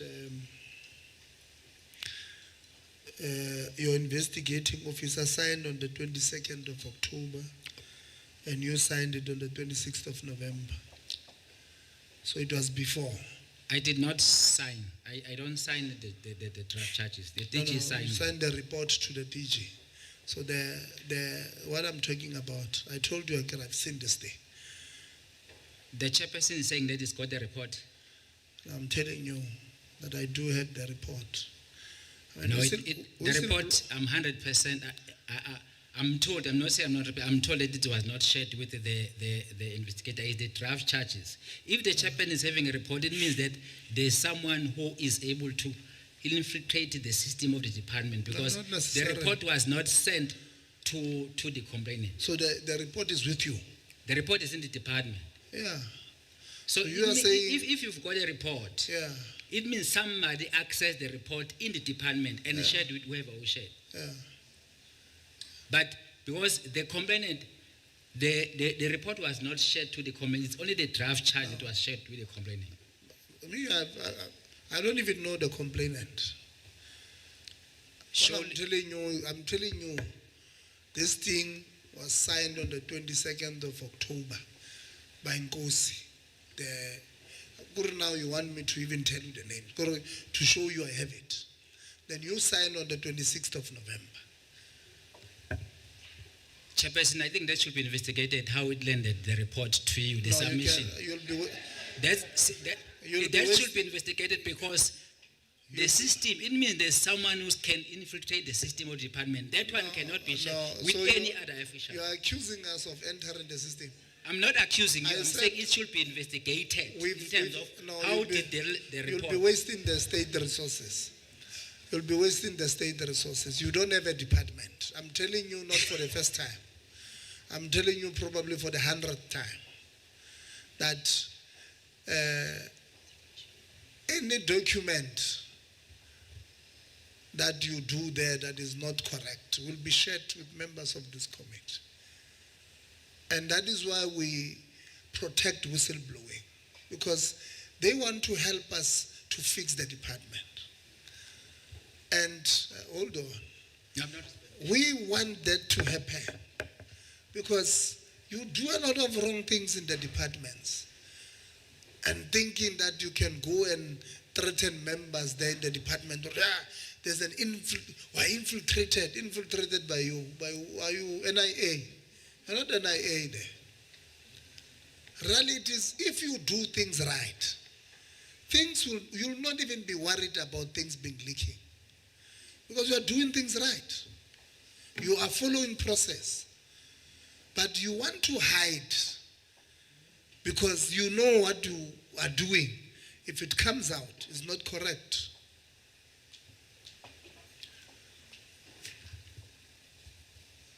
Yeah, investigate. You are going to assign Nkosi again to investigate this one. I apologize for threatening Chairperson. That was not my intention. Please accept my still apology. Okay. I was a bit worried, you see, because now, you see, what you are telling me now is something else that I was not aware, that even the submission to the powers that be, it's in your possession. So that one I was not It's aware. in South Africa. Yeah, now. Yeah, no, I'm surprised really because I don't know how it was accepted. But by the way, it's a system. It can be hacked. Maybe I'm not too sure how it landed to you. Maybe, Chair, to get in your time to bite on this matter as members, I think also to protect you, it will then appear as if you have interest, you also have interest on this matter. Maybe my concern here is the hierarchy and chain of command in the department. You are saying before the portfolio committee and this plenary that you only inform the DTG responsible later when you've done and dusted with everything, and Nakona, he'll be informed by the Director General. Yet he's responsible and he's the boss of these officials here. Is that how you operate in terms of the chain of command or the hierarchy within the department? I think you've just confirmed that even now to say he will be informed at a later stage that in actual fact we've investigated, then charged one of your principals, and this is what happened, and he'll just say noted. Is that how you operate? I just want to be clear on that one. That is what I irritated when I joined the department, that the standard procedure, any principal that is being charged, what then should be happened, the council chairperson should be informed in a form of correspondence signed by the DG. The DDG TVET must also be informed. That's what I found. I'm still practicing that. That's how you operate. Yes. Chair, I think we've noted that, unfortunately, I'm not sure what is happening there with Zondo. No, I think he must take his, I'm not sure. We have issues. No, thanks, Chair. Maybe I think, Chair, you'll have to deal with that part because I think really that one concerns me. And it would mean then that the DGT responsible for the TVET branch is then redundant. It's a position that really has nothing to do in this particular branch, because if you can get in and do anyhow as the department in his branch and you'll inform him later, I think even the principals will not respect him as their boss. So I think I would want, maybe it's not for you to respond. I mean, I know he's senior than you. He's the DDG and you're a director, so let you maybe not respond to it. We'll ask the minister and the DG when the time comes, so that you see that you are very defensive. But I really do not think that that's how it should be done. But if it's the way in which you operate in the department, I think it will be guided by your superiors. Maybe, Chair, in my time in conclusion, just on two matters. NSF, there's an official of NSF official. The college has indicated when we were interacting with them that they've sent a proposal to yourselves, and we've seen hostels here that require a lot of funding that you have.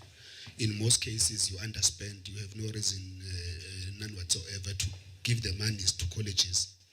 And they've sent a proposal to yourselves. So when do you plan on finalizing that proposal and giving them the funds to ensure that actually students can have proper accommodations and other facilities that they require to do with that money? And then maybe lastly, DDG Zungu, if you could just come in. I'm sorry that you are DDG in this branch, but you only come in when you must respond to questions. When things are happening, you are not aware. Late release of results, Manzini. What's happening? I think this is a very serious issue that we're having in this particular branch that you lead. Why are results released late, and they always create a backlog, and also the certification part? If you can just deal with that part after NSF. Thank you very much.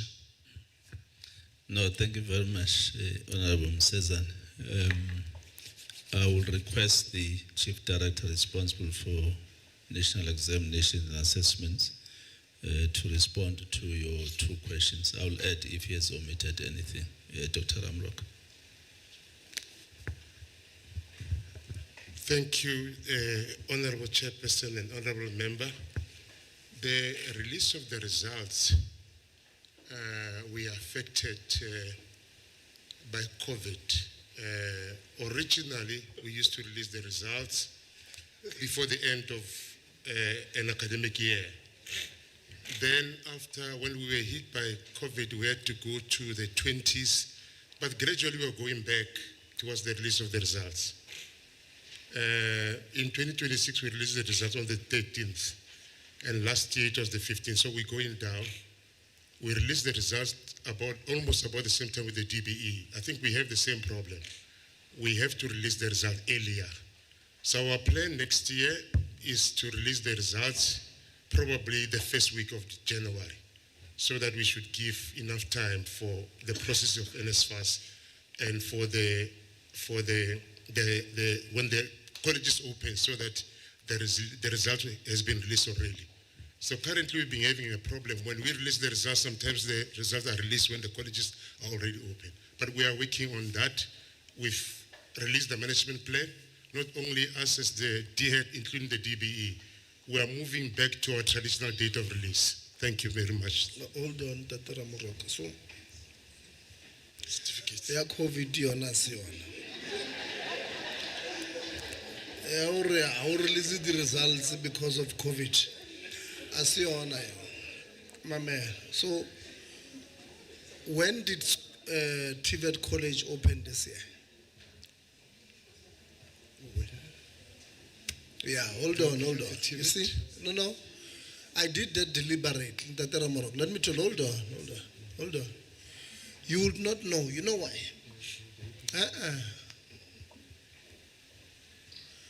Listen, you cannot ask around. Because, in fact, it's a worry on its own. Yeah, no, Chairperson, I understand what the question is. No. Because you released the results for students who are supposed to go to class in 2026. You released them on the 13th. Yes. For students who are supposed to go to class in 2026. But the exams doesn't know when is the TVET opening or opened in 2026. Now that's a worry, because they might have well opened on the 12th. Now they opened the day before. You release the day after. And there's an articulation problem. There are those who are finishing on TVETs and they want to go to university. The universities themselves, they say, in order for us to complete offering of spaces, we need 3 days. So you are prejudicing this student from TVET colleges from gradually moving, with the articulation properly. So I don't understand why this year?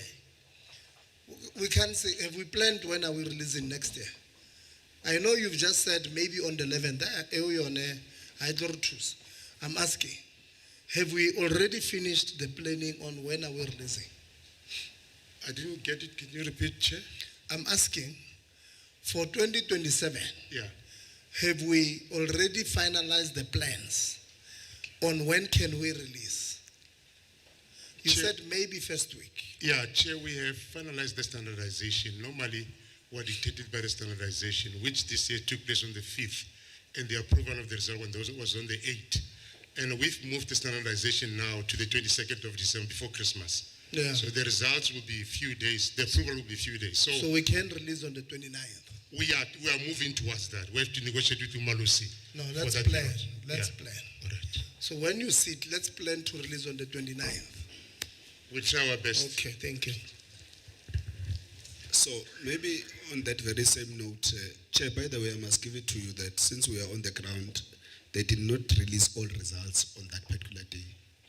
Now, what are your mitigating measures for the students not to be affected by that shortcoming from yourselves as the department? For instance, students are given 2 or 3 days to pay for SAPs or to pay for IMLANs in TVET colleges. And in most cases, I've been trying to engage with Manzini whenever these issues arise and RMs, they're responsible in different provinces. What are your mitigating measures to ensure that students are not adversely affected by that thing of yours of releasing results late?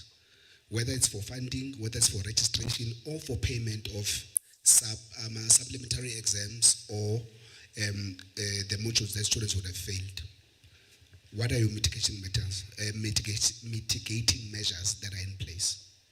Or you just let it go? Then NSF, Chair, the response of NSF, then I'm good. Thank you.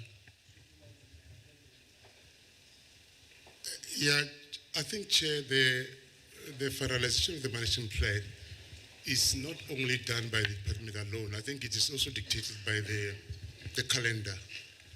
And then the calendar pushes the teaching, the examination towards the 11th of ending, to end on the 11th of December. So that is also pushing us towards the releasing the results around the 13th.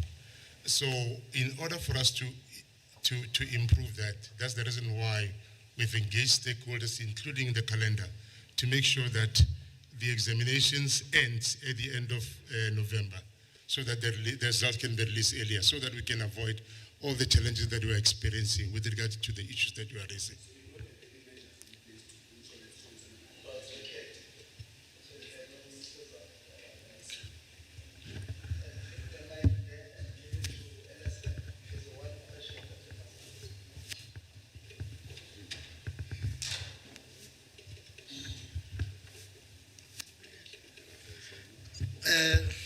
Good afternoon, honorable members.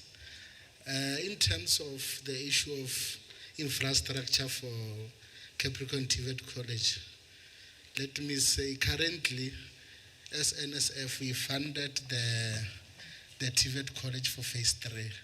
And on phase 3, there's no infrastructure involved there.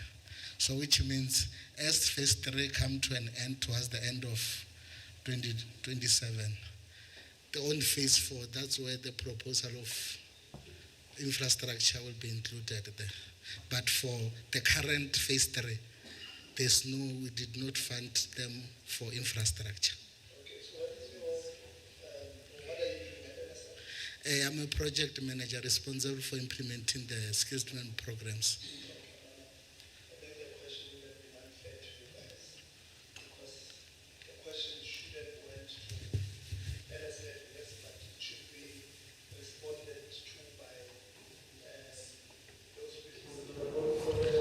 Initiations, yes. Yes. Okay. Okay.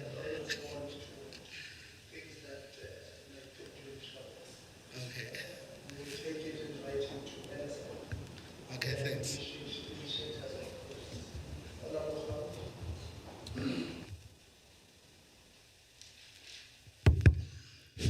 No, thank you very much, Chair. Thanks for the opportunity. Let me appreciate the reports that has been presented before us. But maybe before I go to questions, Chair, I think I must propose that as a committee, we must agree on reviewing two critical aspects of our policy.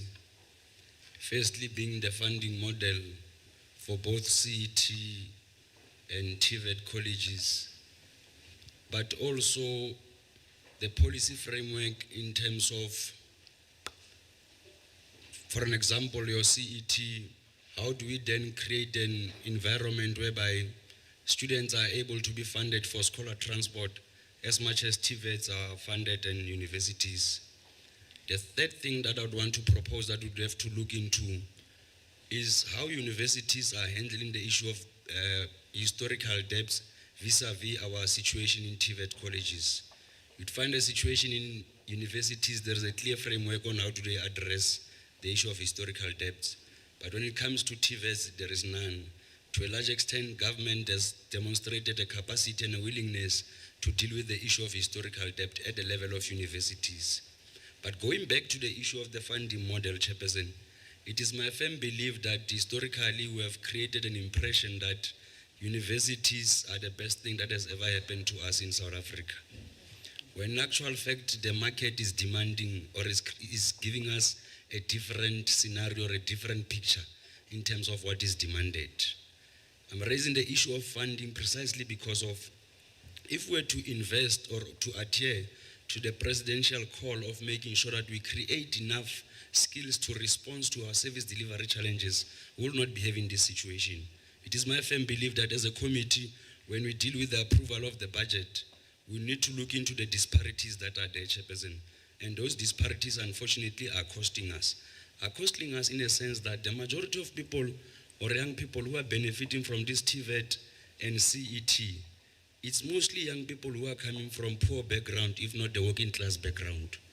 And it is for that reason that if you don't unlock or address the issue of funding, especially for CET and TVETs, we will not be addressing the issue of accessibility of institutions of higher learning. I'm raising this because of when you look at our results of matriculants, majority of them are unable to get spaces at universities. But when you look at our TVET colleges, you would realize that we are preoccupied with spaces in universities, but we are not talking about TVET colleges. And it is for that reason I'd also propose that the Capricorn must find a way of developing a central system where that process of registration becomes easier and simpler like any other TVET colleges, Chairperson. I thought, Chairperson, I must start there as a way of asserting our view and our resolute position in terms of creating TVET colleges and CET a viable alternative to our problems that we are having. All these young people who are unemployed, who are not in training, we should be creating space for them at the level of the CET. I thought I must start there, Chairperson. Let me go to my questions and start with the issue of CET. You know, it's a problem that we are encountering a 50% dropout rate. And it's also a problem that 90% of our funding goes for employee benefits, if not, I've captured it properly. And it is for that reason I would want us to review the funding model. I want to check with you, DDG, from a point of promoting CETs as a viable alternative of addressing the issues of accessibility to education and training. How do we do that? And secondly, my issue from you is, Chairperson, I would also want to get clarity from you now that you are a national chairperson, that 50% dropout rate. What are the practical mechanisms that you are intending to put in place as a way of resolving this issue? While you are thinking of it, CET member, let me go to my 2 or 3 questions. While we are on the issue of the CET, what is the problem with the outstanding payment of the invigilators? That is the first thing. The second thing, what informs the disparities in terms of salary scales. If I've captured them correctly, they've made an example of Free State. That in Free State, people are being paid hourly, per hour. Now in Limpopo, it's 3 hours at a go. If I've understood them correctly, and if there is a need for one of the union representatives to clarify this aspect further, we'll give it to him. But I wanted to get clarity. The third part is the outstanding payments. I'm not sure if it is in terms of salaries. Apparently, we are supposed to pay them back the 6 months, and the department has only paid 3 months. I would like to get clarity from you in terms of those issues that I've raised. Let me go to the issue of, I think I'll give you an opportunity to respond. Let me just raise my questions, because I'm not in a mood of one-on-one interaction. I just want to raise my issues and close this thing once and for all. I'll change my approach when we deal with this one of the department and its way of reporting, because it raises a lot of eyebrows in terms of dealing with labor disputes. It's different from you. Let me go to TVET colleges. Mr. Zungu, I think you must be clear today. You must be clear and be honest with us. You are phasing out these nated courses. You are introducing occupational programs. And two things that comes to my mind. Firstly, do we have, or did the lecturers receive enough training for the implementation of these programs? Secondly, do we have enough financial support for the implementation of this program? Thirdly, do we have proper infrastructure in place that will embrace this thing? Because having an accreditation it's one thing, but having the capacity to implement this program is another thing.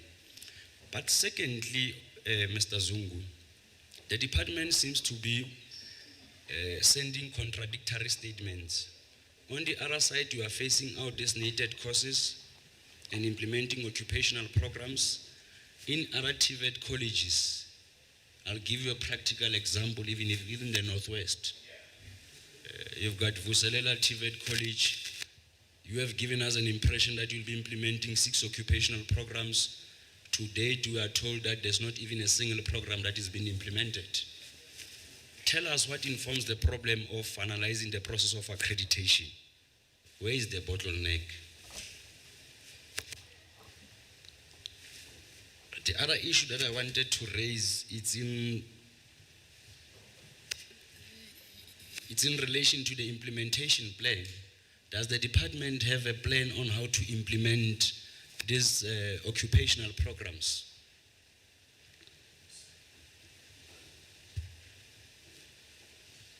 Okay.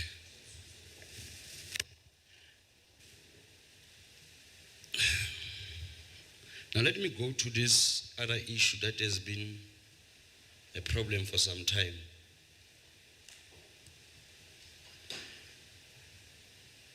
Let me start with NSF also. I've seen serious disparities in terms, I know you are a project manager. I'm not sure who will take this question from NSF. But we have seen biasness taking place from the level of NSF. Biasness in a sense that other provinces and other regions are getting the necessary support and others are not getting the necessary support. I'm not sure whether is it because of, as officials, it's provinces that you come from.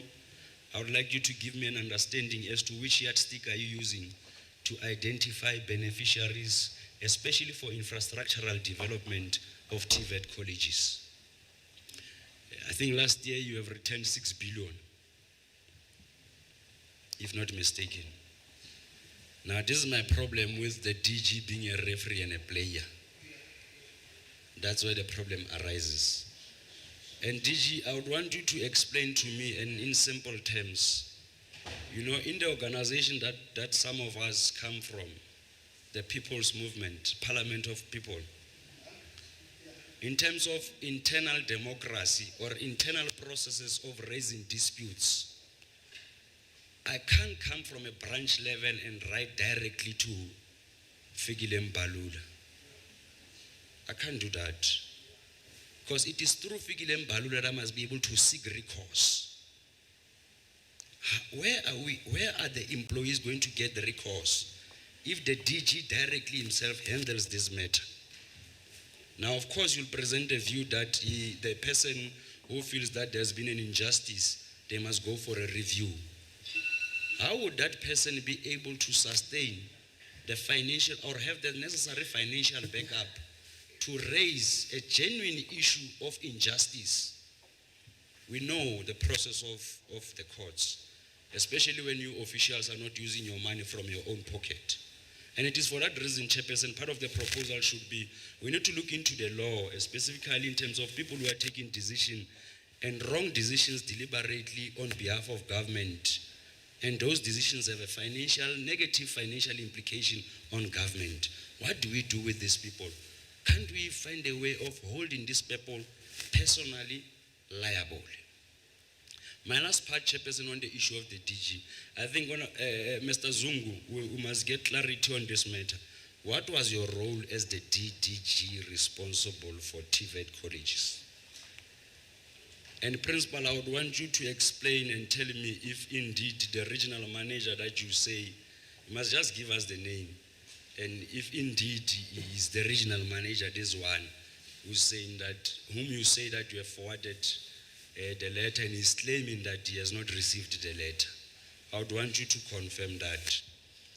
DDG, I would want you to give us an understanding as to what was your role in this process and how is it possible that as a DDG, is it an issue of people playing beyond their roles?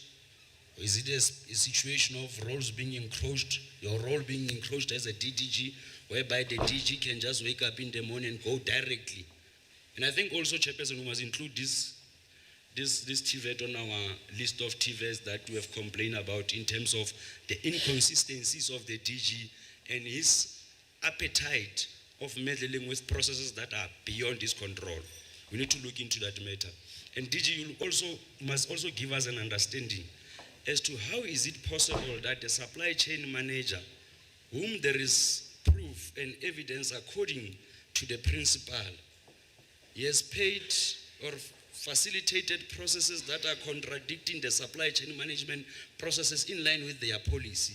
How is it possible that a person of such a caliber, whose hands are found to be in the cookie jar of the public, would be taken to task? But unfortunately this person, and I would want you to clarify this aspect, Principal, whether are you saying that processes were unfolding and unfortunately the department failed to go and defend this matter in court? And the department must also come out clear as to why didn't they go out and defend this matter? Is it a matter of animal farm? Some of us were victims of that process, where in terms of the application of the principle or principles, there is no consistency. But the application of the principle is dependent on who has made that mistake. So with that being said, Chairperson, I think I must not spoil your mood. I can see that you're in a good mood today, and we are also in a good mood. The last issue that I would want to raise in relation to this issue, Chairperson, Principal, tell us today, what are your processes of procurement of study materials? Study materials including all the necessary gadgets for students. What are your processes? During the walkabout, we have seen your early childhood development center is a very nice process. We embrace it. But one of the things that I've picked up while you were not close to me, because these people talk when they don't see you, there is a general challenge of level 2 books. It is for that reason I'm asking you, what are your processes? Kindly explain them. And with that being said, Chairperson, I think I appreciate your indulgence. Thank you very much. Thank you, Honorable Khab.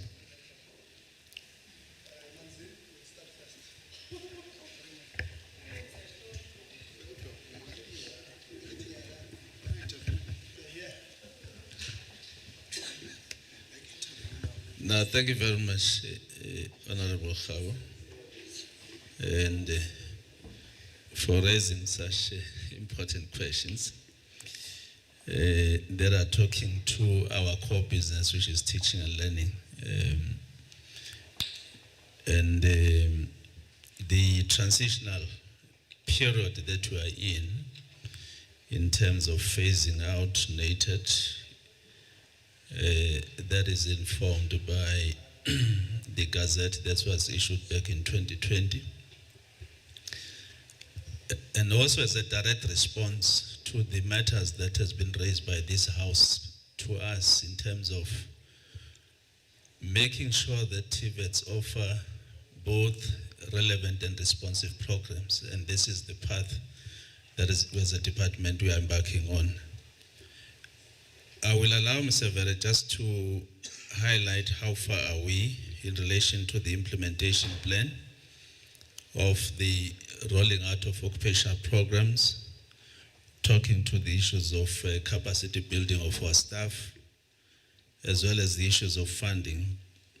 However, Honorable Chair, one of the important things is that colleges are now empowered to design their program qualification mixes that will be informed by the economic activities within their respective regions, unlike in the past, where offering NATED, you just go on the menu, because it's funded by the state, you just offer, whether it's got impact and it is assisting young people in the region, it didn't matter because it was funded.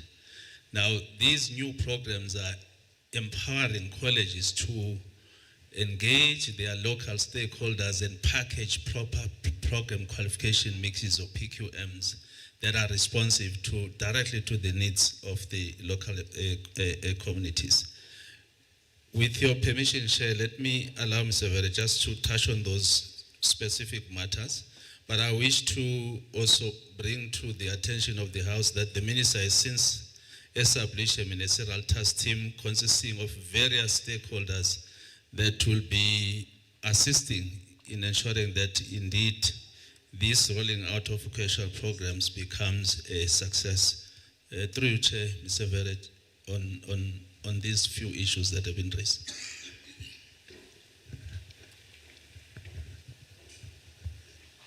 Thank you, DDG, and thank you, Chair, and honorable members. Let me first indicate that the transition from NATED programs to occupational qualifications, there are different role players who have different responsibilities so that we understand the context in full. The department's role is to create an enabling environment for colleges to be able to roll out occupational qualifications. Now we do it in this way. We create funding mechanisms to fund occupational qualifications. That we have done. All occupational qualifications that colleges bring to the department, which are responsive to the skills needs of industry, we fund all of them. So in terms of funding, all occupational qualifications are funded. Now, in terms of lecturers training or lecturers readiness, now this happens in this way. Whenever a college has decided to offer a specific occupational qualification and we have funded it, then we also prepare for the training or the upskilling of the lecturers according to what the colleges have provided us. And that we are doing.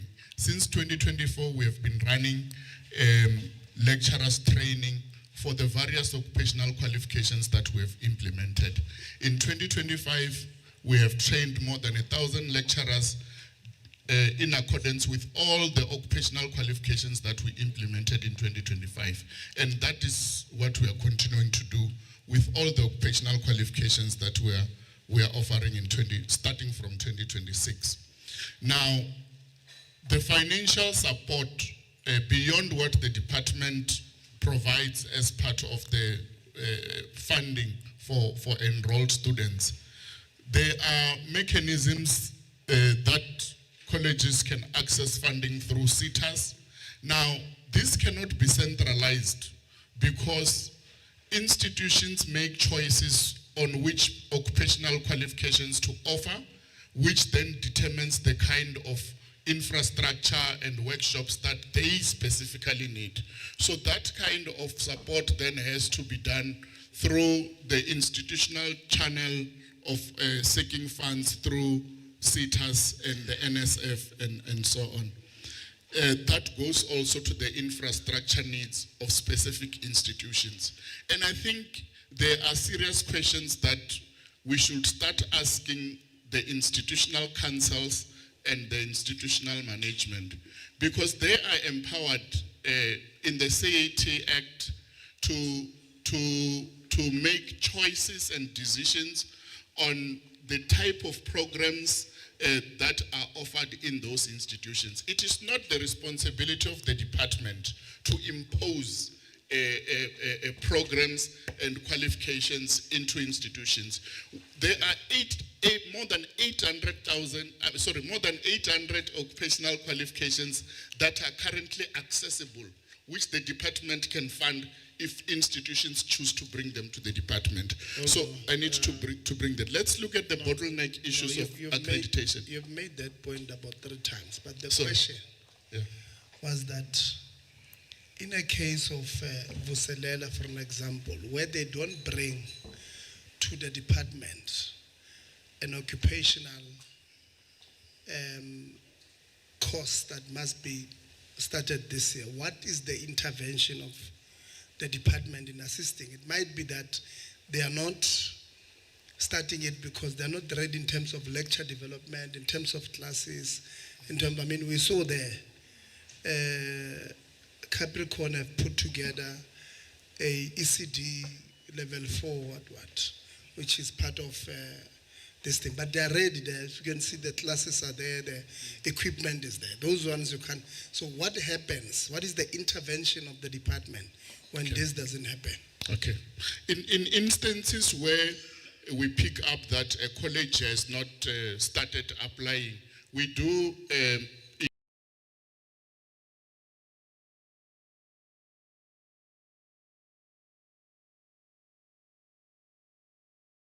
engage with colleges and provide support. Maybe they have to follow for accreditation, or if they need to send their lecturers to ongoing trainings that we arrange for occupational qualifications. Yeah. But with Vuselela, I am aware that Vuselela has occupational qualifications. One of them is solar photovoltaics service technician that they started in 2025 already. Yeah, so we interacted with on the state of readiness on the 26th of November 2025. And in that meeting, it was established that at least one campus in Dr. RSM, there will be no occupational courses happening there. So already by then, in fact, before that day, the institution informed SACPO that they will not be able to do anything at that institution. So the assumption then is the department should have known. What kind of support have you then given to this institution at that particular space? Yeah, I mean, to tell the honest truth, I wasn't aware that there is a campus that does not have an occupational. We will engage with the institution and see how we can assist them. Thank you. We have two enrollment windows, so if we can probably support them for them to get new enrollments on 1 or 2 occupational qualifications in the July window. No, I really appreciate. The bottleneck, do you want me to continue, Chair? Yes, continue. Okay. So the bottlenecks with accreditation, the accreditation process, it's managed by the Quality Council for Trade and Occupations. So upon our engagement with them, they have indicated that one of the issues was that they had issues with capacity to process, because most of their processes are not automated.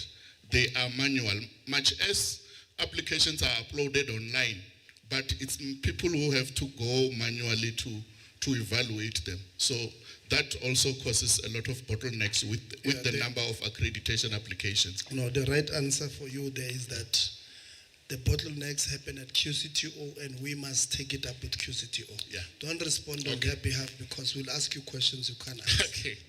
No, that's fine.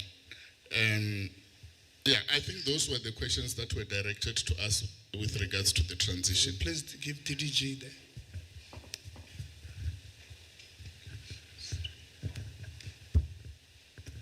No, thank you very much, Chair. I just wanted to add that indeed part of the interventions, as Honorable Khab was asking, the support to colleges in relation to the submission of their request for additional resources, including funding.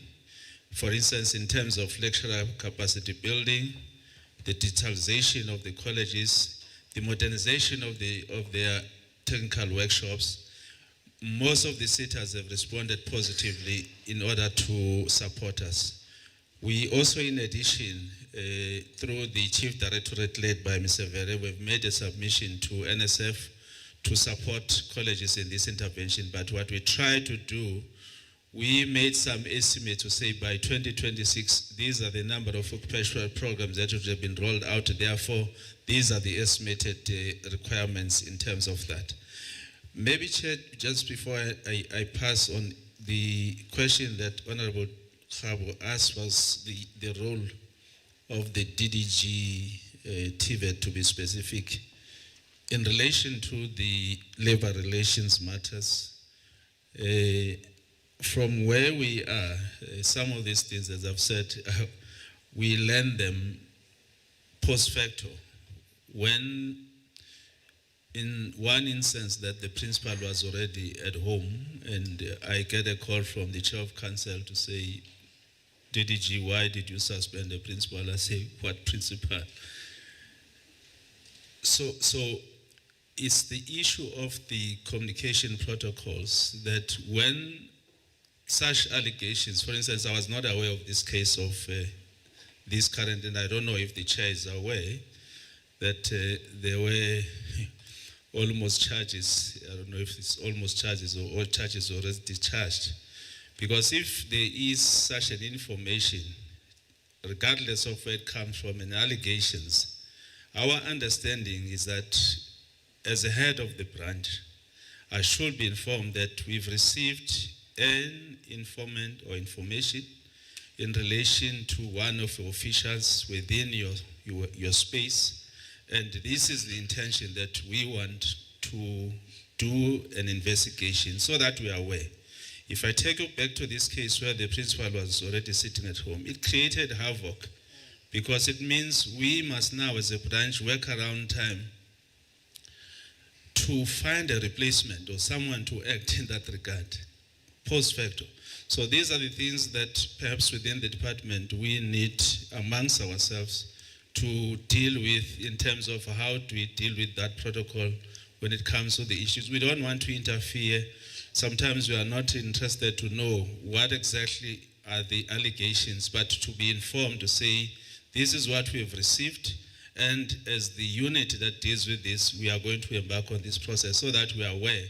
When we are supposed to intervene, then we are aware of those processes. So in this instance, as to be direct, Honorable Khabo, I was not aware of these processes. Yes, we do now get the letter or intention to suspend, but sometimes you don't know what the person is suspended for because you don't get the details. Just a one-pager that says intention to suspend the official.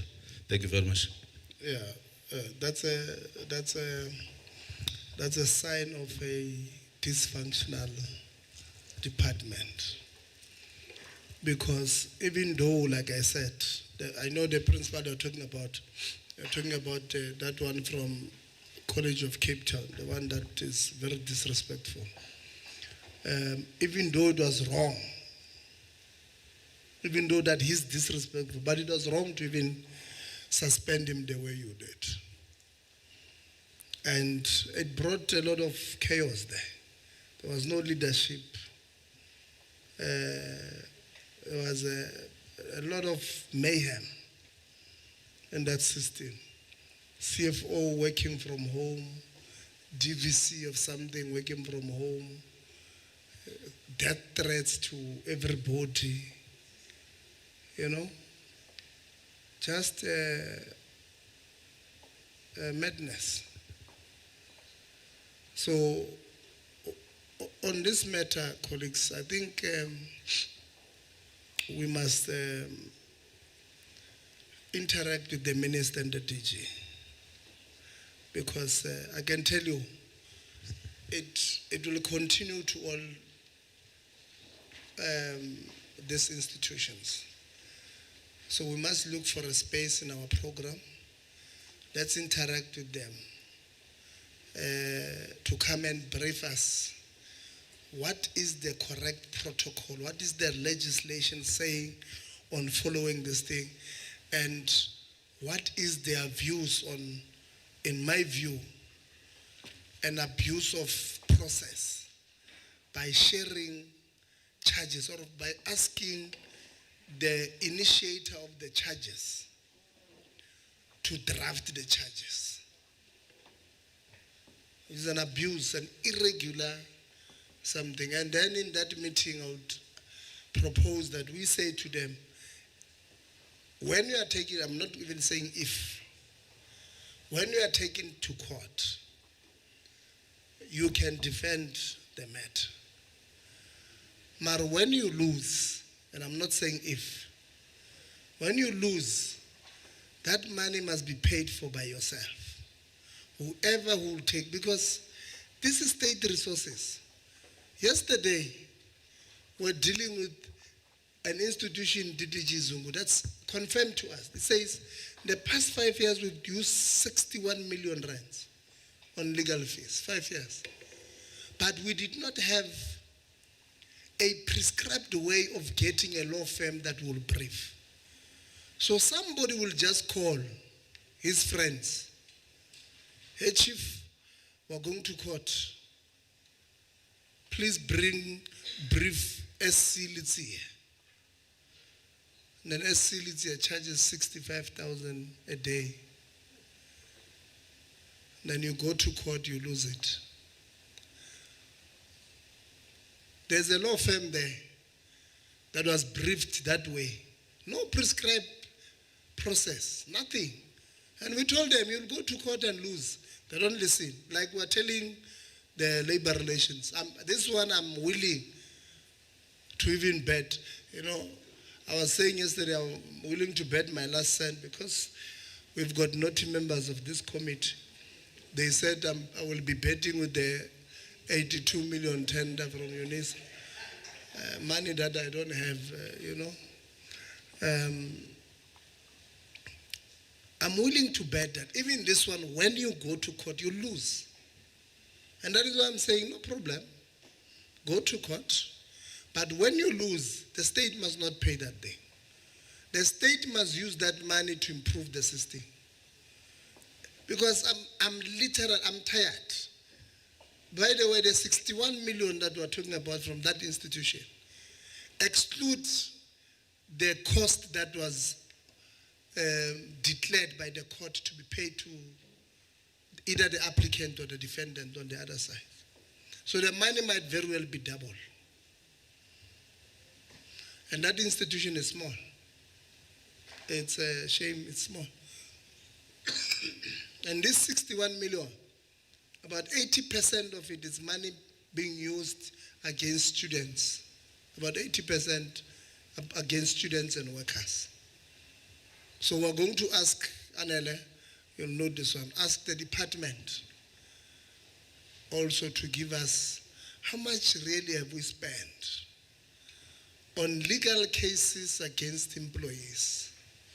How many of them went to court? Who represented us in the courts?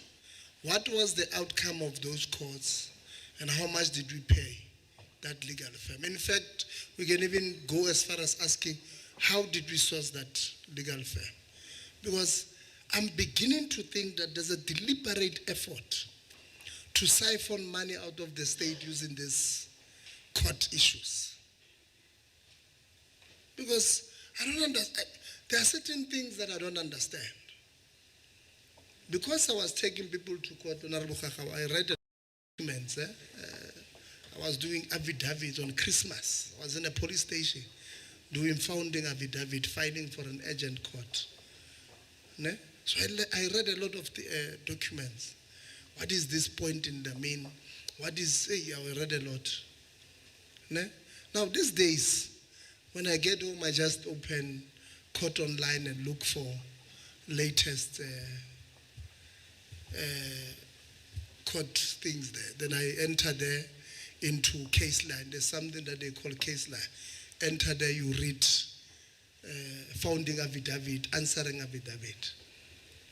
And I sometimes look at the people who are putting in answering affidavit, and I simply say, these ones are going to lose. Like we told University of Limpopo, when you put in an answering affidavit that confirms that, yes, here I'm wrong in law, you start by saying, I'm not going to confer this one their master's degree because I registered them wrong. There's no court in law that will say you are right.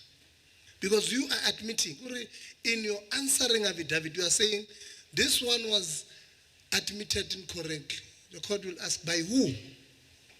You will say, me, but okay. So you take a decision.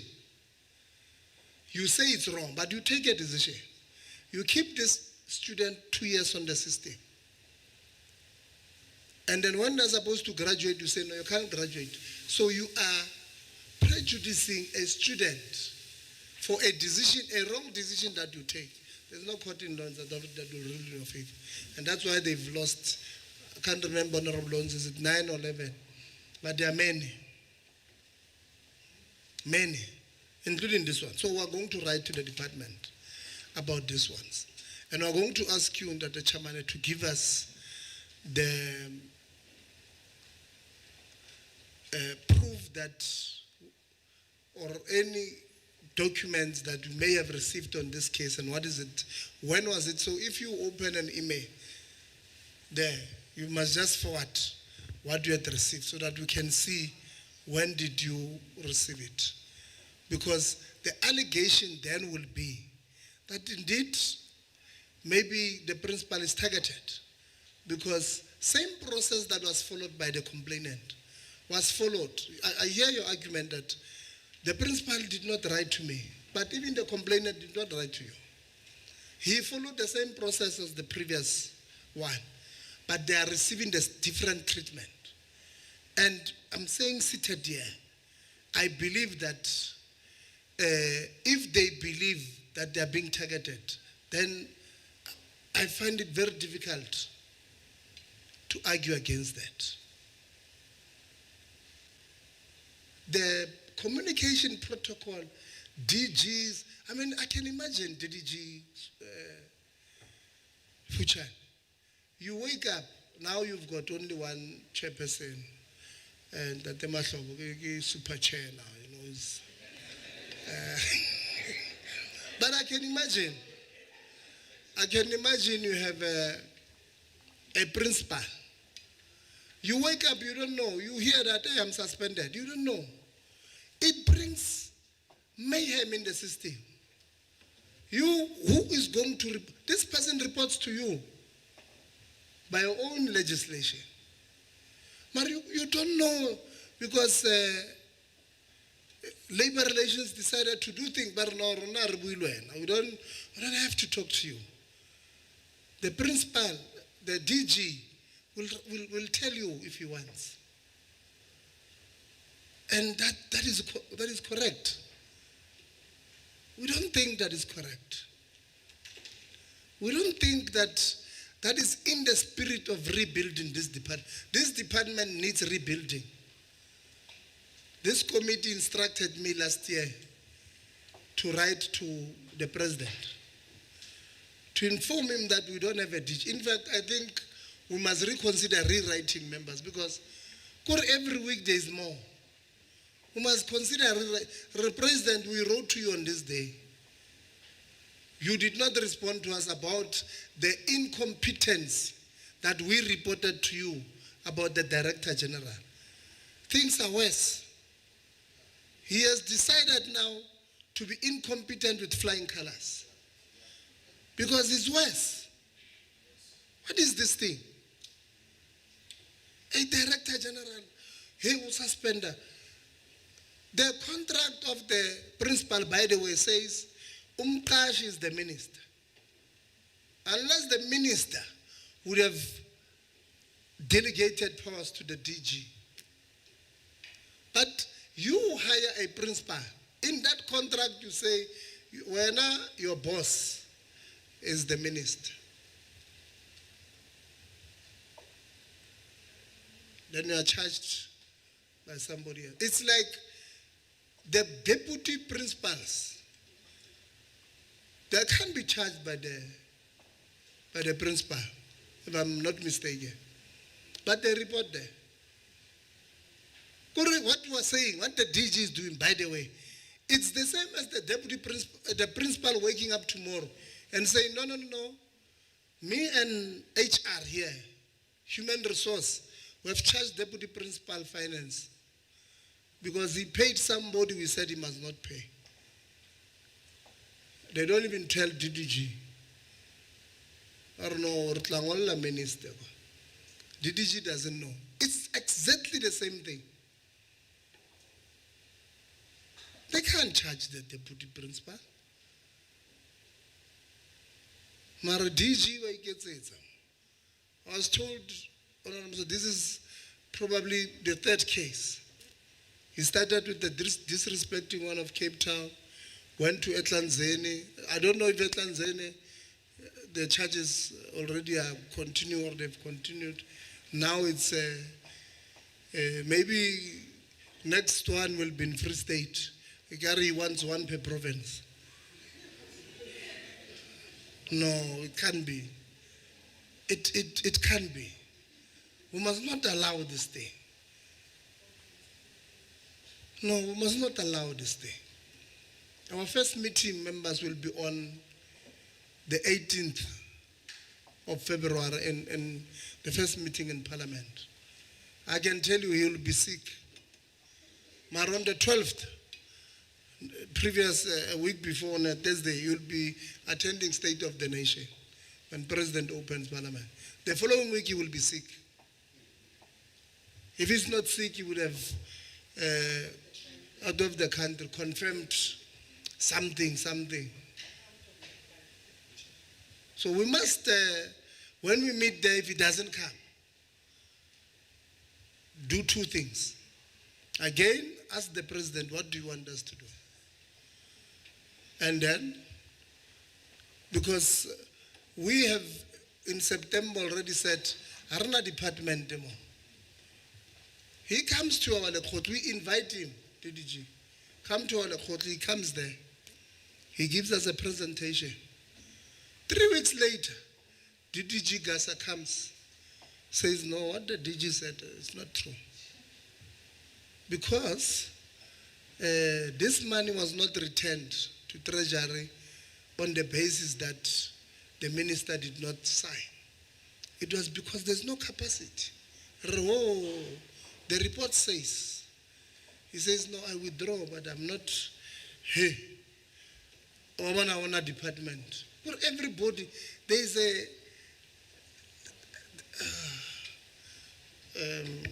you wanted a follow-up? Honorable Kham, follow-up first. I'm going to close. I don't want. No, Chair, thank you. No, I think even if they can submit in writing on my side, but Chairperson, two things that the DDG, I think, deliberately decided not to respond on. You know,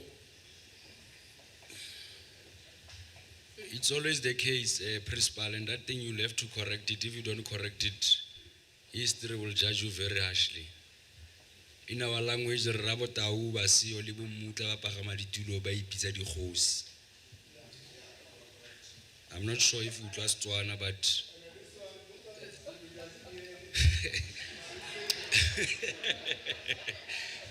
I'm raising this because of DG. I would want you to clarify these two things that you did not respond to.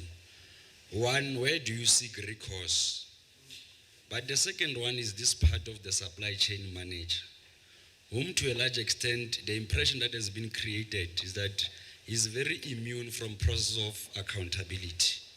you did not discuss that issue of SCM. How is it possible that a person is found to have transgressed your SCM processes and deliberately the department chooses not to defend this matter? I want to get clarity there, because we know these things. Why would the department decide to act outside the time frames of the processes of labor disputes? We all know it. I mean, if you are subjecting me to precautionary suspension, you must have dealt with the process within 60 days. If we all know that process, why can't we do it? So it's only those two things, Chairperson. But secondly, I wanted to propose that let's rather get these things in a written form, Chairperson. Because sometimes we are getting verbal reports here and some of them, they do not make sense. I'm raising this because of earlier on, I'm not sure is it a director or a chief director. He was responding with high level of confidence, and only to realize that his confidence in terms of response contradicts the reality on the ground. So it is for that reason that we would request the written response, so that tomorrow when we say that old people who are refusing to resign in this department are lying to us, we've got proof. We are not seen to be people who are insensitive. Because unfortunately in our language, there's no any other way of explaining this thing. You can't say to us that occupational programs are being implemented, all lecturers have been trained, but part of the reports that we are receiving here is lecturers who are claiming that they have not received enough training. So, Chairperson, it is for that reason that I will request my responses in writing. Thank you very much.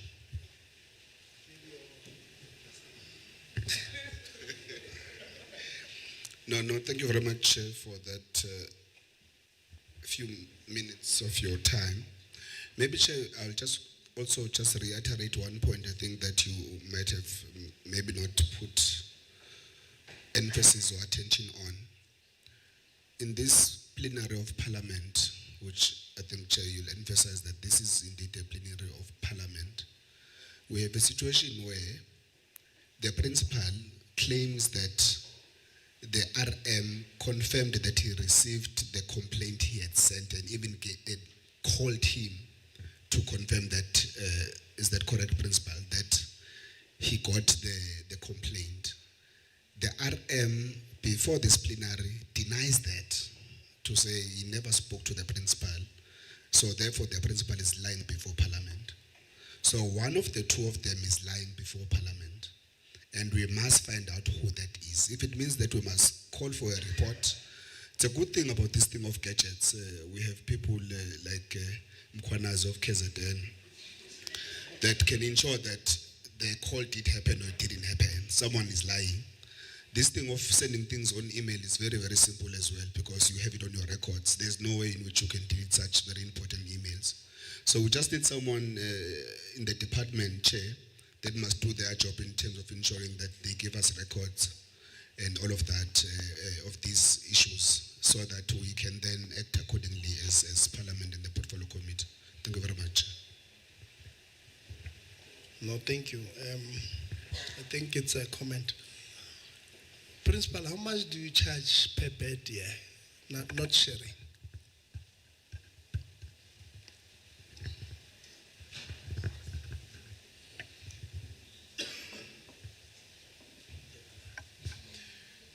I'm a consultant chairperson, 39,000 per annum. 39? Yes. This is what? Not sharing? Or sharing? No, the sharing. And then not sharing? It's the same, because we technically have few beds that are not sharing, which we allocate to the leadership. We prioritize SRC to occupy those, but it's the same amount. But this is your owned ones. This is the TVET college owned. These are your ones, the one that you own. Yes. Okay. And then in slide 12, NSFAS, so is this a metro or a non-metro rated area? It's a non-metro. And then, so NSFAS, if you can give them, so you have NSFAS for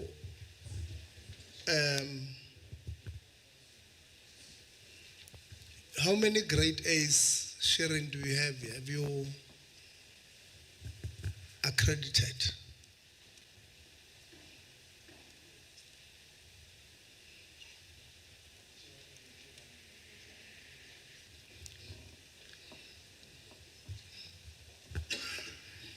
Chairperson, I would have to confirm the number of the grade A's. But you do have grade A's. Yes, we do. You do have grade B's Correct, sir, we do. until grade E. We should not have grade D and E. Or in you this. have A, B, C. Yes. So the cheapest then that you pay is 35,000 sharing and about 37,000 not sharing. That's your cheapest. And your most expensive will then be 39,000 sharing and about 41,000 not sharing. So that should be around the price. Correct. Okay. And all of these things were paid through this TYM, problematic middle people. Correct, sir. That was the process last year. Yeah. And have you, because was it a press conference or something that NSFAS did, I think with the minister early in the year, that you were cancelling this middle people and you'll pay directly. Because we know we're receiving emails from, what do you call these people? Providers, that they've not been paid. Do we know for a fact that we don't have money that are supposed to have been paid to these accommodation providers that sits with these people that we are cancelling? We don't know that for a fact. Currently, we are undergoing a process of reconciling all the invoices that we received last year to be sure that we have not left out anyone. So at this stage, I cannot confirm that information. And roughly when will you finish that? So the exercise started this week. By next week, we would have been finished with that exercise. Okay. No, it's fine. We will follow up because we are receiving a lot of correspondence on email, even from these providers. And like I said, we come from constituencies. Our constituencies, if they complain that a state institution does not want to pay them, we will have to, and we are hoping that by the time you finish this reconciliation, these companies do not file for bankruptcies and go away with money that belongs to poor people of this country. It happened before, Honorable Lonzi, when things like Starbucks were stopped. They left with money that on their vouchers the state had paid, and they left with them. We might be sitting here, Honorable Lonzi, Bo Izaga and Narako and all of those, they might be having money of the state, which would have been paid and they've not distributed to poor people of this country. So we're hoping that that process will finish fast, immediately, so that we get this thing. Everything else that members would have asked that you bring, please, we'll write to you, just reminding you that this is a resolution of the committee. Please share it with us. So I want to thank two Deputy Director Generals, the DG of TVET, DG Zamozungu, and the DG of CET, Mam Tembisa, Fuchane, the DDG of, there are three now, I'm sorry, the acting DDG of corporate, DDG Mzoneli, the super chairperson of CET's Doc, thank you very much. leadership from the CET College in Limpopo, from the acting principal to council and everybody else around. Thank you very much. Please apologize to the students for us, because I was made to believe that they did an exhibition for us to see what is it that they do. We could not get there. We'll try and make a plan to see such, because that's what we want to encourage our people to go there. Want to thank NSFAS. Want to thank labor unions from CET, SRC from CET. Want to come to the university, thank Chair and your council members for being with us the whole day. I hope you got off today and tomorrow, Chair, from work to be with us today.